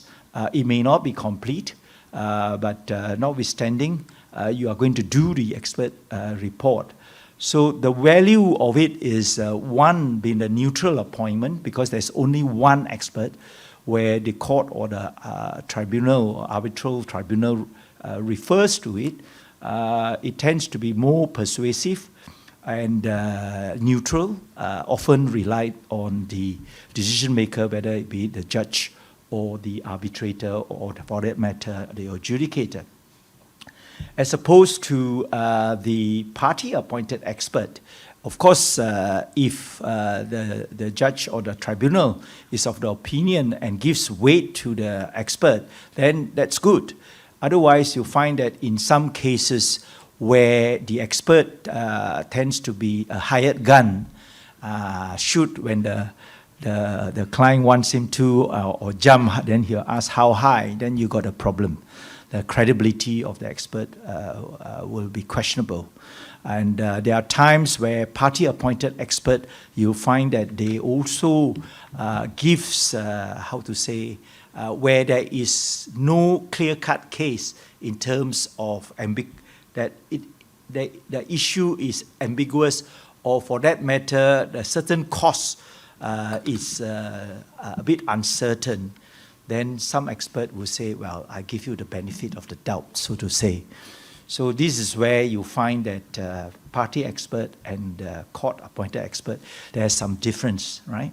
And there are times, and from my experience, in one of my case, where we recommended, my company, we have several experts, both delay and quantum experts, and also delay experts, and also defects expert as well, building surveyors, that is. And there are times where, in this particular case, the China client, we recommended someone from Singapore. We recommended someone locally, and the China client prefers someone which is reputable from Singapore instead. So they went along and did the report, came back with a report, and turned out that it is not in the favor of the client. So what do? Right? He is supposed to be your expert, and your expert say to you more or less you don't have the extension of time that you require. So in that particular instance, there was a bit of panic, and of course, behind the scene, I sort of said, "Oh, I told you so, isn't it?" Anyway, as it turned out, of course, we have to. The lawyer had to nicely tell the expert and say, "Thank you, bye-bye." You know? Anyway, as it turned out, it was a preliminary opinion at that moment, not a final opinion. So as a result of which, they then had to change to another expert, which was, thank goodness, a bit more favorable, and we went along that line. Right? So this is the thing about party experts sometimes. It's nice and good for you to say what is theoretically what it should be, but in practice, it is not so straightforward because, yes, he who pays the piper calls the tune, so to say, but not all experts will sing the tune for you, right? So that is the difference, right? So there are some of my cases where the client says, look, Mr. Ong, this case, these particular items and all that, if we lose, we're going to have a substantial loss and all that. I say, look, it's quite clear cut that in this particular item, you don't have a case. So perhaps you may want to compromise on some of these items, and hopefully the arbitrator would accept the rest, something like that. So it is not always that leaning to one side or sing the client's tune and all that. And in one of my recent case, 20 over million defects dispute, and it was eventually settled because the expert, both side expert, was willing to sit down and look at the whole issue transparently, if I want to use the word. And because of that, the court, which they went to court, and in fact the court decided that the developer is liable for the defects. The question is then on the quantum. So when it comes to quantum, then they employ the expert to decide on the quantum because the cost is on the table. The question is how much. So the developer and the JMB appointed their own expert. And this is one of those things that the expert went on the hot tubbing, agree on some of the items, disagree where they couldn't agree. And at the end of the day, the important thing, of course, is for the expert who are involved in projects, particularly those existing projects, for example, building that's been completed and they are filled with defects, for the expert to visit the site. And if you don't, then you're going to have a problem. And in one of the case, the expert never gone on to the site, have got no clue. And when I told the expert and said, look, do you know that how big this project site is? It's about 3/4 of a kilometer, right? Lengthwise, half a kilometer width-wise, right? And 3-story, and you have to walk the 3 floors, right? That's where then they said, wow, it's so big, because they don't have the context, right? Looking at the plans and seeing things on site, it's different, right? So the next one, coming to the cost, you can see that one shared equally and the other one borne solely by the appointing party. But of course, if it goes to court or in arbitration, party that loses picks up the bill, including the expert costs as well. Now, expert report, basically it is a technical, impartial, expert written opinion report which review and assess the matters, and sometimes as a QS we evaluate the matter. I tend to want to make a difference between assessment and evaluation. Assessment is more subjective, evaluation is more objective. So costs you evaluate, extension of time you assess, right? So looking at disputes, whether it design, delay, payments, variation, loss and expense, defects and others. Myself in particular, I deal with quantum, right? And my colleagues deals with time, and my what they call associates deal with defects and so on and so forth. So depending on which forum you are, you will need the expert report. Sometimes even in mediation, although very rare mediation, you'll get the expert coming in. Now, Young Arif is not here, but this is his case. And I share with you this case of Budayu Restu and Kerajaan Malaysia, mainly because Young Arif gives that weight to the expert as well, recognize the role of the expert, and talks about that if they fail to undertake and furnish a systematic, comprehensive delay analysis, and this dispute relates to a delay, failure by the plaintiff to do this delay analysis is fatal, right? So he puts a lot of weight on this expert work as well. Now, having said that, my earlier days when I am a consultant, working with a claims consultant, having my boss was the late Derek Morris. For those who are QS here, you will open up your SMM1 Malaysia, you will see Derek Morris' name in there. Of course, now we have, it's a long way now. Now it's more than 30 years, and we just finished the SMM3, and I was involved in drafting the preliminaries as well. Why I'm sharing with you all this is because the requirements of as a surveyor is also quite stringent, and not only the architects, in fact all profession it is the case. But coming back to here, in respect of this particular case, it does give that weight and recognition for that.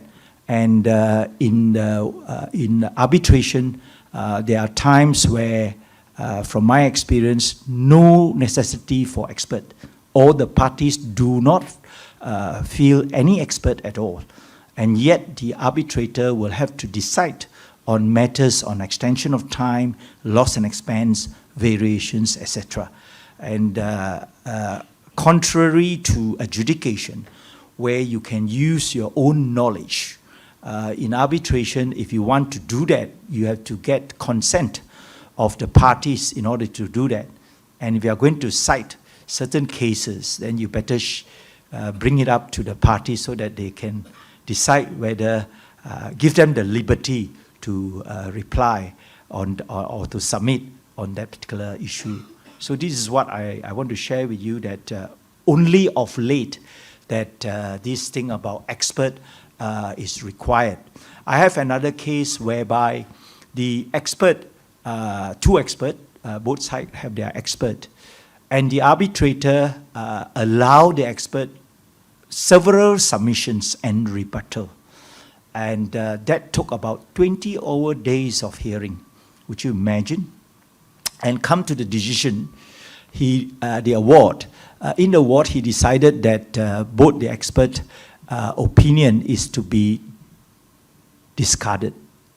And the architect was right all along. So you can imagine when that happens, how much cost is thrown away, so to say. Now, Section 45, I won't say anything about it because this morning, Yang Arif even read out the particular provisions of this Expert Evidence Act. But I would say that in terms of court and tribunals, particularly in respect of construction, then you find that these are the areas that is often been referred to for an expert witness to testify on the dispute. Legal regulatory framework, I won't touch on it. Rennie has gone along on legal regulatory framework, so I won't go into that. Other than to say to the effect that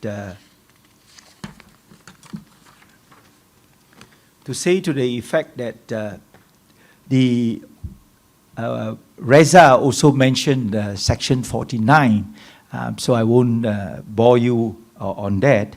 And in respect of arbitration rules, even PAM gives recognition to the role of a tribunal expert under its Rule 17. Both the old PAM arbitration rules 2019 and the most recent one 2025 will also provides that procedure for what we call tribunal expert. And here we have international legal regulatory framework, but here is more on institutional body. And you can see that the various institutions, they do provide guidance, best practices, standards, and so on and so forth within their professional framework or within their professional constitution.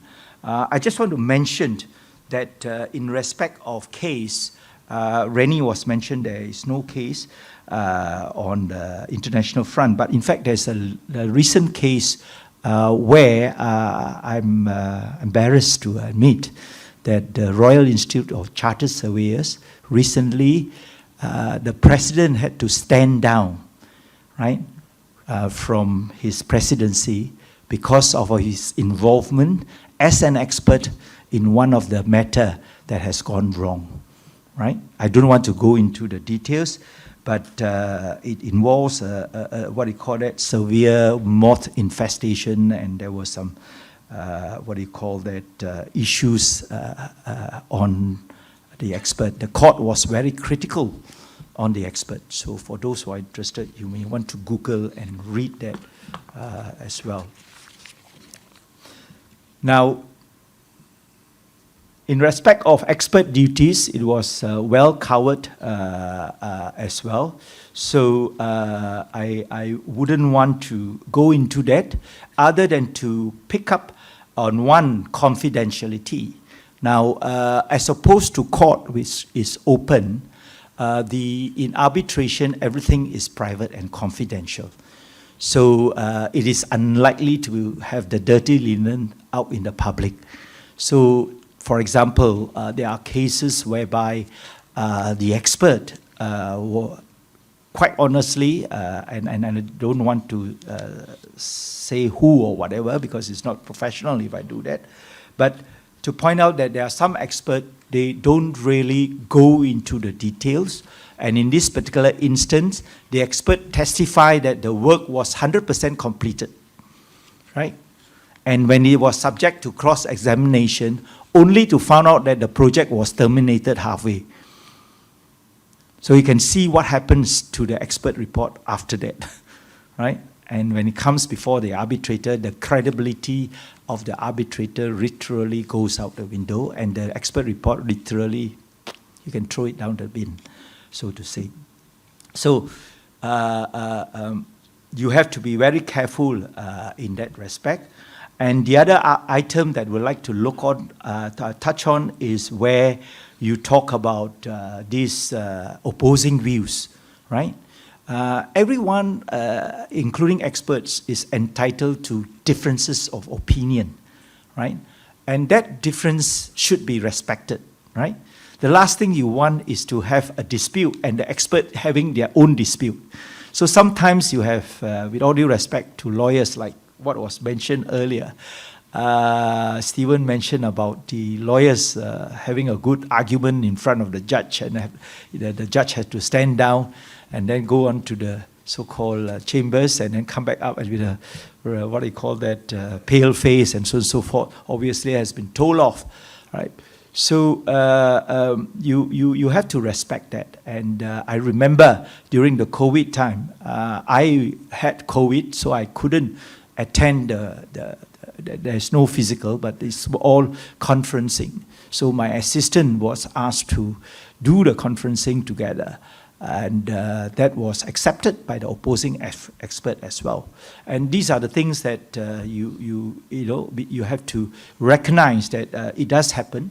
And if the expert has assistance, like in many cases, particularly quantity surveying, you won't do all the measurement yourself, because if you do and claim that you do, pardon my language, you'll be in deep shit if you say that, right? So you obviously engage assistants to do some of the measurement. And today you have got computerized program like Lawden to help you to do the computer-aided measurement. So it is not that difficult. And sometimes what we do is that we'll get the contractor's measurement, run it through the Lawden program, and then verify whether they are correct and correct what is not correct before we include it in the expert testimony before we sign off. So this is where you see that you have to take note of the opposing view, and there are times you have to have a joint statement or a joint report where you then put in what you can agree and what you can't agree. Also the fact that when you can't agree, doesn't mean it's the end of the world. Sometimes you can then persuade the other expert to see it from your point of view, particularly when you look at methodology, when you look at measurement rules, you have to got the standard method of measurement. And even there are times when we look at it, we will get the assistance of engineers to help in the methodology. One of the case was that in rectification of defects, the architect was the one who stated how it should be rectified. And we, having said we, I have to be very careful. Rennie was mentioning about we, we means I already qualify my report that I'm assisted, right? So we will have to mention that that particular items or whatever.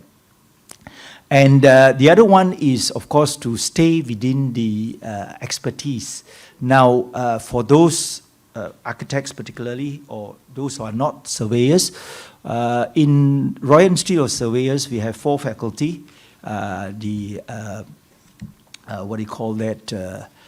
Building surveyors, the quantity surveyors, the geometrical surveyors, and the property surveyors. And everyone has his own distinct so-called profession or section. You don't go across to another section. So if I want to deal with defects as a quantity surveyor, the profession doesn't allow us to have dual profession, so-called dual surveying profession. We only are entitled to one.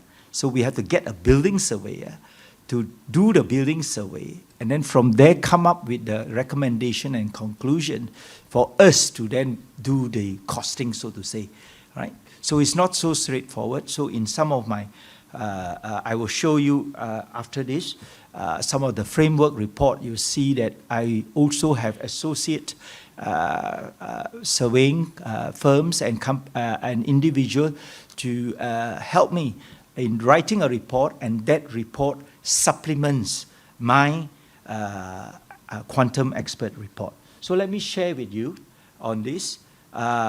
This is one of the framework structures, the outline framework and structure. Hang on a minute. Yeah. So typical outline structure, table of content, title page, introduction, expert qualification, factual background, documents that you have reviewed, any technical analysis or parameters, your conclusion, the declaration, and of course your appendices, whatever you have analyzed, whatever you have relied on. And if you have got quite a lot of documents, you may have a list of documents included in your expert report, right? So these are typical structure, sections, and content, right? One would expect in an expert report.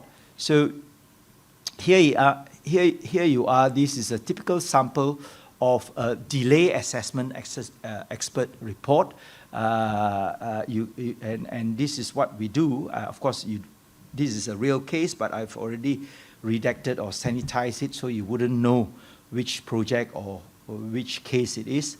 But this is the real stuff, so to say. But I can't show you the report anyway. It's P&C, right? So you can see it can be quite comprehensive and detailed. And sometimes the report run into not only several hundred pages, but over 1,000 pages as well, depending on the complexity of it. And within which you will invariably see expert declaration there. Okay, so this is the hallmark of an expert report. Good expert report sometimes also give you an executive summary. And that gives you a snapshot of what it is as opposed to conclusion, right? Now, another report, quantum on variations. I don't mind sharing with you that this is one of those that I did. And you can see that, again, it is structured. And you see that the what do you call that, declaration is also there, okay? Right? So another example of an expert report. And I do write articles, so sometimes as an expert, you can include your articles in the expert report because that further show up your standing on that particular area of expertise, right? And because you need to know your stuff, right? And for those architects here, I'm sure, and the surveyors here, if you are a very senior surveyor, you will know the 5 rules of valuation or variation by heart, isn't it? Right? Works of similar character executed under similar condition, you use what? Bill rates. Works of similar character executed under dissimilar condition, bill rate as a basis with a fair allowance for the change in condition. Rule number 3, works of not dissimilar character, dissimilar condition, what do? Right? You use a fair market rate, right? Rule number 4, works that cannot be measured, you use a day work. Rule number 5, work to be omitted. Whatever that is omitted, you use the bill rate. Whatever that is remaining, you either fall back on Rule 2 or Rule 3, right? You look at any form of contract, they will have at least 3 of these rules, right? And then how to apply the rules, right, in that sense, okay? So another sample, this deals with defects. And as I said, I personally don't deal with defects, so I have to rely on a building surveyor to deal with the defects. So you can see that within the report, there will be the role of another expert as well, right? So this is where you have to understand, know where your limitations are as an expert, okay? So expert declaration is another area I wouldn't say is of contention, but whether it's in court or for that matter in arbitration, right? You will see different format being used. And of course, you will have this Academy of Expert, very comprehensive expert declaration, right? I came across one expert report, and literally, more or less word for word, Academy of Expert declaration. So I then asked the expert, who I so happen to know, and said, look, have you read through all this declaration? Can you really confirm that, you know, lawyers are not involved and you haven't discussed with the lawyers, and I said, oh. And having gone through, you call it a peer review. Sometimes expert, they have a peer review, right? So they wrote me email, and I said, look, you better be careful.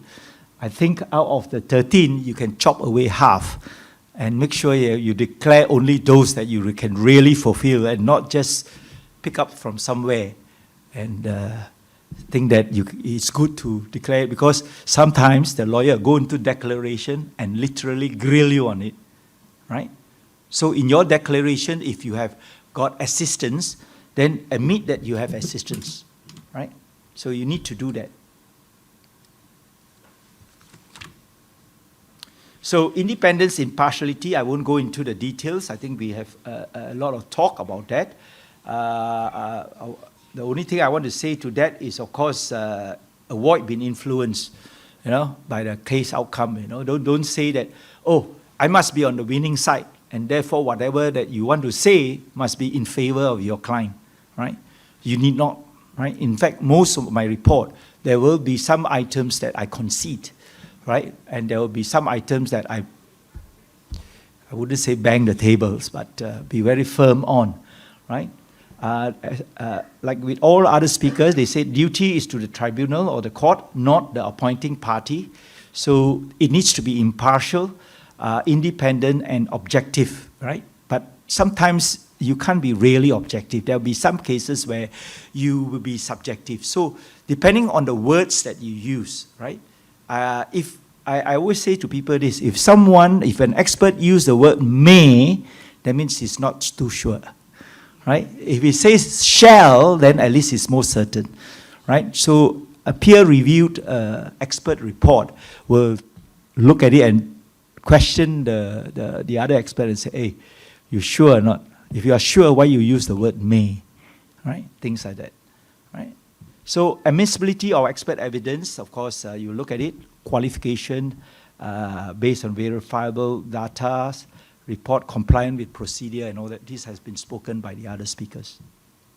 Legal ethical consideration has also been touched on, so I wouldn't want to touch on again, other than if it is non-compliant, what would happen if it is a non-compliant report, professional complaints or lawsuit, discipline committees involved. Sometimes, of course, architect been referred to the discipline committee. QS also has been referred to the discipline committee. Of course, there are various criticism to that as well. I don't want to, in this forum, share with it outside what people criticize about their own discipline committee. Of course, their own architect, well, where would they want to punish their own architect and or their own QS and so forth. But that is the case of negligence and misconduct, if it is really quite apparent. And common pitfall in expert report, quite a number, and I won't go into the details, other than to point out that things like, for example, technical jargon, try not to use it. For example, some QS like to use notwithstanding the SMM. You know, what does it mean? You know, for a judge, they wouldn't know. And I remember many years ago, for those who remember, the late Dato' George Sia, who already passed away, and he was one of the Supreme Court judge previously. And he had arbitration, I had arbitration before him, and quite interesting because he's, I would say, one of the most reasonable arbitrators. He's coming in taxi and all that. I got a lot of respect for him because at his funeral, I did pay my last respect to him. Why I want to mention to you is this. He himself, in spite of his status and his position, still very humble. And he then go on and said, Mr. Surveyor, that at that time, Mr. Ong, at that time don't have SR. So, Mr. Ong, you are the expert. Can you tell me what is M square or M2, right? Now, for us all, you will be wondering, he doesn't know about it. But this is it. You might think that technical jargon is all those bombastic words. It could be as simple as meter square, right? And it could be as simple as, ooh, can you explain to me what is this PET foundation, right? So sometimes you might think that, oh, it has to be so technical, so expert and all that, but certain, what do you call it, jargons can be answered by the consultant. You don't need an expert. So sometimes I advise my client as a claims consultant that certain scenario, you don't need an expert. And sometimes strategy-wise, you don't want to put an expert witness report in until the other party has filed one. Otherwise, you do away with it. Do away without it, particularly in adjudication. Okay? So, practical tip, and here it is, again, without going into the details, other than to say that depending on the case, whether when you're preparing for examination, you do have to prepare. And the earlier I mentioned to you about the RICS case. The fact of it is that they didn't prepare. He didn't prepare. And as a result, he was heavily criticized. But all experts need to prepare. And sometimes the preparation can take a couple of weeks, right? And clients sometimes say, hey, you finished your expert report. Why can't you include all this in your expert? I say, look, yes, we can include it one time, but if your case is postponed 3-4 times, it doesn't mean that I can remember. You know, some cases, they get postponed 3 or 4 times, and by the time you know it, it's 3 years down the road. Can you still remember what you prepare? So each and every time, just before the hearing, 2 weeks before the hearing, you know, you need to read up and you need to go through it again and all that. right? So this is where you need that. And where you need assistance, then the declaration should also include assistance, right? So before I conclude, I would want to give you this, there's 3 or 4 other slides. One is the guidance from case law. I love this case, Water Lily versus McKay. And in 2012, when I was in Hong Kong, this case came out, and I was so excited over it because it does, it's a landmark case, and it does change our position over here. This is it. And in this particular instance, in respect of expert evidence, right? You can also use it as a guidance for EOT and as a guidance for loss and expense. My other talk, I also refer to this case. But on expert itself, you can see that what Justice Akenhead, who was the head of TCC, he came to Malaysia before. I spoke to him as well, particularly on the preliminary issues. What do you mean by provided the preliminaries has been priced realistically? And we're coming back to this. Expert should approach, first and foremost, court emphasized delay evidence should be based on evidence of factual weakness and opinion of suitably qualified expert. Experts should approach matter on an objective basis, right? The employer's expert was too subjective in this particular case, and the retrospective or prospective approach, irrespective of whatever approach it is, it should produce the same result, right? Okay? However, in many cases, it doesn't. And why is it a case? It is because of the assumption being used by the expert, either because no or lack of information, and therefore you end up with a divergent information, or the information provided to the expert has been partially withheld, or the expert has been misled, right? So in most of my cases, I will say to the lawyer and says, look, yes, I got my term of reference, I got my scope, I want the whole pleading, both parties, so that I know the whole picture, right? But some lawyers, no, just confine yourself to that particular area. That's when it rings alarm bell to me and says, look, I've not been told the whole truth, no, nothing but the truth, that sort of thing. So a reality check of what happened, right, should always be applied, right? So as a judge or an arbitrator, like it or not, you want to use the word, you need to be on the ground, although you're not on the ground, right? Don't be flying above the forest. Try and walk in the forest, even if it is virtually, right?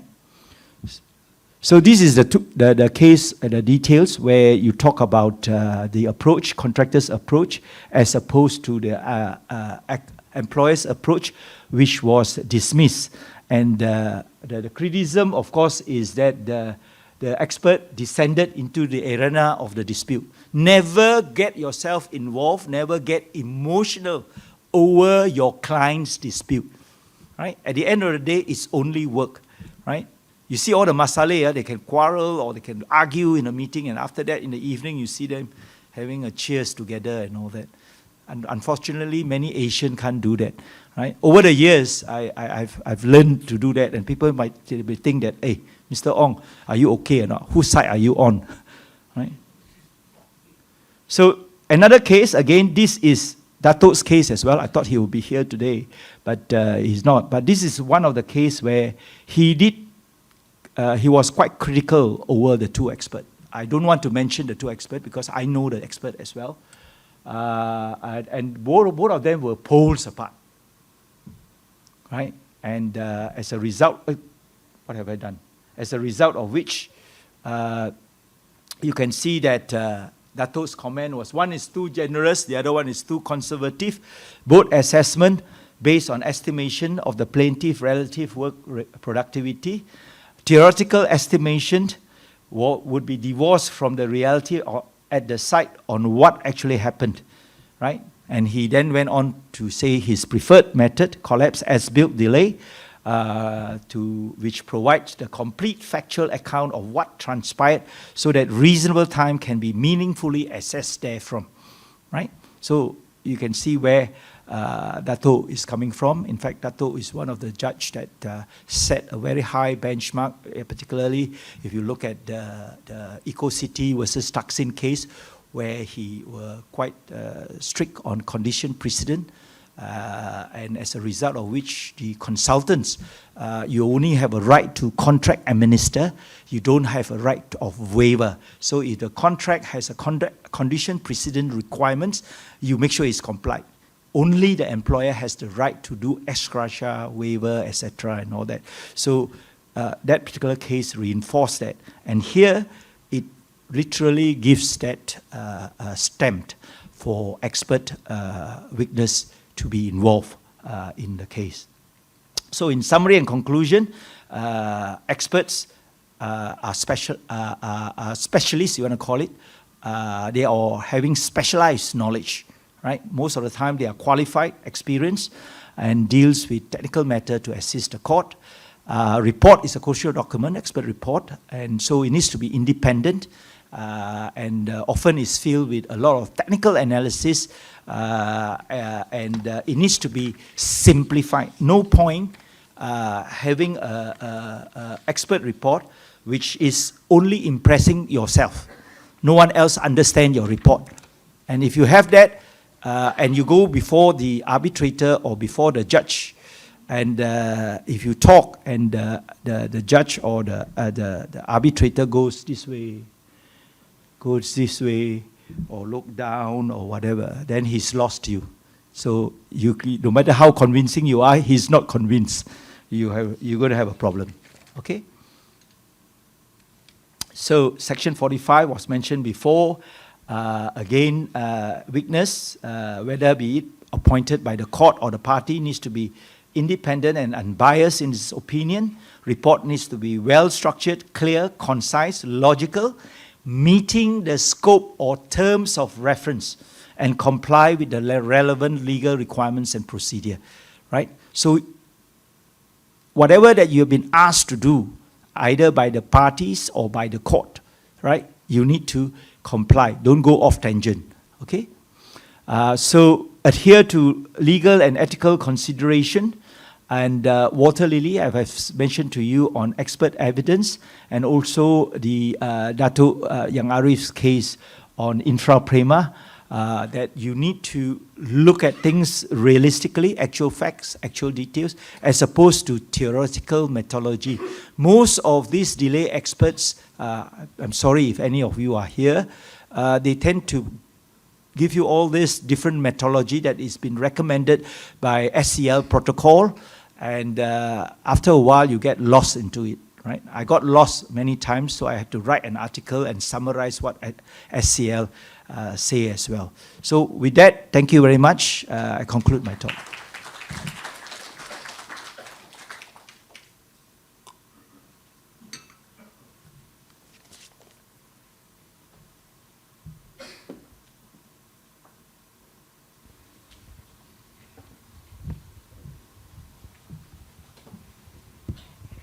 Thank you, Surveyor Ong.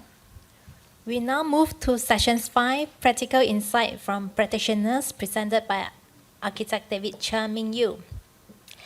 Architect David Chia is a practicing architect, urban planner, adjudicator, expert witness, and chartered arbitrator in construction industry. He is an expert witness in construction disputes and also appointed as adjudicator and arbitrator, and sole arbitrator, chairman of a tribunal of three, and co-arbitrator in construction disputes. Let's give him a warm round of applause, Architect David Chia.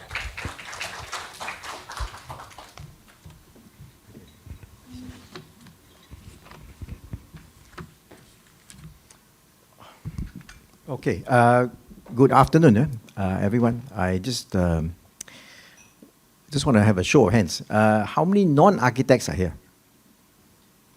Oh, okay. How many are engineers? Oh, only one, is it? Okay. QSs? Okay. Other professionals? Okay, that's all. Any lawyers here, other than the front row? No? Okay, very good. So we can have more lawyer jokes. Okay. The hard part or the best thing about coming as the last speaker is that you hope everybody is covered whatever you want to say. Yeah? So we get more time to have Q&A. That's what I was hoping for. But, since actually Surveyor Ong, H.D. Ong has done my topic actually. He's covered a lot of it. So, so I'm going to recap his lecture, yeah, what he said. And hopefully we don't try and repeat whatever he said, all right? Okay, so my topic is actually on practical insights of experts. So again, this is what actually happens in the real world. I think that is more interesting, yeah? You have no answer, but then you have to deal with it. All right, let's see. Okay, that's the content. Why experts? Are experts helpful? So we're going to go through all that, yeah?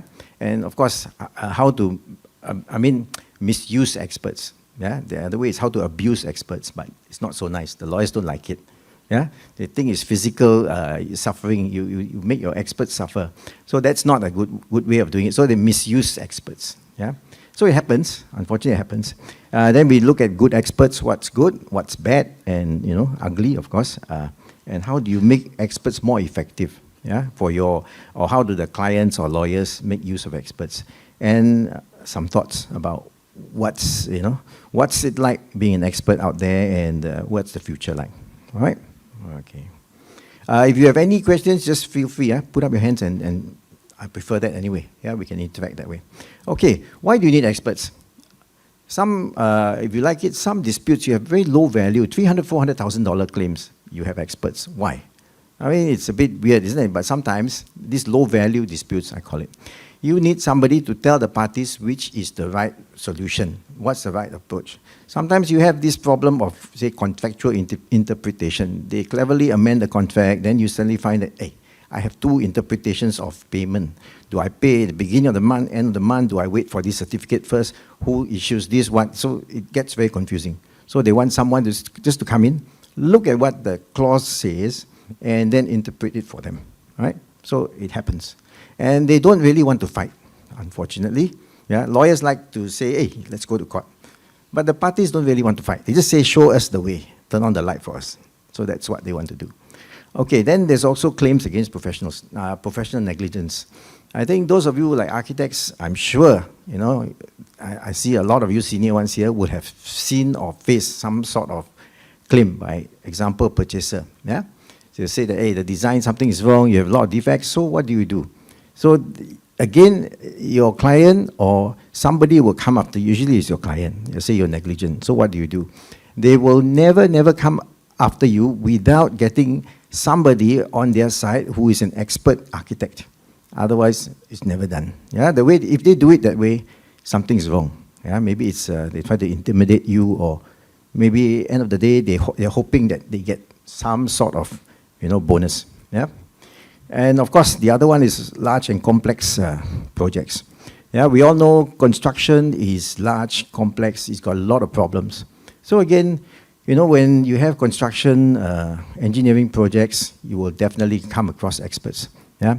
Again, if you look at it, a lot of parties involved, there's a lot of contracts, sometimes subcontracts as well involved, and of course, high stakes, money. It's all about money. If you look at whatever disputes that's happening, it always, if you look at it, origin is money. Money is always the problem.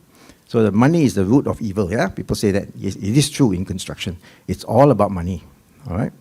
Then there's a lot of documents that's happening as well in every project. How do you then, look through all that and make sense of it? And of course, your technical issues. The more technical, the better. So the more complex the dispute, the better. So complexity is king, okay? The more difficult, complex the project is, that is when the experts will come in, all right? All right, now, if you look at the cost, what's it like if you look at, example, construction disputes? It's going to be expensive, yeah? You have a lot of people trying to give you the technical knowledge or content, information, specialized knowledge. Again, give who? Give the lawyers. When there's something wrong, the employer will get a lawyer. The lawyers want to make sense of what's happening. All right? So the lawyers need to know that. And some of this information as well is beyond the knowledge of the court. The court also needs expertise. Without the expertise, the court or the judge cannot decide. Yeah? They're stuck. Same with the arbitrator, whoever it is, the decision maker needs that kind of expertise. that knowledge. And of course, you have different experts earlier covered by other speakers. Now, again, the experts, if you look at the cost of it, 10%, 15% in arbitration. They've done research on that. So that's not very high, yeah? But you still need that to get going. Now, if you look at the, I'll give you an example. Yeah? This was told to me, power plant dispute. For the lawyers, just to get the thing going, that means getting up costs, is $5 million. Just to prepare the case for trial.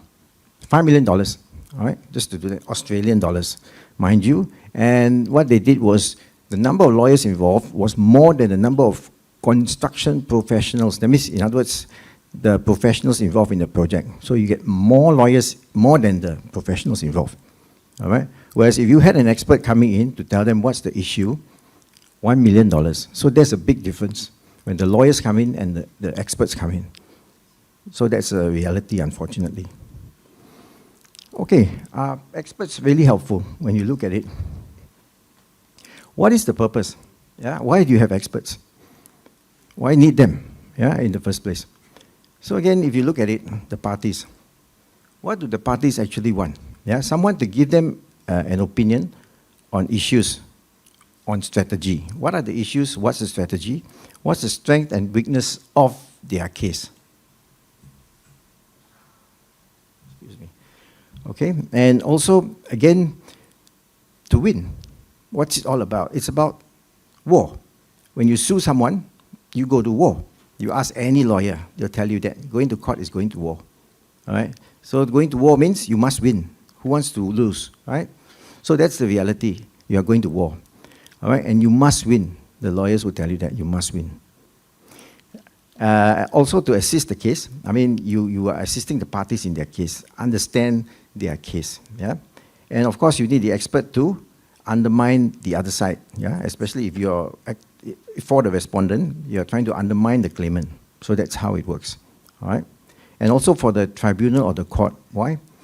You need the tribunal or the court to understand, the judge to understand the issues. If he or she doesn't understand the issues, he can't write a decision, yeah? There's no judgment because he'll be lost or she will be lost, yeah? So the court needs to do its job. The judge needs to do his job and be more, end of the day, they make, with KPIs and everything, they have to be more efficient as well. So that is the purpose of experts, okay? That's all been covered earlier. Your duties, you don't have to be advocates, fine, that's, and again, these are all consequences. If you are being, I think, one-sided, then your evidence will be unhelpful or worthless. There'll be some court cases which will refer to that. Okay. So again, if you look at it, what does the expert need to do? Expert needs to be credible and be able to communicate. I think that's important. You must be able to explain difficult concept, difficult theory, difficult example, your program. I mean, like engineers. Engineers will definitely try to run programs, analysis. So you have to then, as an engineer, be able to explain the results of your tests. If not, nobody will understand. You have test results, but nobody understands. Yeah? It's like going for your medical checkup. You go do a test or your blood test or whatever it is, and it comes back, you have no idea what it's saying. Yeah? So you need someone to interpret that for you. So same thing. Somebody has to then, explain to the parties or to the lawyers, all right? Or to the judge. What does it all mean? Yeah? And again, trustworthiness and objectivity is important. It makes people want to believe you because I can trust you. Yeah? That's also very important. Communication, yes, you must be able to clearly communicate, yeah, to a lay person. They always say you treat the judge as if they are just above what you're explaining to a 13, 14-year-old. So that's how it should be done, yeah? Make it simple. And of course, you need soft skills. You must be able to, present well, talk well, be organized and meet deadlines. So that's also very important as an expert. Okay, now if you look at the different jurisdictions around the world, there are differences, yeah, in terms of the duties of the expert. For one, if you look at England and Wales, they have this overriding duty to the court. So the expert must be impartial, independent. But the US is a bit different, yeah. So again, they do not tell you that you must be, your duty is, you have overriding duty to the court. It doesn't say that, okay. As long as you qualify as an expert witness, that's fine. So they accept you there, okay. Any questions so far? Nothing? Okay, good. Now, this is more interesting. How do you use experts, okay? I think there are three categories. If you look at it, the good experts, yeah, the bad experts, and of course the ugly, I call it good, bad, and ugly categories of what experts do, and of course how they are being misused, yeah, in the system. Okay, what are good experts? Okay, a good expert actually wants to do their job. Yeah, they want to assist the tribunal. They want to help the tribunal come to a decision. Yeah, and they try to reconcile differences and distill issues. In other words, what it means is that there's a dispute. So what actually happened? Not it doesn't work. So I'm going to blame someone. No, you have to look at what actually caused the problem, what's the root cause, and how do you then solve it, yeah? To bring it down to that level where they know who actually, or what was the cause, the root cause of that problem. So that's also important. The expert will be able to tell you that. For example, power plant, yeah? Who will know about why it's not working or why is it not producing as much electricity or power as what it claimed to be, or the equipment. Somebody must be able to tell you that or to measure that. So somebody has to then come in, yeah, the expert. So again, the good expert will give you two sides. Yeah? What is his or her opinion on both sides? That's what the good expert should be doing. And not just focus on one side, which is the paymaster side. Okay? Again, good expert, what the good expert does, you stay strictly within your expertise. Yeah? You communicate complex matters clearly, make it simple so everybody understands. And you are proactive. You seek information and you try to get information from the parties. Again, you have to ask for it, you have to look for it, yeah, and get permission. If you want certain documents to be disclosed by the other side, you know the documents exist, you want them to be available to you, okay? So you are credible, you're objective, and you make concessions as well. Okay, now, the bad expert. Okay, what does a bad expert actually do or not do? Again, you're not independent, you act as an advocate, and of course your evidence will then be given little weight or dismissed. Now, when you look at bad examples of bad expert, okay, let's go back. Okay, ships in the night reports. Again, there is a metaphor, yeah, at night you see two ships passing by, but they never meet. Yeah, so that's always the problem. So you have two different theories or two different opinions. So how do you then get them to merge or to meet? Nobody knows, and they don't care as well. Yeah, I mean, good example would be, say for example, design calculations by the engineer. Somebody will use a method which is A, somebody will use method B. So it's not, you know, which is correct, which prevails, who knows? I mean, the engineers will confirm that. Correct, engineers? Is that correct? No, not correct. So that's the best because they use different formulas. Yeah. So when the different formulas, the numbers crunch, you know, they do the number crunching, it will not be the same because I'm using a different formula, different code of practice, different whatever it is. So how do you then reconcile? So that's one interesting issue. Yeah, it's always the case. Yeah. So who cares or who knows? Somebody has to decide. Okay. And again, what does that happen? What does that mean? That means you can't resolve it. You know, how do you resolve it? You got two different theories, left and right. Yeah. How do you then go to the center? Who knows? Right? You either turn left or turn right. You can't go to the center. Okay. So in this case, what happens to the report? Then you don't clarify. It means that the parties have not really clarified what the issues are, or the experts don't clarify. Yeah. And you come up with conflicting opinions. So when it is conflicting, what does the court do? Yeah. They can't determine, you know, which is more reliable, which expert is more reliable, which engineer is better. Yeah? So again, the courts are not, they really know how to suss things out. Yeah? So there was one case where the judge just said, look, it's an engineering dispute. The judge said, look, one of the experts is not being true to his profession. That's what the judge said. That's it. So the judge knows what's happening, right? But that's the point, you know, these kind of reports, I think, have no value, honestly. They don't help anyone. The judge is not an engineer, yeah? So how will the judge know what formulas to adopt or which is reliable, which is correct? Who knows, yeah? Partisan. Partisan just means you favor one side. Normally you favor, of course, the party that's paying you, yeah? That's normal, okay? Rather than you being impartial, being balanced. So that's what you do. So unfortunately, again, you produce a report that's misleading or one-sided or it's just distorted. So it's not accurate factually, of course, because you're siding on that particular party and there's no analysis. So that's what the courts also do not want. You can see immediately whether the report is partisan. When you read it, you will know straight away. All right? Now, that's about, again, you can't, liability issues, it's not for you to comment, it's for the judge. So you stay clear of that, otherwise you'll be attacked. So forget it, don't ever mention liability. Now, the ugly side. You have experts who actually support, yeah? You're very enthusiastic about their client's position. So you look at it, everything is about their client, the client's claim, whatever the client says is correct. So again, that's another issue, yeah?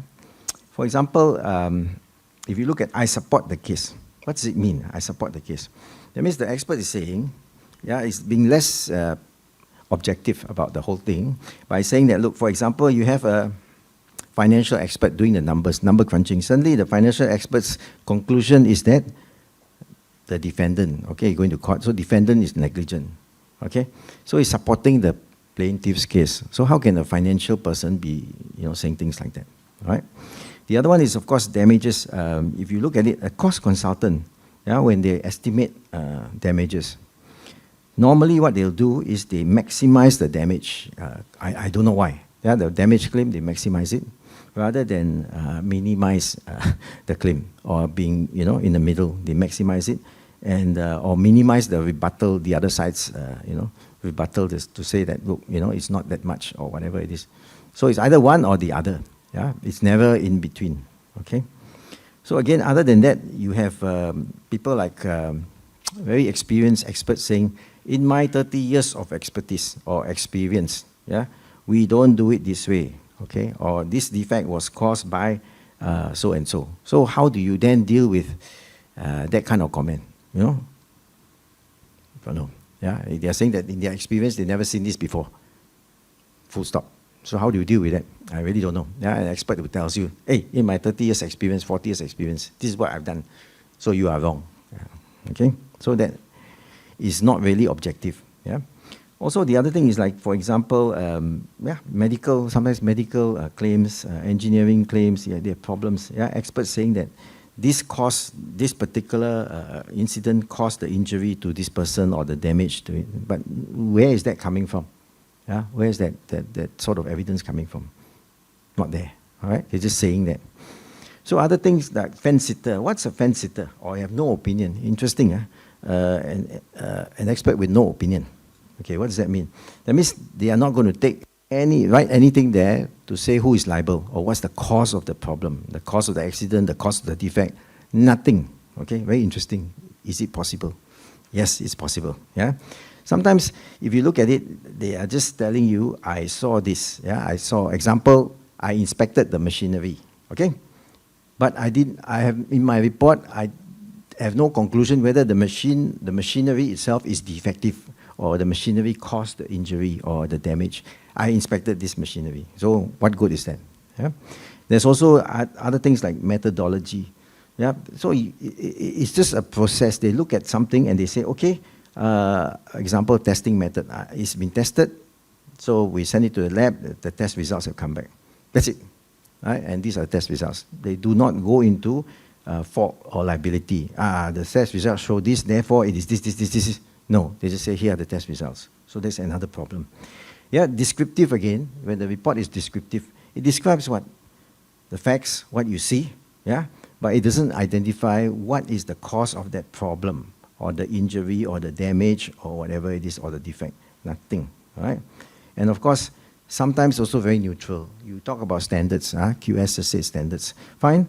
So you talk about whatever standard, Malaysian standard, Euro standards, whatever it is, but you do not then go through to interpret what the parties have submitted or what is their party's stand. You just say this is the Malaysian standard, but you did not say that, oh, this contractor did not follow or the consultant did not follow, whatever it is, did not follow Malaysian standard, nothing.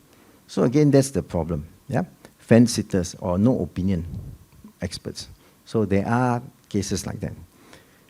So what's happened? If you look at all these things, again, the courts have are quite, I call it quite critical of these kind of experts. All right. This is a good case. Van Oort. It's quite interesting. It's a claim on pipeline work, gas pipeline work. Okay. So what's happened is that the judge just said, look, you know, your evidence is entirely worthless. Okay. You adopted your client's claims without reviewing the documents or the facts. And of course, the problem is that the lesson for you is that you should not blindly accept or adopt your client's position. Now, again, this quite difficult case was interesting because the judge gave 12 reasons why he could not accept the expert's evidence. All right? Let me see. Let's see what I get. Okay. Justice Colson. He's now Sir Lord Justice. So he's just attacking the, commenting, not attacking, the quantum expert for the plaintiff. His evidence was worthless. He allowed himself to be used, yeah, to act as a mouthpiece, and he was not independent. So what happened was it was quite stressful for this expert because during his testimony in court, he never came back. Halfway through, they had a break, and after he never came back. So that's the problem. So it shows you how stressful it is, yeah, being an expert in court as well. Okay. Okay, if you look at all the cases here, these are English cases. They criticize experts as being hired guns. So the expert is a hired gun. Unfortunately, that's how the courts look at experts. Yeah. Again, these are the cases you can have a look. You know, the citation is there. You can have a look in your own free time. Now, so again, it's of little help. Yeah, that's what it says. It damaged the position of the instructing party. So why do you want to actually not be a hired gun? It's very simple.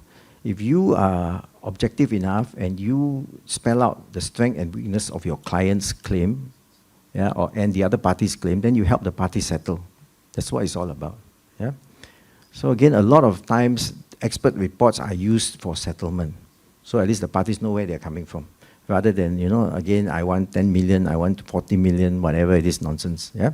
So there is some report there that helps the parties decide on the strategy. Okay. ICI and merit, this is again another case on hired guns. This is what the judge said. Yeah. Unsatisfactory as an expert. I don't consider he prepares evidence with sufficient attention to his duty to the court as an independent expert. Okay, this is ICI's, this is a dispute about factory production. ICI against the contractor. So what happened was that this is about welding defects. So they were saying that the experts say that to look at the, really look at the defect in welding, you have to go for radiography. Yeah? But the problem is that in the contract itself, there was no such thing as, you know, using radiography to check defects. It's just visual, yeah, that's all. So that's the problem. And ICI keep insisting, no, it must be radiography. So the judge said, no, you're expert, there's something wrong with the expert, you're expert as well. All right? Foster's. Okay, this is the famous Lord Foster, Sir Norman. Okay, so again, issue is this. He was supposed to design, Foster's supposed to design a hotel in Heathrow. So what happened was that they were sued, yeah, for negligence because they overran the budget. From originally it was 95 million pound, yeah, budget. Then the thing snowballed to nearly 200 million. So Foster said, look, my position is as an architect, I do not give cost estimates. That's not my job. I just design something for you. Okay, so all their experts or all their witnesses also use the same line. That's it. So the judge was quite annoyed. And then the expert came in to say that, look, this is what the judge said. Yeah, you have no intellectual justification whatsoever. And you're flawed, wholly flawed, verging on nonsense. I think the British, UK judges are better at this. They're more robust. Not like the Malaysian judges are very polite and all that. They're verging on nonsense. So it's quite interesting. Okay? So that's the judge's comment, yeah? He feared the answer to the exercise would harm the case at Foster's case. Okay? Okay, ugly expert. Again, you have this problem. Yeah, the legal teams come in and they interfere in the expert report, the drafting of it, or joint statements. So again, what you risk is that your expert evidence will be inadmissible in court. Okay, so you have to watch out for that now. In this case, BDW. Okay, what happened was that the solicitors, the instructing solicitors, was given a draft of the joint expert statement. In the UK, you cannot do that. Yeah, so it undermines the experts' independent discussions again. It's actually in their CPR, civil procedure rules, just like our court order rules of court, same thing. So you can't do that in the UK. Okay, so the judge has said, look, you can't do that. This is done earlier covered by another speaker, so I won't do that. Okay, now this is for people like who like to write a lot. Those experts who have nothing better to do, they like to blog or they can't sleep, so they keep writing about things. Okay, so this expert they've written something in the journal, Academy of Experts. Yeah, an expert witness is under no duty to the court. Yeah, my duty as an expert is to help my client with his case, win his case on the facts. Yeah, so that's what the expert wrote in the journal previously, and then in the case, the judge just said, look. The same witness, he just said, look, I looked at your evidence, I find that you did not conduct yourself as an independent expert witness or in a manner acceptable to the court. So again, I'm unable to rely on your evidence as an independent expert. Yeah. So same thing, those who write, better be careful because it's out there. People can find whatever you have written. Same thing, this is another case. This expert wrote an article in the journal, CIUP journal. Yeah. So if you look at it, if you can present the data to suggest an interpretation favorable to the side instructing you, then it is within the rules of the game. Yeah? So it means playing down or omitting some material consideration. So that's what this expert wrote. So during his testimony, when he testified in court, the expert confirmed, yes, this is my view. So the court just said, it's wrong. Your approach is wrong, and the way you've written your expert report is also wrong. So again, just be aware that whatever you write sometimes can come back and haunt you. Okay.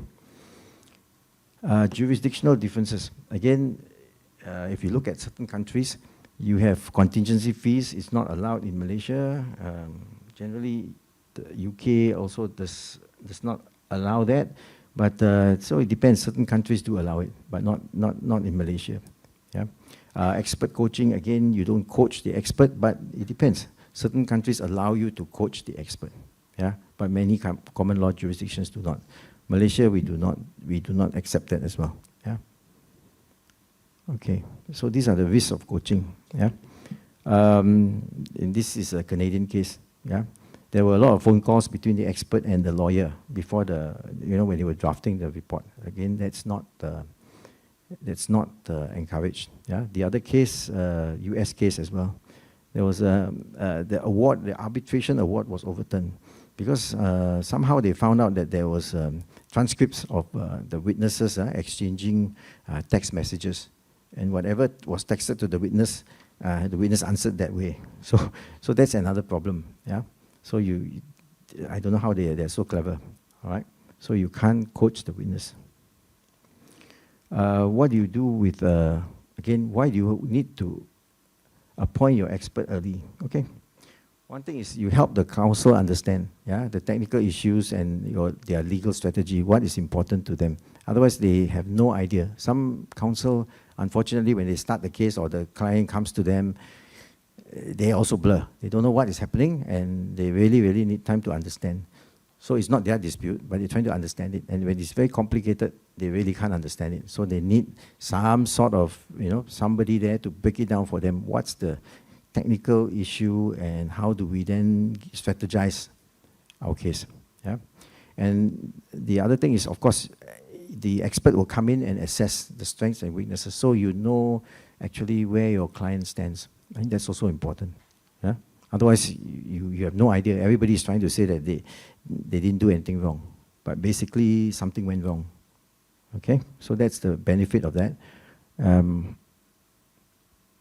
Okay, these are tools, yeah, to actually help the process of having experts there. So the experts meet, they have joint statements, that's all. So ideally without any counsel present, okay. Benefits, of course, the experts can then try and get their facts and methodologies aligned, yeah, maybe same, more or less, try to agree on certain things, yeah. They can compare opinions and help the tribunal as well. Okay, this is also important. The expert needs to present. Yeah, you summarize your opinions and make complex matters easier for the tribunal to understand. So each expert should do that. Ideally, simple, just 10 PowerPoint slides. That's good enough. What is their client's case? What are the issues in this dispute all about? Yeah, it makes the tribunal understand what it's all about, and of course, a big picture. What is the big picture? Otherwise, the tribunal will be bogged down by too many technicalities and not really understanding, as what HT also said. You get lost, especially when delay analysis. You have no idea. Yeah, both experts are talking about different things, so you're lost. Okay, this is another one that's good. A hot tubbing, where the experts come together and they testify. Sit around the table and they take turns to testify. So it's good. Yeah, so there is a Q&A by the judge or the tribunal, so it's good. And then there is direct interaction. So that helps a lot. It cuts down on I call it misleading testimony. Yeah. So sometimes they try to mislead because the case is not good enough. So they try to mislead or try to become very, general about things. Okay. Then when an expert is together with their peer, they may be more honest or more, they will try harder to present their opinions, yeah? So to convince the tribunal or the judge. Okay, now, key takeaways. That's important in terms of your expert. You check credentials. You make sure the expert knows what the expert is supposed to be appointed for, okay? Again, you choose your expert carefully. I've come across cases where actually for EOT or delay analysis, somehow the parties chose a lawyer. So the lawyer became the expert, EOT expert. So I don't understand how that happened.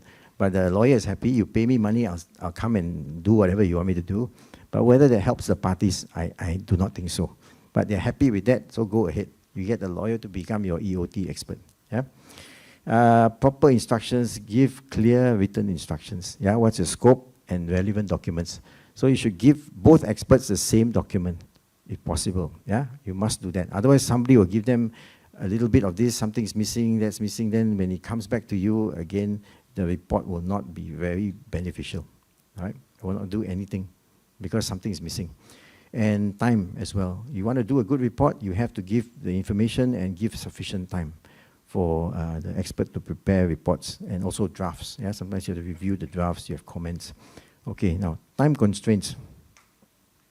You need time to do a good job. Everybody knows that. Yeah, but the problem is, if you cut short the time, what's going to happen? The report will be very, very, heavily caveated. In other words, they will have a lot of conditions. They say if this, if that, so it doesn't really do any good. So don't cut the time. Yeah, sometimes the problem is the expert comes on at the last moment. Yeah, the lawyers first. Then the lawyers tell the client this is the case. Then get an expert to somehow come and support our case. Yeah, so it doesn't work that way. It should be expert first. But unfortunately, they turn it around and they tell you okay, the trial is in 2 months' time or 1 month's time, so you have to come up with an expert report. Yeah, that's the kind of strategy they adopt. Yeah. So again, sometimes if your expert cannot get a site inspection or site visit, what does the expert do? The expert will just sit down and look at whatever report is done by the opposing expert and give their comments. Yeah. So again, that's not very helpful to anyone. Yeah. If you don't go to site, how do you know what the real problem is? No idea. But that is how it is. And also, it also depends on money, basically. If you don't want to pay the expert, what do you expect the expert to do? Right? Yeah. So they'll try and give you a shortcut, which is, I think, end of the day, whatever the budget is, they'll just follow that. Okay. As an expert or dealing with experts, generally, it is positive that there are people out there who have the expertise, the knowledge, but again, it is challenging because they try to be helpful to their client. So it's not about, I'm doing an impartial job, I am independent and all that kind of, no, it's not. So there is some sort of element of, I'm trying to favor my client because I'm being paid for it, so I must be able to help my client, right? That happens, unfortunately. So it becomes very difficult to work with experts who have that kind of mentality. Yeah. So again, horses for courses, depending on what kind of expert you are, and again, whether you are being there to buy time, yeah, or you're not there, because your client's case is not so strong, so you're buying time. You're trying to muddy the waters, yeah, unfortunately. And different experts have different abilities and their performances as well. So depends on who you get, what you get, and of course time and budget constraints. Yeah.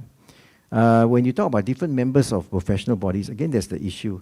I mean, you could be dealing, an architect could be dealing with, architect expert could be dealing with a building surveyor. So how do you then make, get the two reports to jive together? I'm not sure. Yeah. Or you can get a project manager to write a report, and you have your expert writing, expert engineer or whatever writing a report as well. So you got two reports with very different content. So how do you then make sure the obligations or whatever is in there is adequately handled by the two sides? Okay. So if you look at it, I mean, there's quite strange things happening. Like, for example, you have defects, building defects. All of you architects should know building defects, right? So when you have you think lawyers are creative, architects are, creative, but when you mix the architect together with the lawyer, the architect expert with the lawyer, suddenly they become more creative, yeah?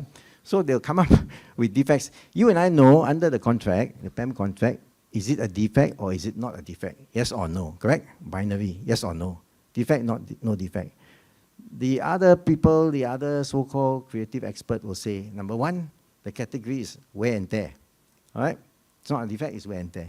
Secondly, okay, the building has been occupied by the client or the employer, so it's not a defect. It's been taken up and used, right? The third one is a minor defect. So you're dealing with 3 additional categories which you never see before, right, in the contract. So that's another problem. So where do they get that from? I don't know. Is there such a thing as a minor defect? I ask all of you, yeah? In your contract, when you administer as a SO, such a thing as minor defect, you answer that. And the other thing is, of course, when you look at all these defects, it cannot be that if you're on one side, let's say you're on the claimant side or employer side, it is a defect. When you're on the contractor side, it's not a defect. I mean, your standards, come on, wherever you are in Malaysia, it's the same standard, right?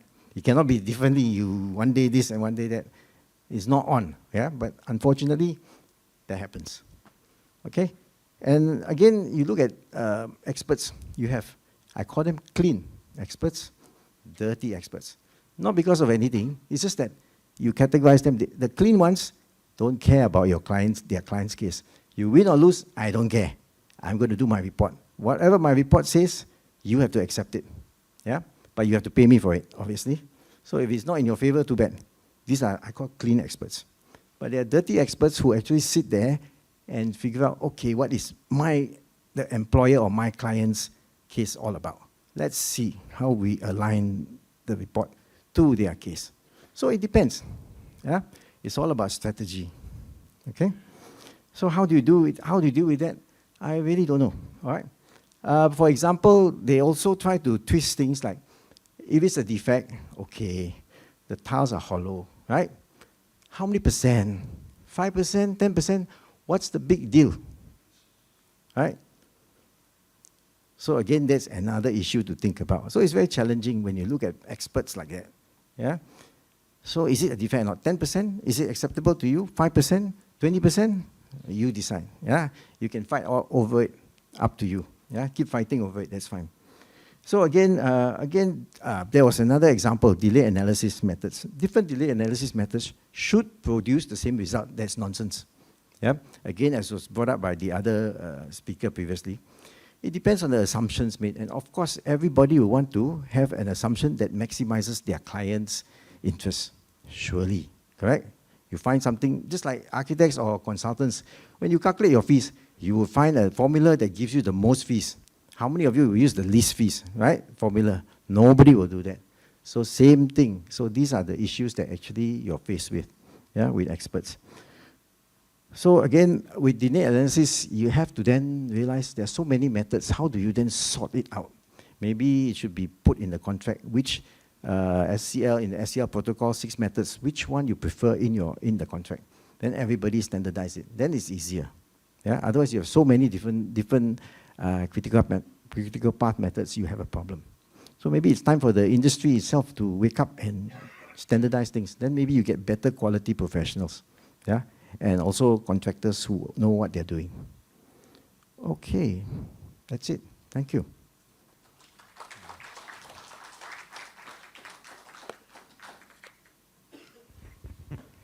Thank you, Architect David Cha, for his insightful and practical presentations.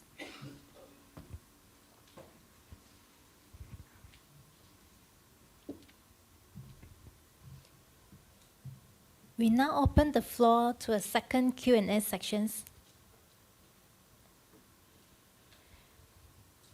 It's our pleasure to invite Architect ADR2025 again on the stage to moderate these sections. I'd like to invite the speaker, Surveyor Ong and Architect David Cha on the stage.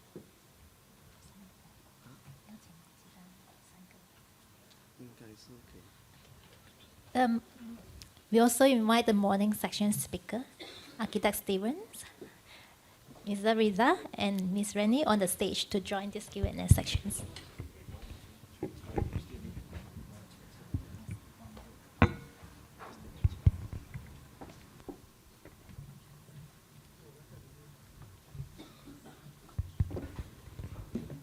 Yeah, before the Q&A start, just a reminder, we only show the sign-out code after the Q&A, or else you won't get the CPD points.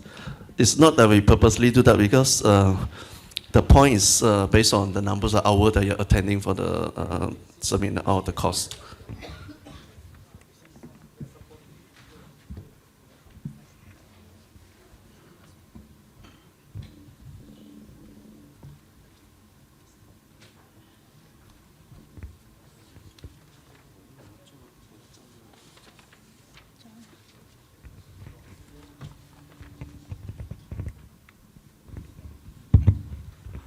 Okay, we have all the 5 speakers aligned over here. So before the lunch break, we have a lot of burning questions. So now I open the floor to you all. Any questions from the floor? Okay, from Architect Lee Chowa, our past president of PLAN. One for David first. So how do you decide on the defects? What's your conclusion? I think you have to look at, whether it's a defect or not, yeah, for start. No, there's no in between because again, there's the issue of using your own judgment. Is it a defect or not? If it is, then it's a defect. Then you rectify it. That's it. If you have in between, then you have another problem. All right. Then they'll start giving you rectification solutions. I buy something from Shopee. I spray under, let's say, the hollow tile. I spray something under the hollow tile. It's fine, right? What's the problem? But you do not know the technical things, whether it will, again, it'll be compatible with whatever adhesive that was used for the original tile, right? And the additional, whatever you spray in there, again, the additional you want to call it pressure by whatever you spray in there, will that also help lift up the tile again? So these are all additional problems, technical problems that come in, which you consider, but the other expert may not consider. They could just be a building surveyor, right? So they don't have that technical knowledge that we have. So all these things will start, you start thinking about it. So how do we then answer that? I mean, the other side is just trying to get a solution, but whether the solution is compatible to accepted practice or whatever is in the industry, who knows? So that's always the challenge. Yeah.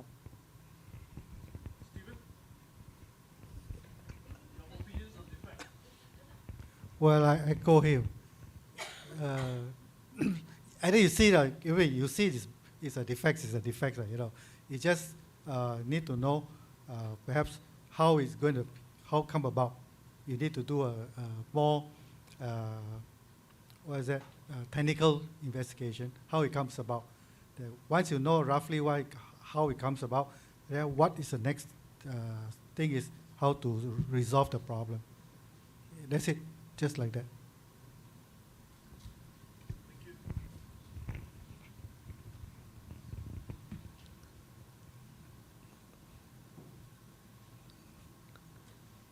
Suddenly no questions.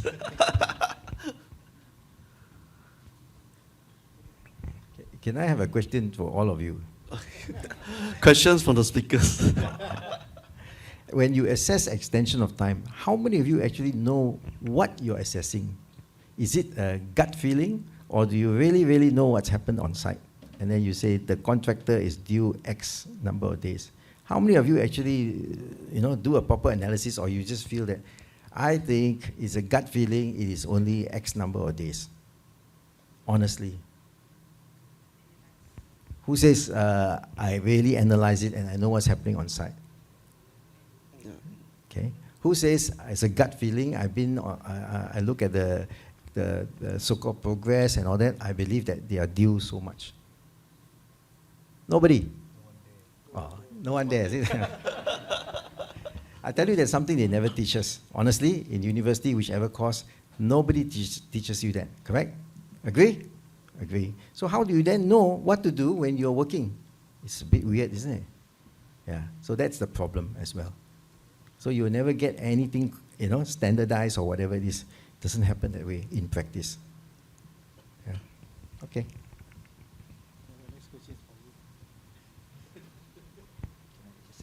Eileen?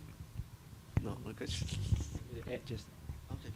I just want to add that what David says is true. However, I have one case, without naming who the architect is, very prudently engage a specialist or delay expert to look at the extension of time. And that was because he knows that the contractor already employed a claims consultant and is coming in. So that was the only occasion that I had that when I walk in, the architect was there, the other side claim consultant was there, and then say that, right, today we're going to talk on extension of time. And he's got his representative there. Okay, if no question, I have a very simple one. Oh, yeah, Stephen. Just to add in today, we talk about being appointed as expert witness. Now you come in, you examine, because prior to your appointment, there are very little document available to you because it is confidential. So you give a quotation that is accepted, you're in, then they load you down with all those documents. You look through, then you find that it's very difficult case to put a report, I will use the word favorably, for your client. So do you exercise a way out, or just proceed to move on? Now, I personally, of course, I have that. When I see it's a useless case, or rather helpless case, no winning chance that even whatever I put in is going to go against. So by so I don't have a report. That would be my opinion. Now, so I told the client that I don't think I'm very comfortable with this case. It's not going to be fruitful. So I returned the money.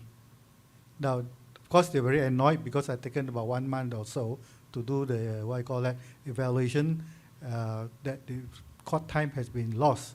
You know, they need to put in. So I said, I can't do that. Even you ask me to put in a report, it's not going to do you any good at all. So why put in the report? You know, they will laugh. I say the other party will laugh at it if I put in a report. It doesn't do you any good at all. So I just said, no, I can't do it.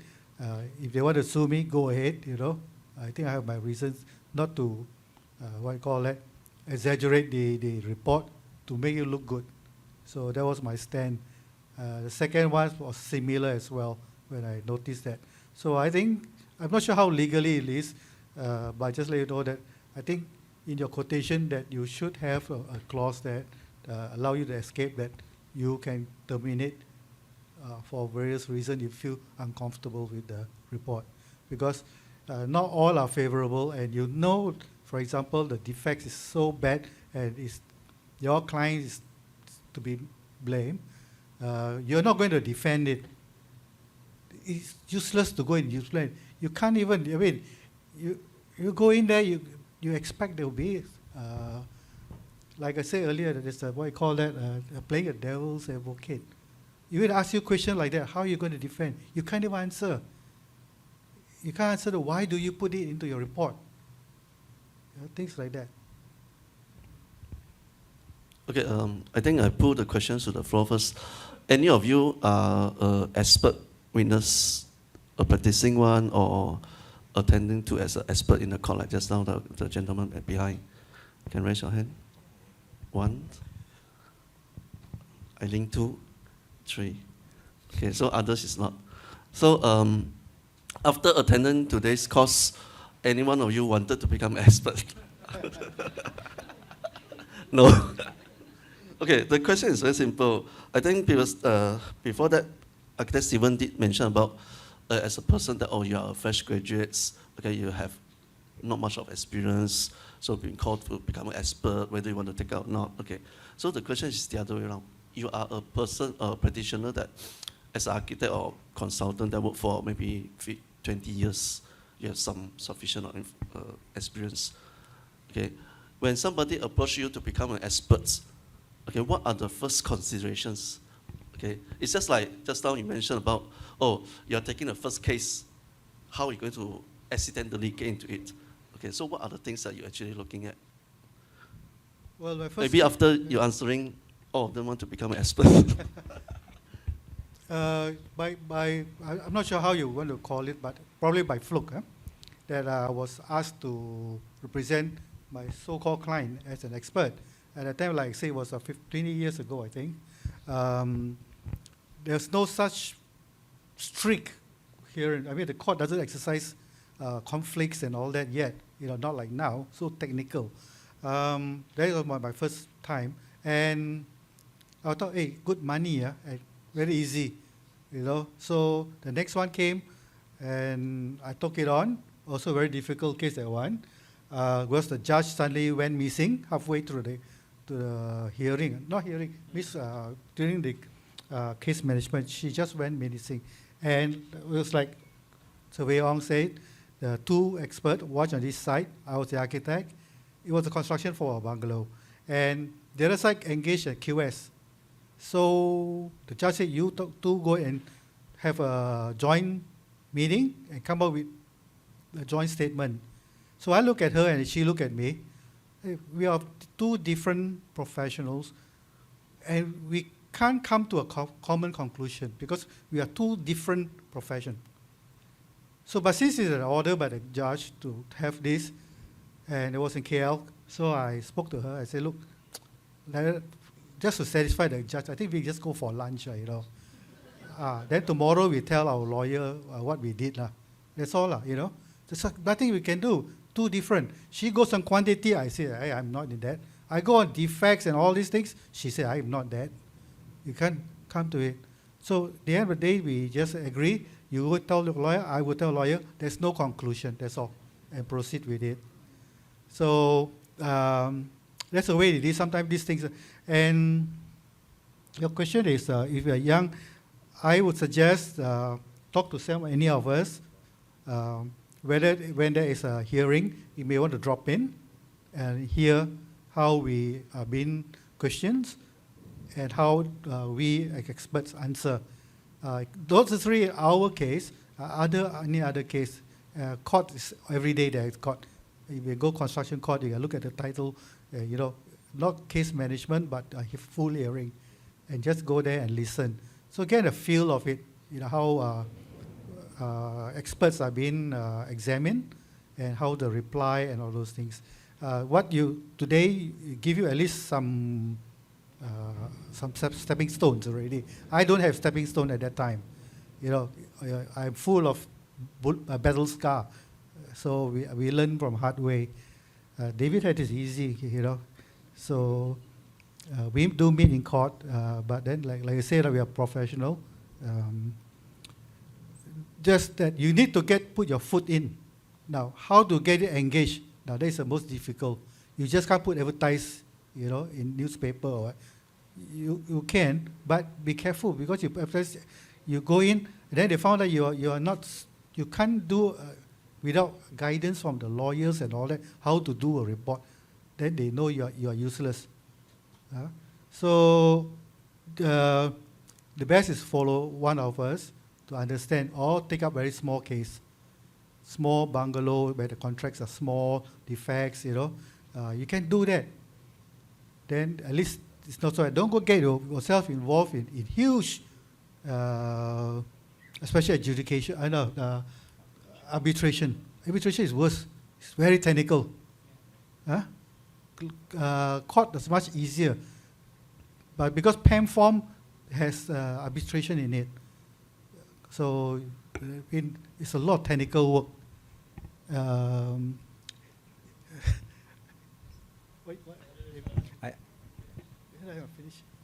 I think if you are prepared to be an expert, then you just hope that the other side Stephen's not on the other side. I think that's the thing that you hope for the most. Yeah. I have to check the other side who's the expert first. But you don't know. You don't know who the other side, because you're probably the first one to prepare the report. Then I get on board to rebut of your report. They say, oh, Stephen. So, then he resigned. So that's a fun part or danger part. Okay. So since kita semua ni masih lagi practicing consultant, architect apa semua. So ada setengah-setengah kes tu maknanya melibatkan expert witness, kedua-dua arkitek lah, kita panggil dua arkitek. Sekiranya pihak satu lagi tu bersalah, dia dapati bersalah, apa tindakan lembaga kepada arkitek yang breach that, melakukan kesalahan tu lah. Adakah kes macam ni, sesuatu kes tu dikira habis dekat court tu je, and then arkitek yang melakukan kesalahan tu tidak dikenakan apa-apa tindakan oleh lembaga masing-masing lah. Itu soalan saya. Okay, dari segi lembaga kan, you put a report out kan, dia buat report, pergi mahkamah, and if your report is not taken by the judge, so there's nothing wrong with it, because when we put our report, we don't need to know win or lose, so long we do our job, preparing report. Hopefully it helps the court.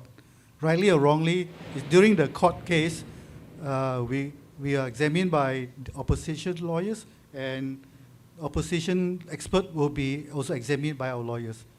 Kedua-dua pihak pun kena examine. Jadi pihak tu yang Arif akan buat keputusan yang mana tepat, which one is more. Itu saja. Now dari segi lembaga, kalau kita dilaporkan, is tadi Puan Rena ada sebut that you can be, kalau ada breach of conduct, itu saja lembaga. Otherwise, no.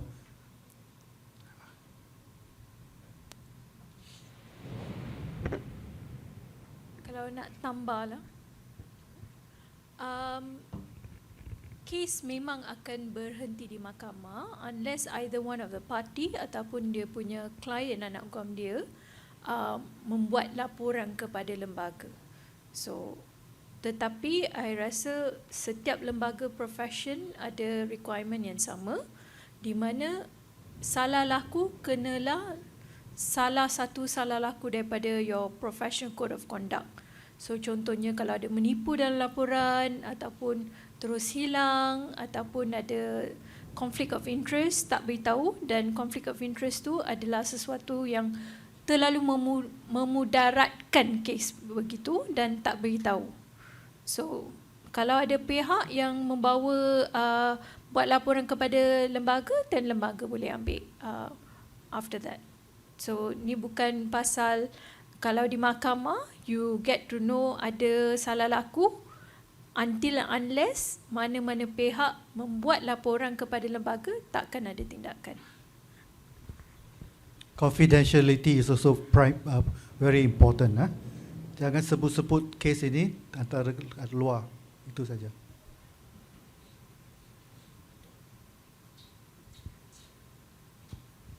Any more questions on the floor? Yeah. Swati, this one.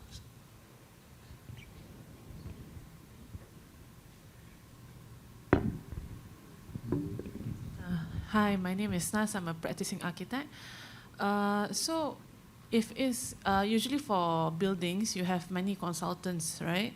So, what if when you are doing the expert witness, it involves M&E and CNS items? Do you inform your client that you need additional services, or is it that you just put it outside your scope? Okay, I think I've spoken before on this. We are only on architectural, or maybe on contract, if you are a contract administrator. If it's M&E, you get M&E.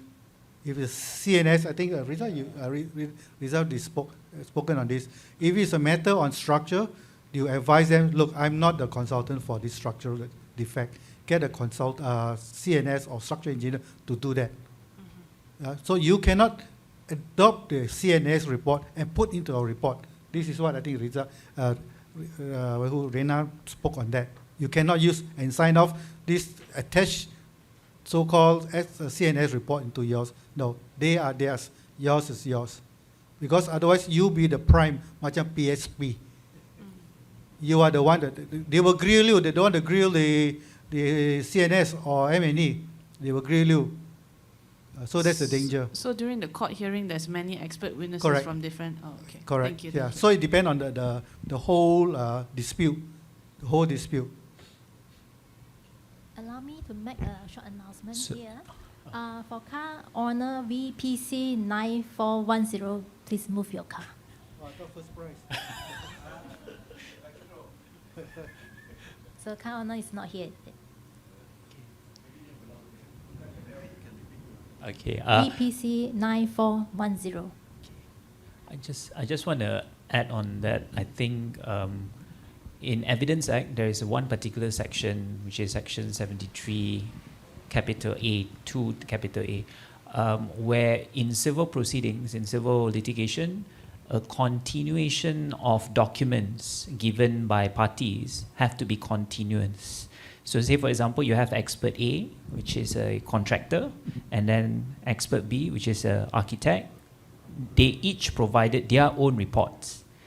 But in that particular section of section 73, capital A, double A, under Evidence Act, the judge will actually look at it continuous, because when you complete the whole building, it is a completion of a joint venture, a JV. So in that case, the judge must read it aligned together with another continuous document so that it makes sense. Because when a judge decides, he must look at it as if like it's a totality. But the dispute is only with regards to one particular area, which is, say for example, the default.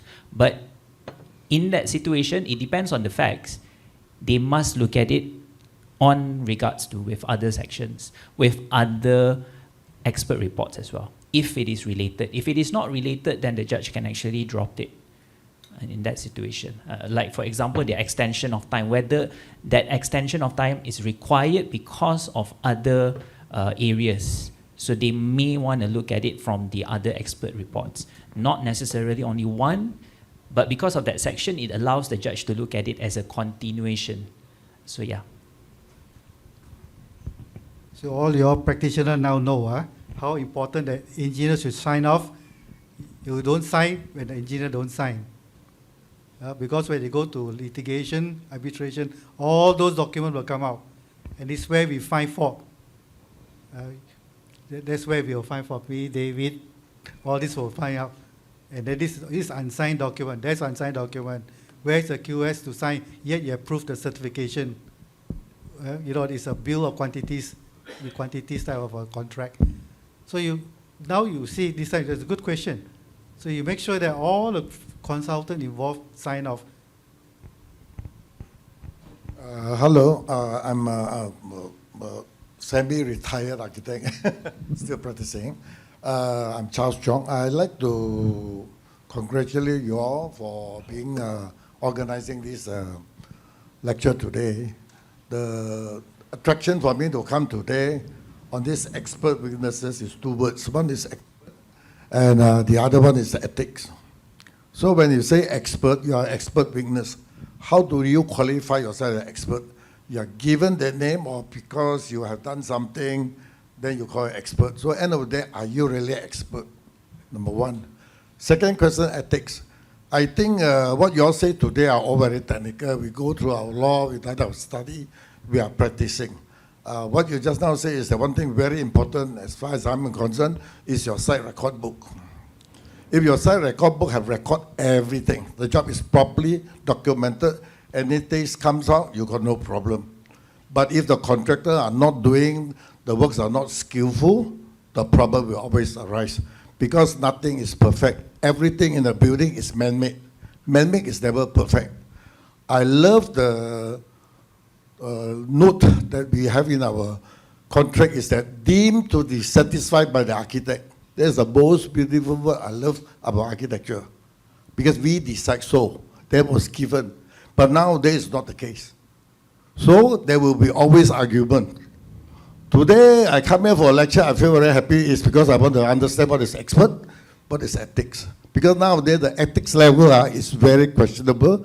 That's why the legal profession is having a good roaring business. I hope you catch up from here to talk on this. Thank you. Okay, expert, we are all experts. As an architect in administration of a contract to realize the building that you design. We are all expert. No other person can come in and say you're better than you because you've gone through your examination and all those, you build a building, so you all are experts. Now, when you put the word witness in, it's a separate meaning altogether. That means we go and present in the court of law or in arbitration. So that's a different role altogether. So expert in that, and we are just putting ourselves in front of the court, to assist the court, using our expertise as architect. The same as, but you don't go to court, but you are still expert in your own way. It's just an extension of our job. I think, when you call yourself an expert, there are experts and there are experts. Everybody in this whole country also say they are experts, right? So let's put it this way. So nobody is to say that you are not an expert, you are an expert. There's no such thing, all right? So again, it's up to your experience, your training, your knowledge. That's very important, yeah? You might be expert in, say, marble, for example, quality of marble, quality of stonework. Fine. So you're an expert through your knowledge, through your work experience. That's fine. No issue. So it's that kind of thing. Nobody's to say or to know better, right? You profess that, fine. You go to court and you convince the judge. That's the main thing. And when you're in court, don't forget, the judge holds you, if you're an architect or professional, doesn't matter, in high regard. Obviously, you're a learned person, right? You go to court, the court will listen to you. You're convincing the judge. So that is also very important. So when you're in court, you must also know what you're talking about. Otherwise, the judge will condemn you. And the problem with you get condemned is that in the judgment, your name will be there. Yeah? So there's something to watch out for as well. So don't let your profession down, and also, of course, your own reputation is also important. That's the two things you must look at. Your profession and your reputation. If you want to do this kind of work, you have to protect both. Yeah? All right? You want me to say something? No. I think for those who wants to aspire to be an expert, going along the same line as adjudicator, there are those who says, oh, I want to be an adjudicator.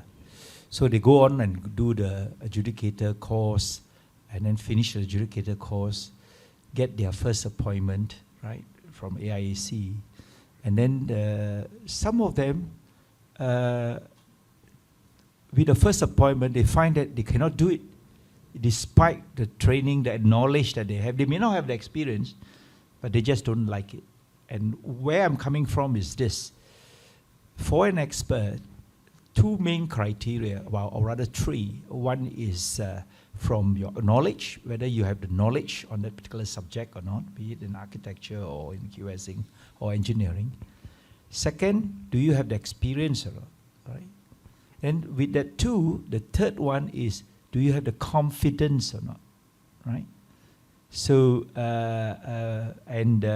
if you have that three, then you can have a try, right? But once you are going into a scenario, going into a situation where you are subjected to the real test, right? Like what David is saying, right? Been examined, been cross-examined, and some people don't like to do that. And likewise, in adjudication course, there are some of them that elect that they just are interested in the knowledge.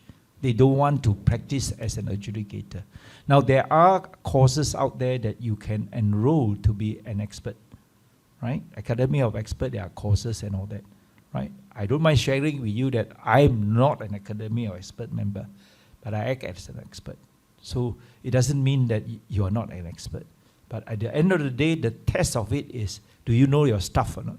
Because if you don't know, when you're questioned, it's going to be quite embarrassing to you. And okay lah, if in arbitration and adjudication, private and confidential, it all get closed door. I gave you the example just now that this particular QS, at the end of the day, haven't even gone to the site, nor didn't even know that the job is been terminated. He valued it as completed and all that. It's going to be quite embarrassing. In fact, professionally negligent in that sense. But in arbitration, it's P&C. So long as it still remains P&C, it doesn't go to the court for setting aside or whatever, where it goes open. Then you're going to have a problem. All right?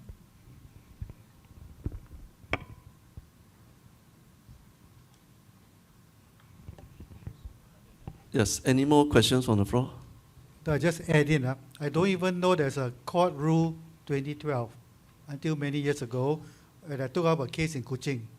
The lawyer looked at my report, said, Stephen, this doesn't comply to the rules of court. So then he extract copies of that and sent to me, this is what you need to comply with, the structure of your report. It should be following the rules of court. Then only I know there is such a thing. And that was not my second one. I've already done a few. So like I said, those days earlier, the court, I think, more lenient on this. As it got more technical, this type of things start to creep in and more things. So now, by report, I always use the word compliance to rules of court, O40A. We are mainly dealing with 40A. I think the last person to ask about the ethics, I think also in any profession, even in legal profession, we have the Legal Profession Ethics Rules 1978, which is supposed to be upheld at the higher most. And I guess it also applies to LAM in terms of to protect, to ensure that the integrity and also what are you in terms of the profession itself to uphold the profession integrity. But one thing I can also address, the AIAC in ASEAN, Malaysia is actually the central for the AIAC. And we are champion in terms of how arbitration in Malaysia, in ASEAN, because I think even in Singapore, they look at Malaysia as a center for arbitration. And that speaks a volume in terms of how we conduct our arbitration, how we conduct our court trials for construction matters.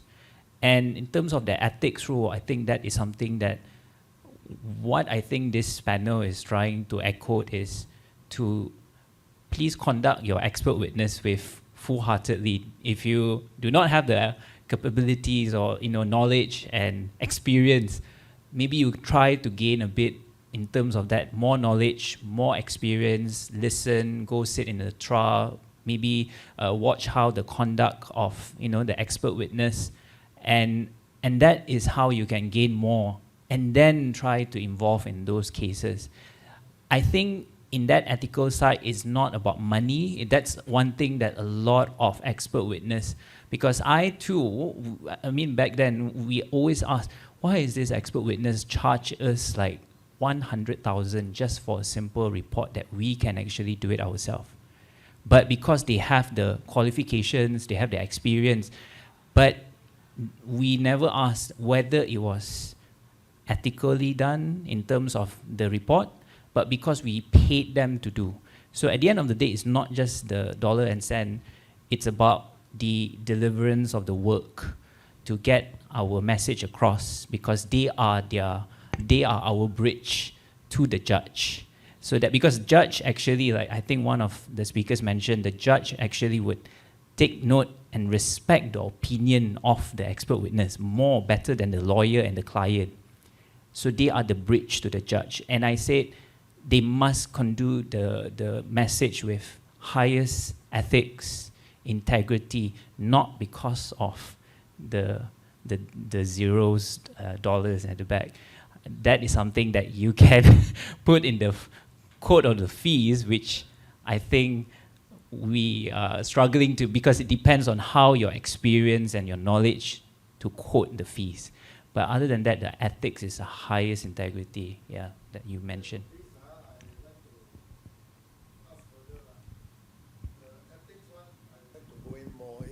Because all what we are doing now, discussing today, are secondary. It already had happened. That's why you go to court, you have these witnesses, whatever. But as architect, as professional, it shouldn't have happened. But it does happen normally because of the client, the contractor, client or the contractor. So the client want to shortcut, make some money. Contractor want to curi ayam and so make some money. So we are the people who are got caught. But we are professionally trained so that this thing don't happen and let it be delivered. So whatever we are doing today, saying today, are secondary.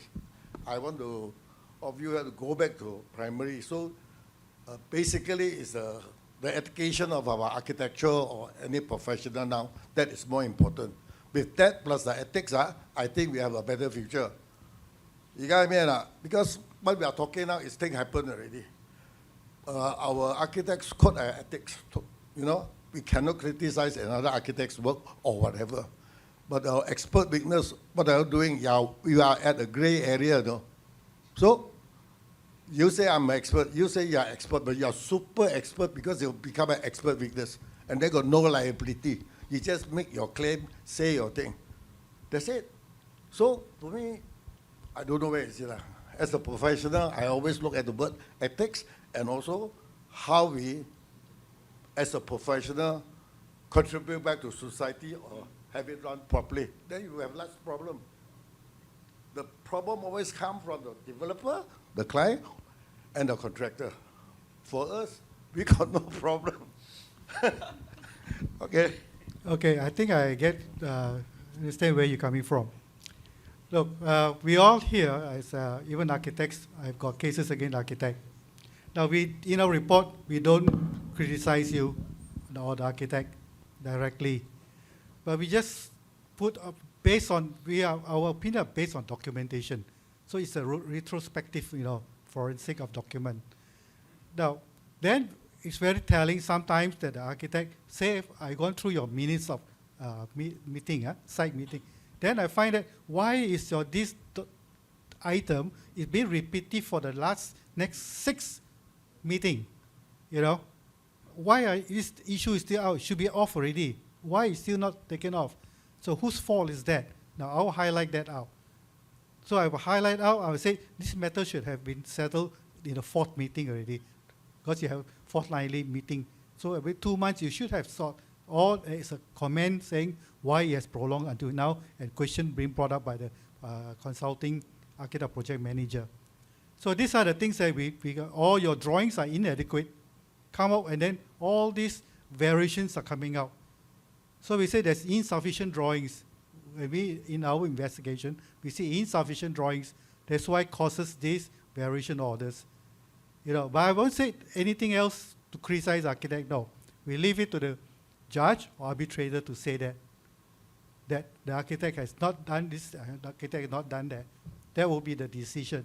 Now, there are cases where after the thing come out, the plaintiff or whoever lost, he will take a secondary charge of negligence based on this finding of the judge and or court, or rather, and sue the architect for negligence because of this document. Now, our job is to do that. We don't criticize.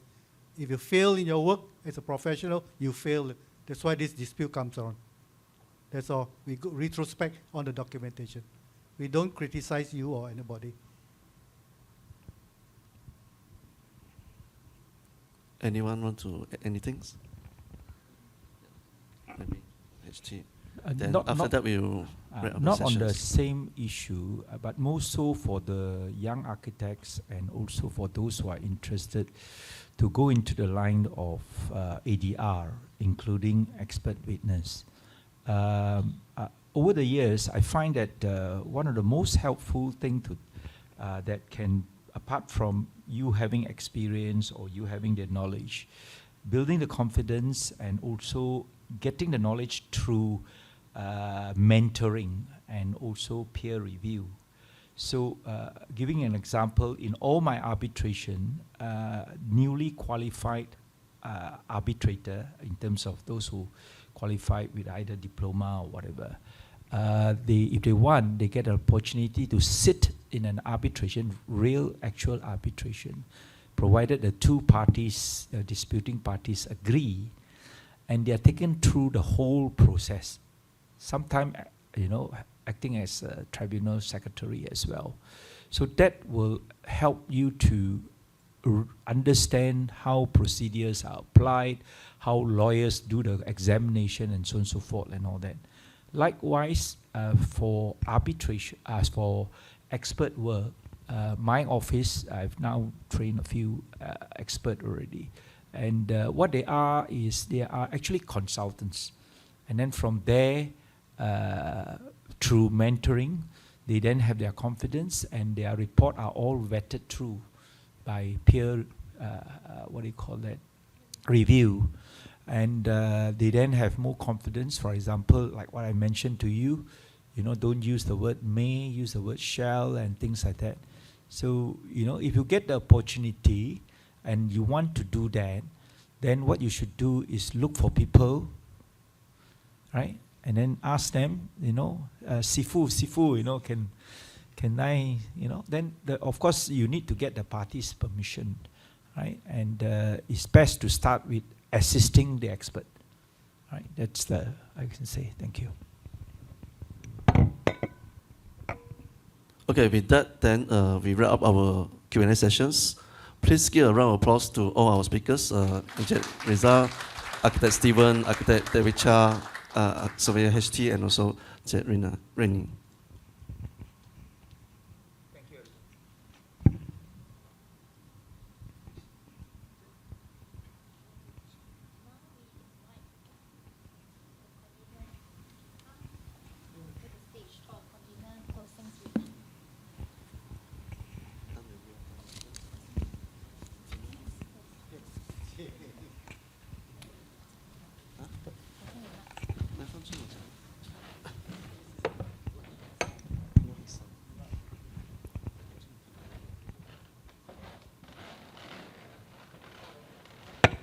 As we conclude today's expert witness course, Law, Practice and Ethics, We extend our sincere appreciations from our ADR Education Committee as well as PAM. We sincerely thanks all our speakers, our sponsors, and all the participants. Our thanks also goes to the distinguished trainers and legal experts who have shared their valuable experience and professional insight, ensuring that today's course is both practical and relevant. We trust that the knowledge and perspective gained will strengthen your professional capability to serve as an expert witness with clarity, integrity, as well as impartiality. On behalf of Pertubuhan Architect Malaysia, and as your conveners, we, Architect Chu Hen Huat and Architect Chung Bujin, thank you for your time and contributions, and we look forward your continued involvement in future PAM ADR professional development programs. This concludes our sessions. Thank you once again, and have a good day.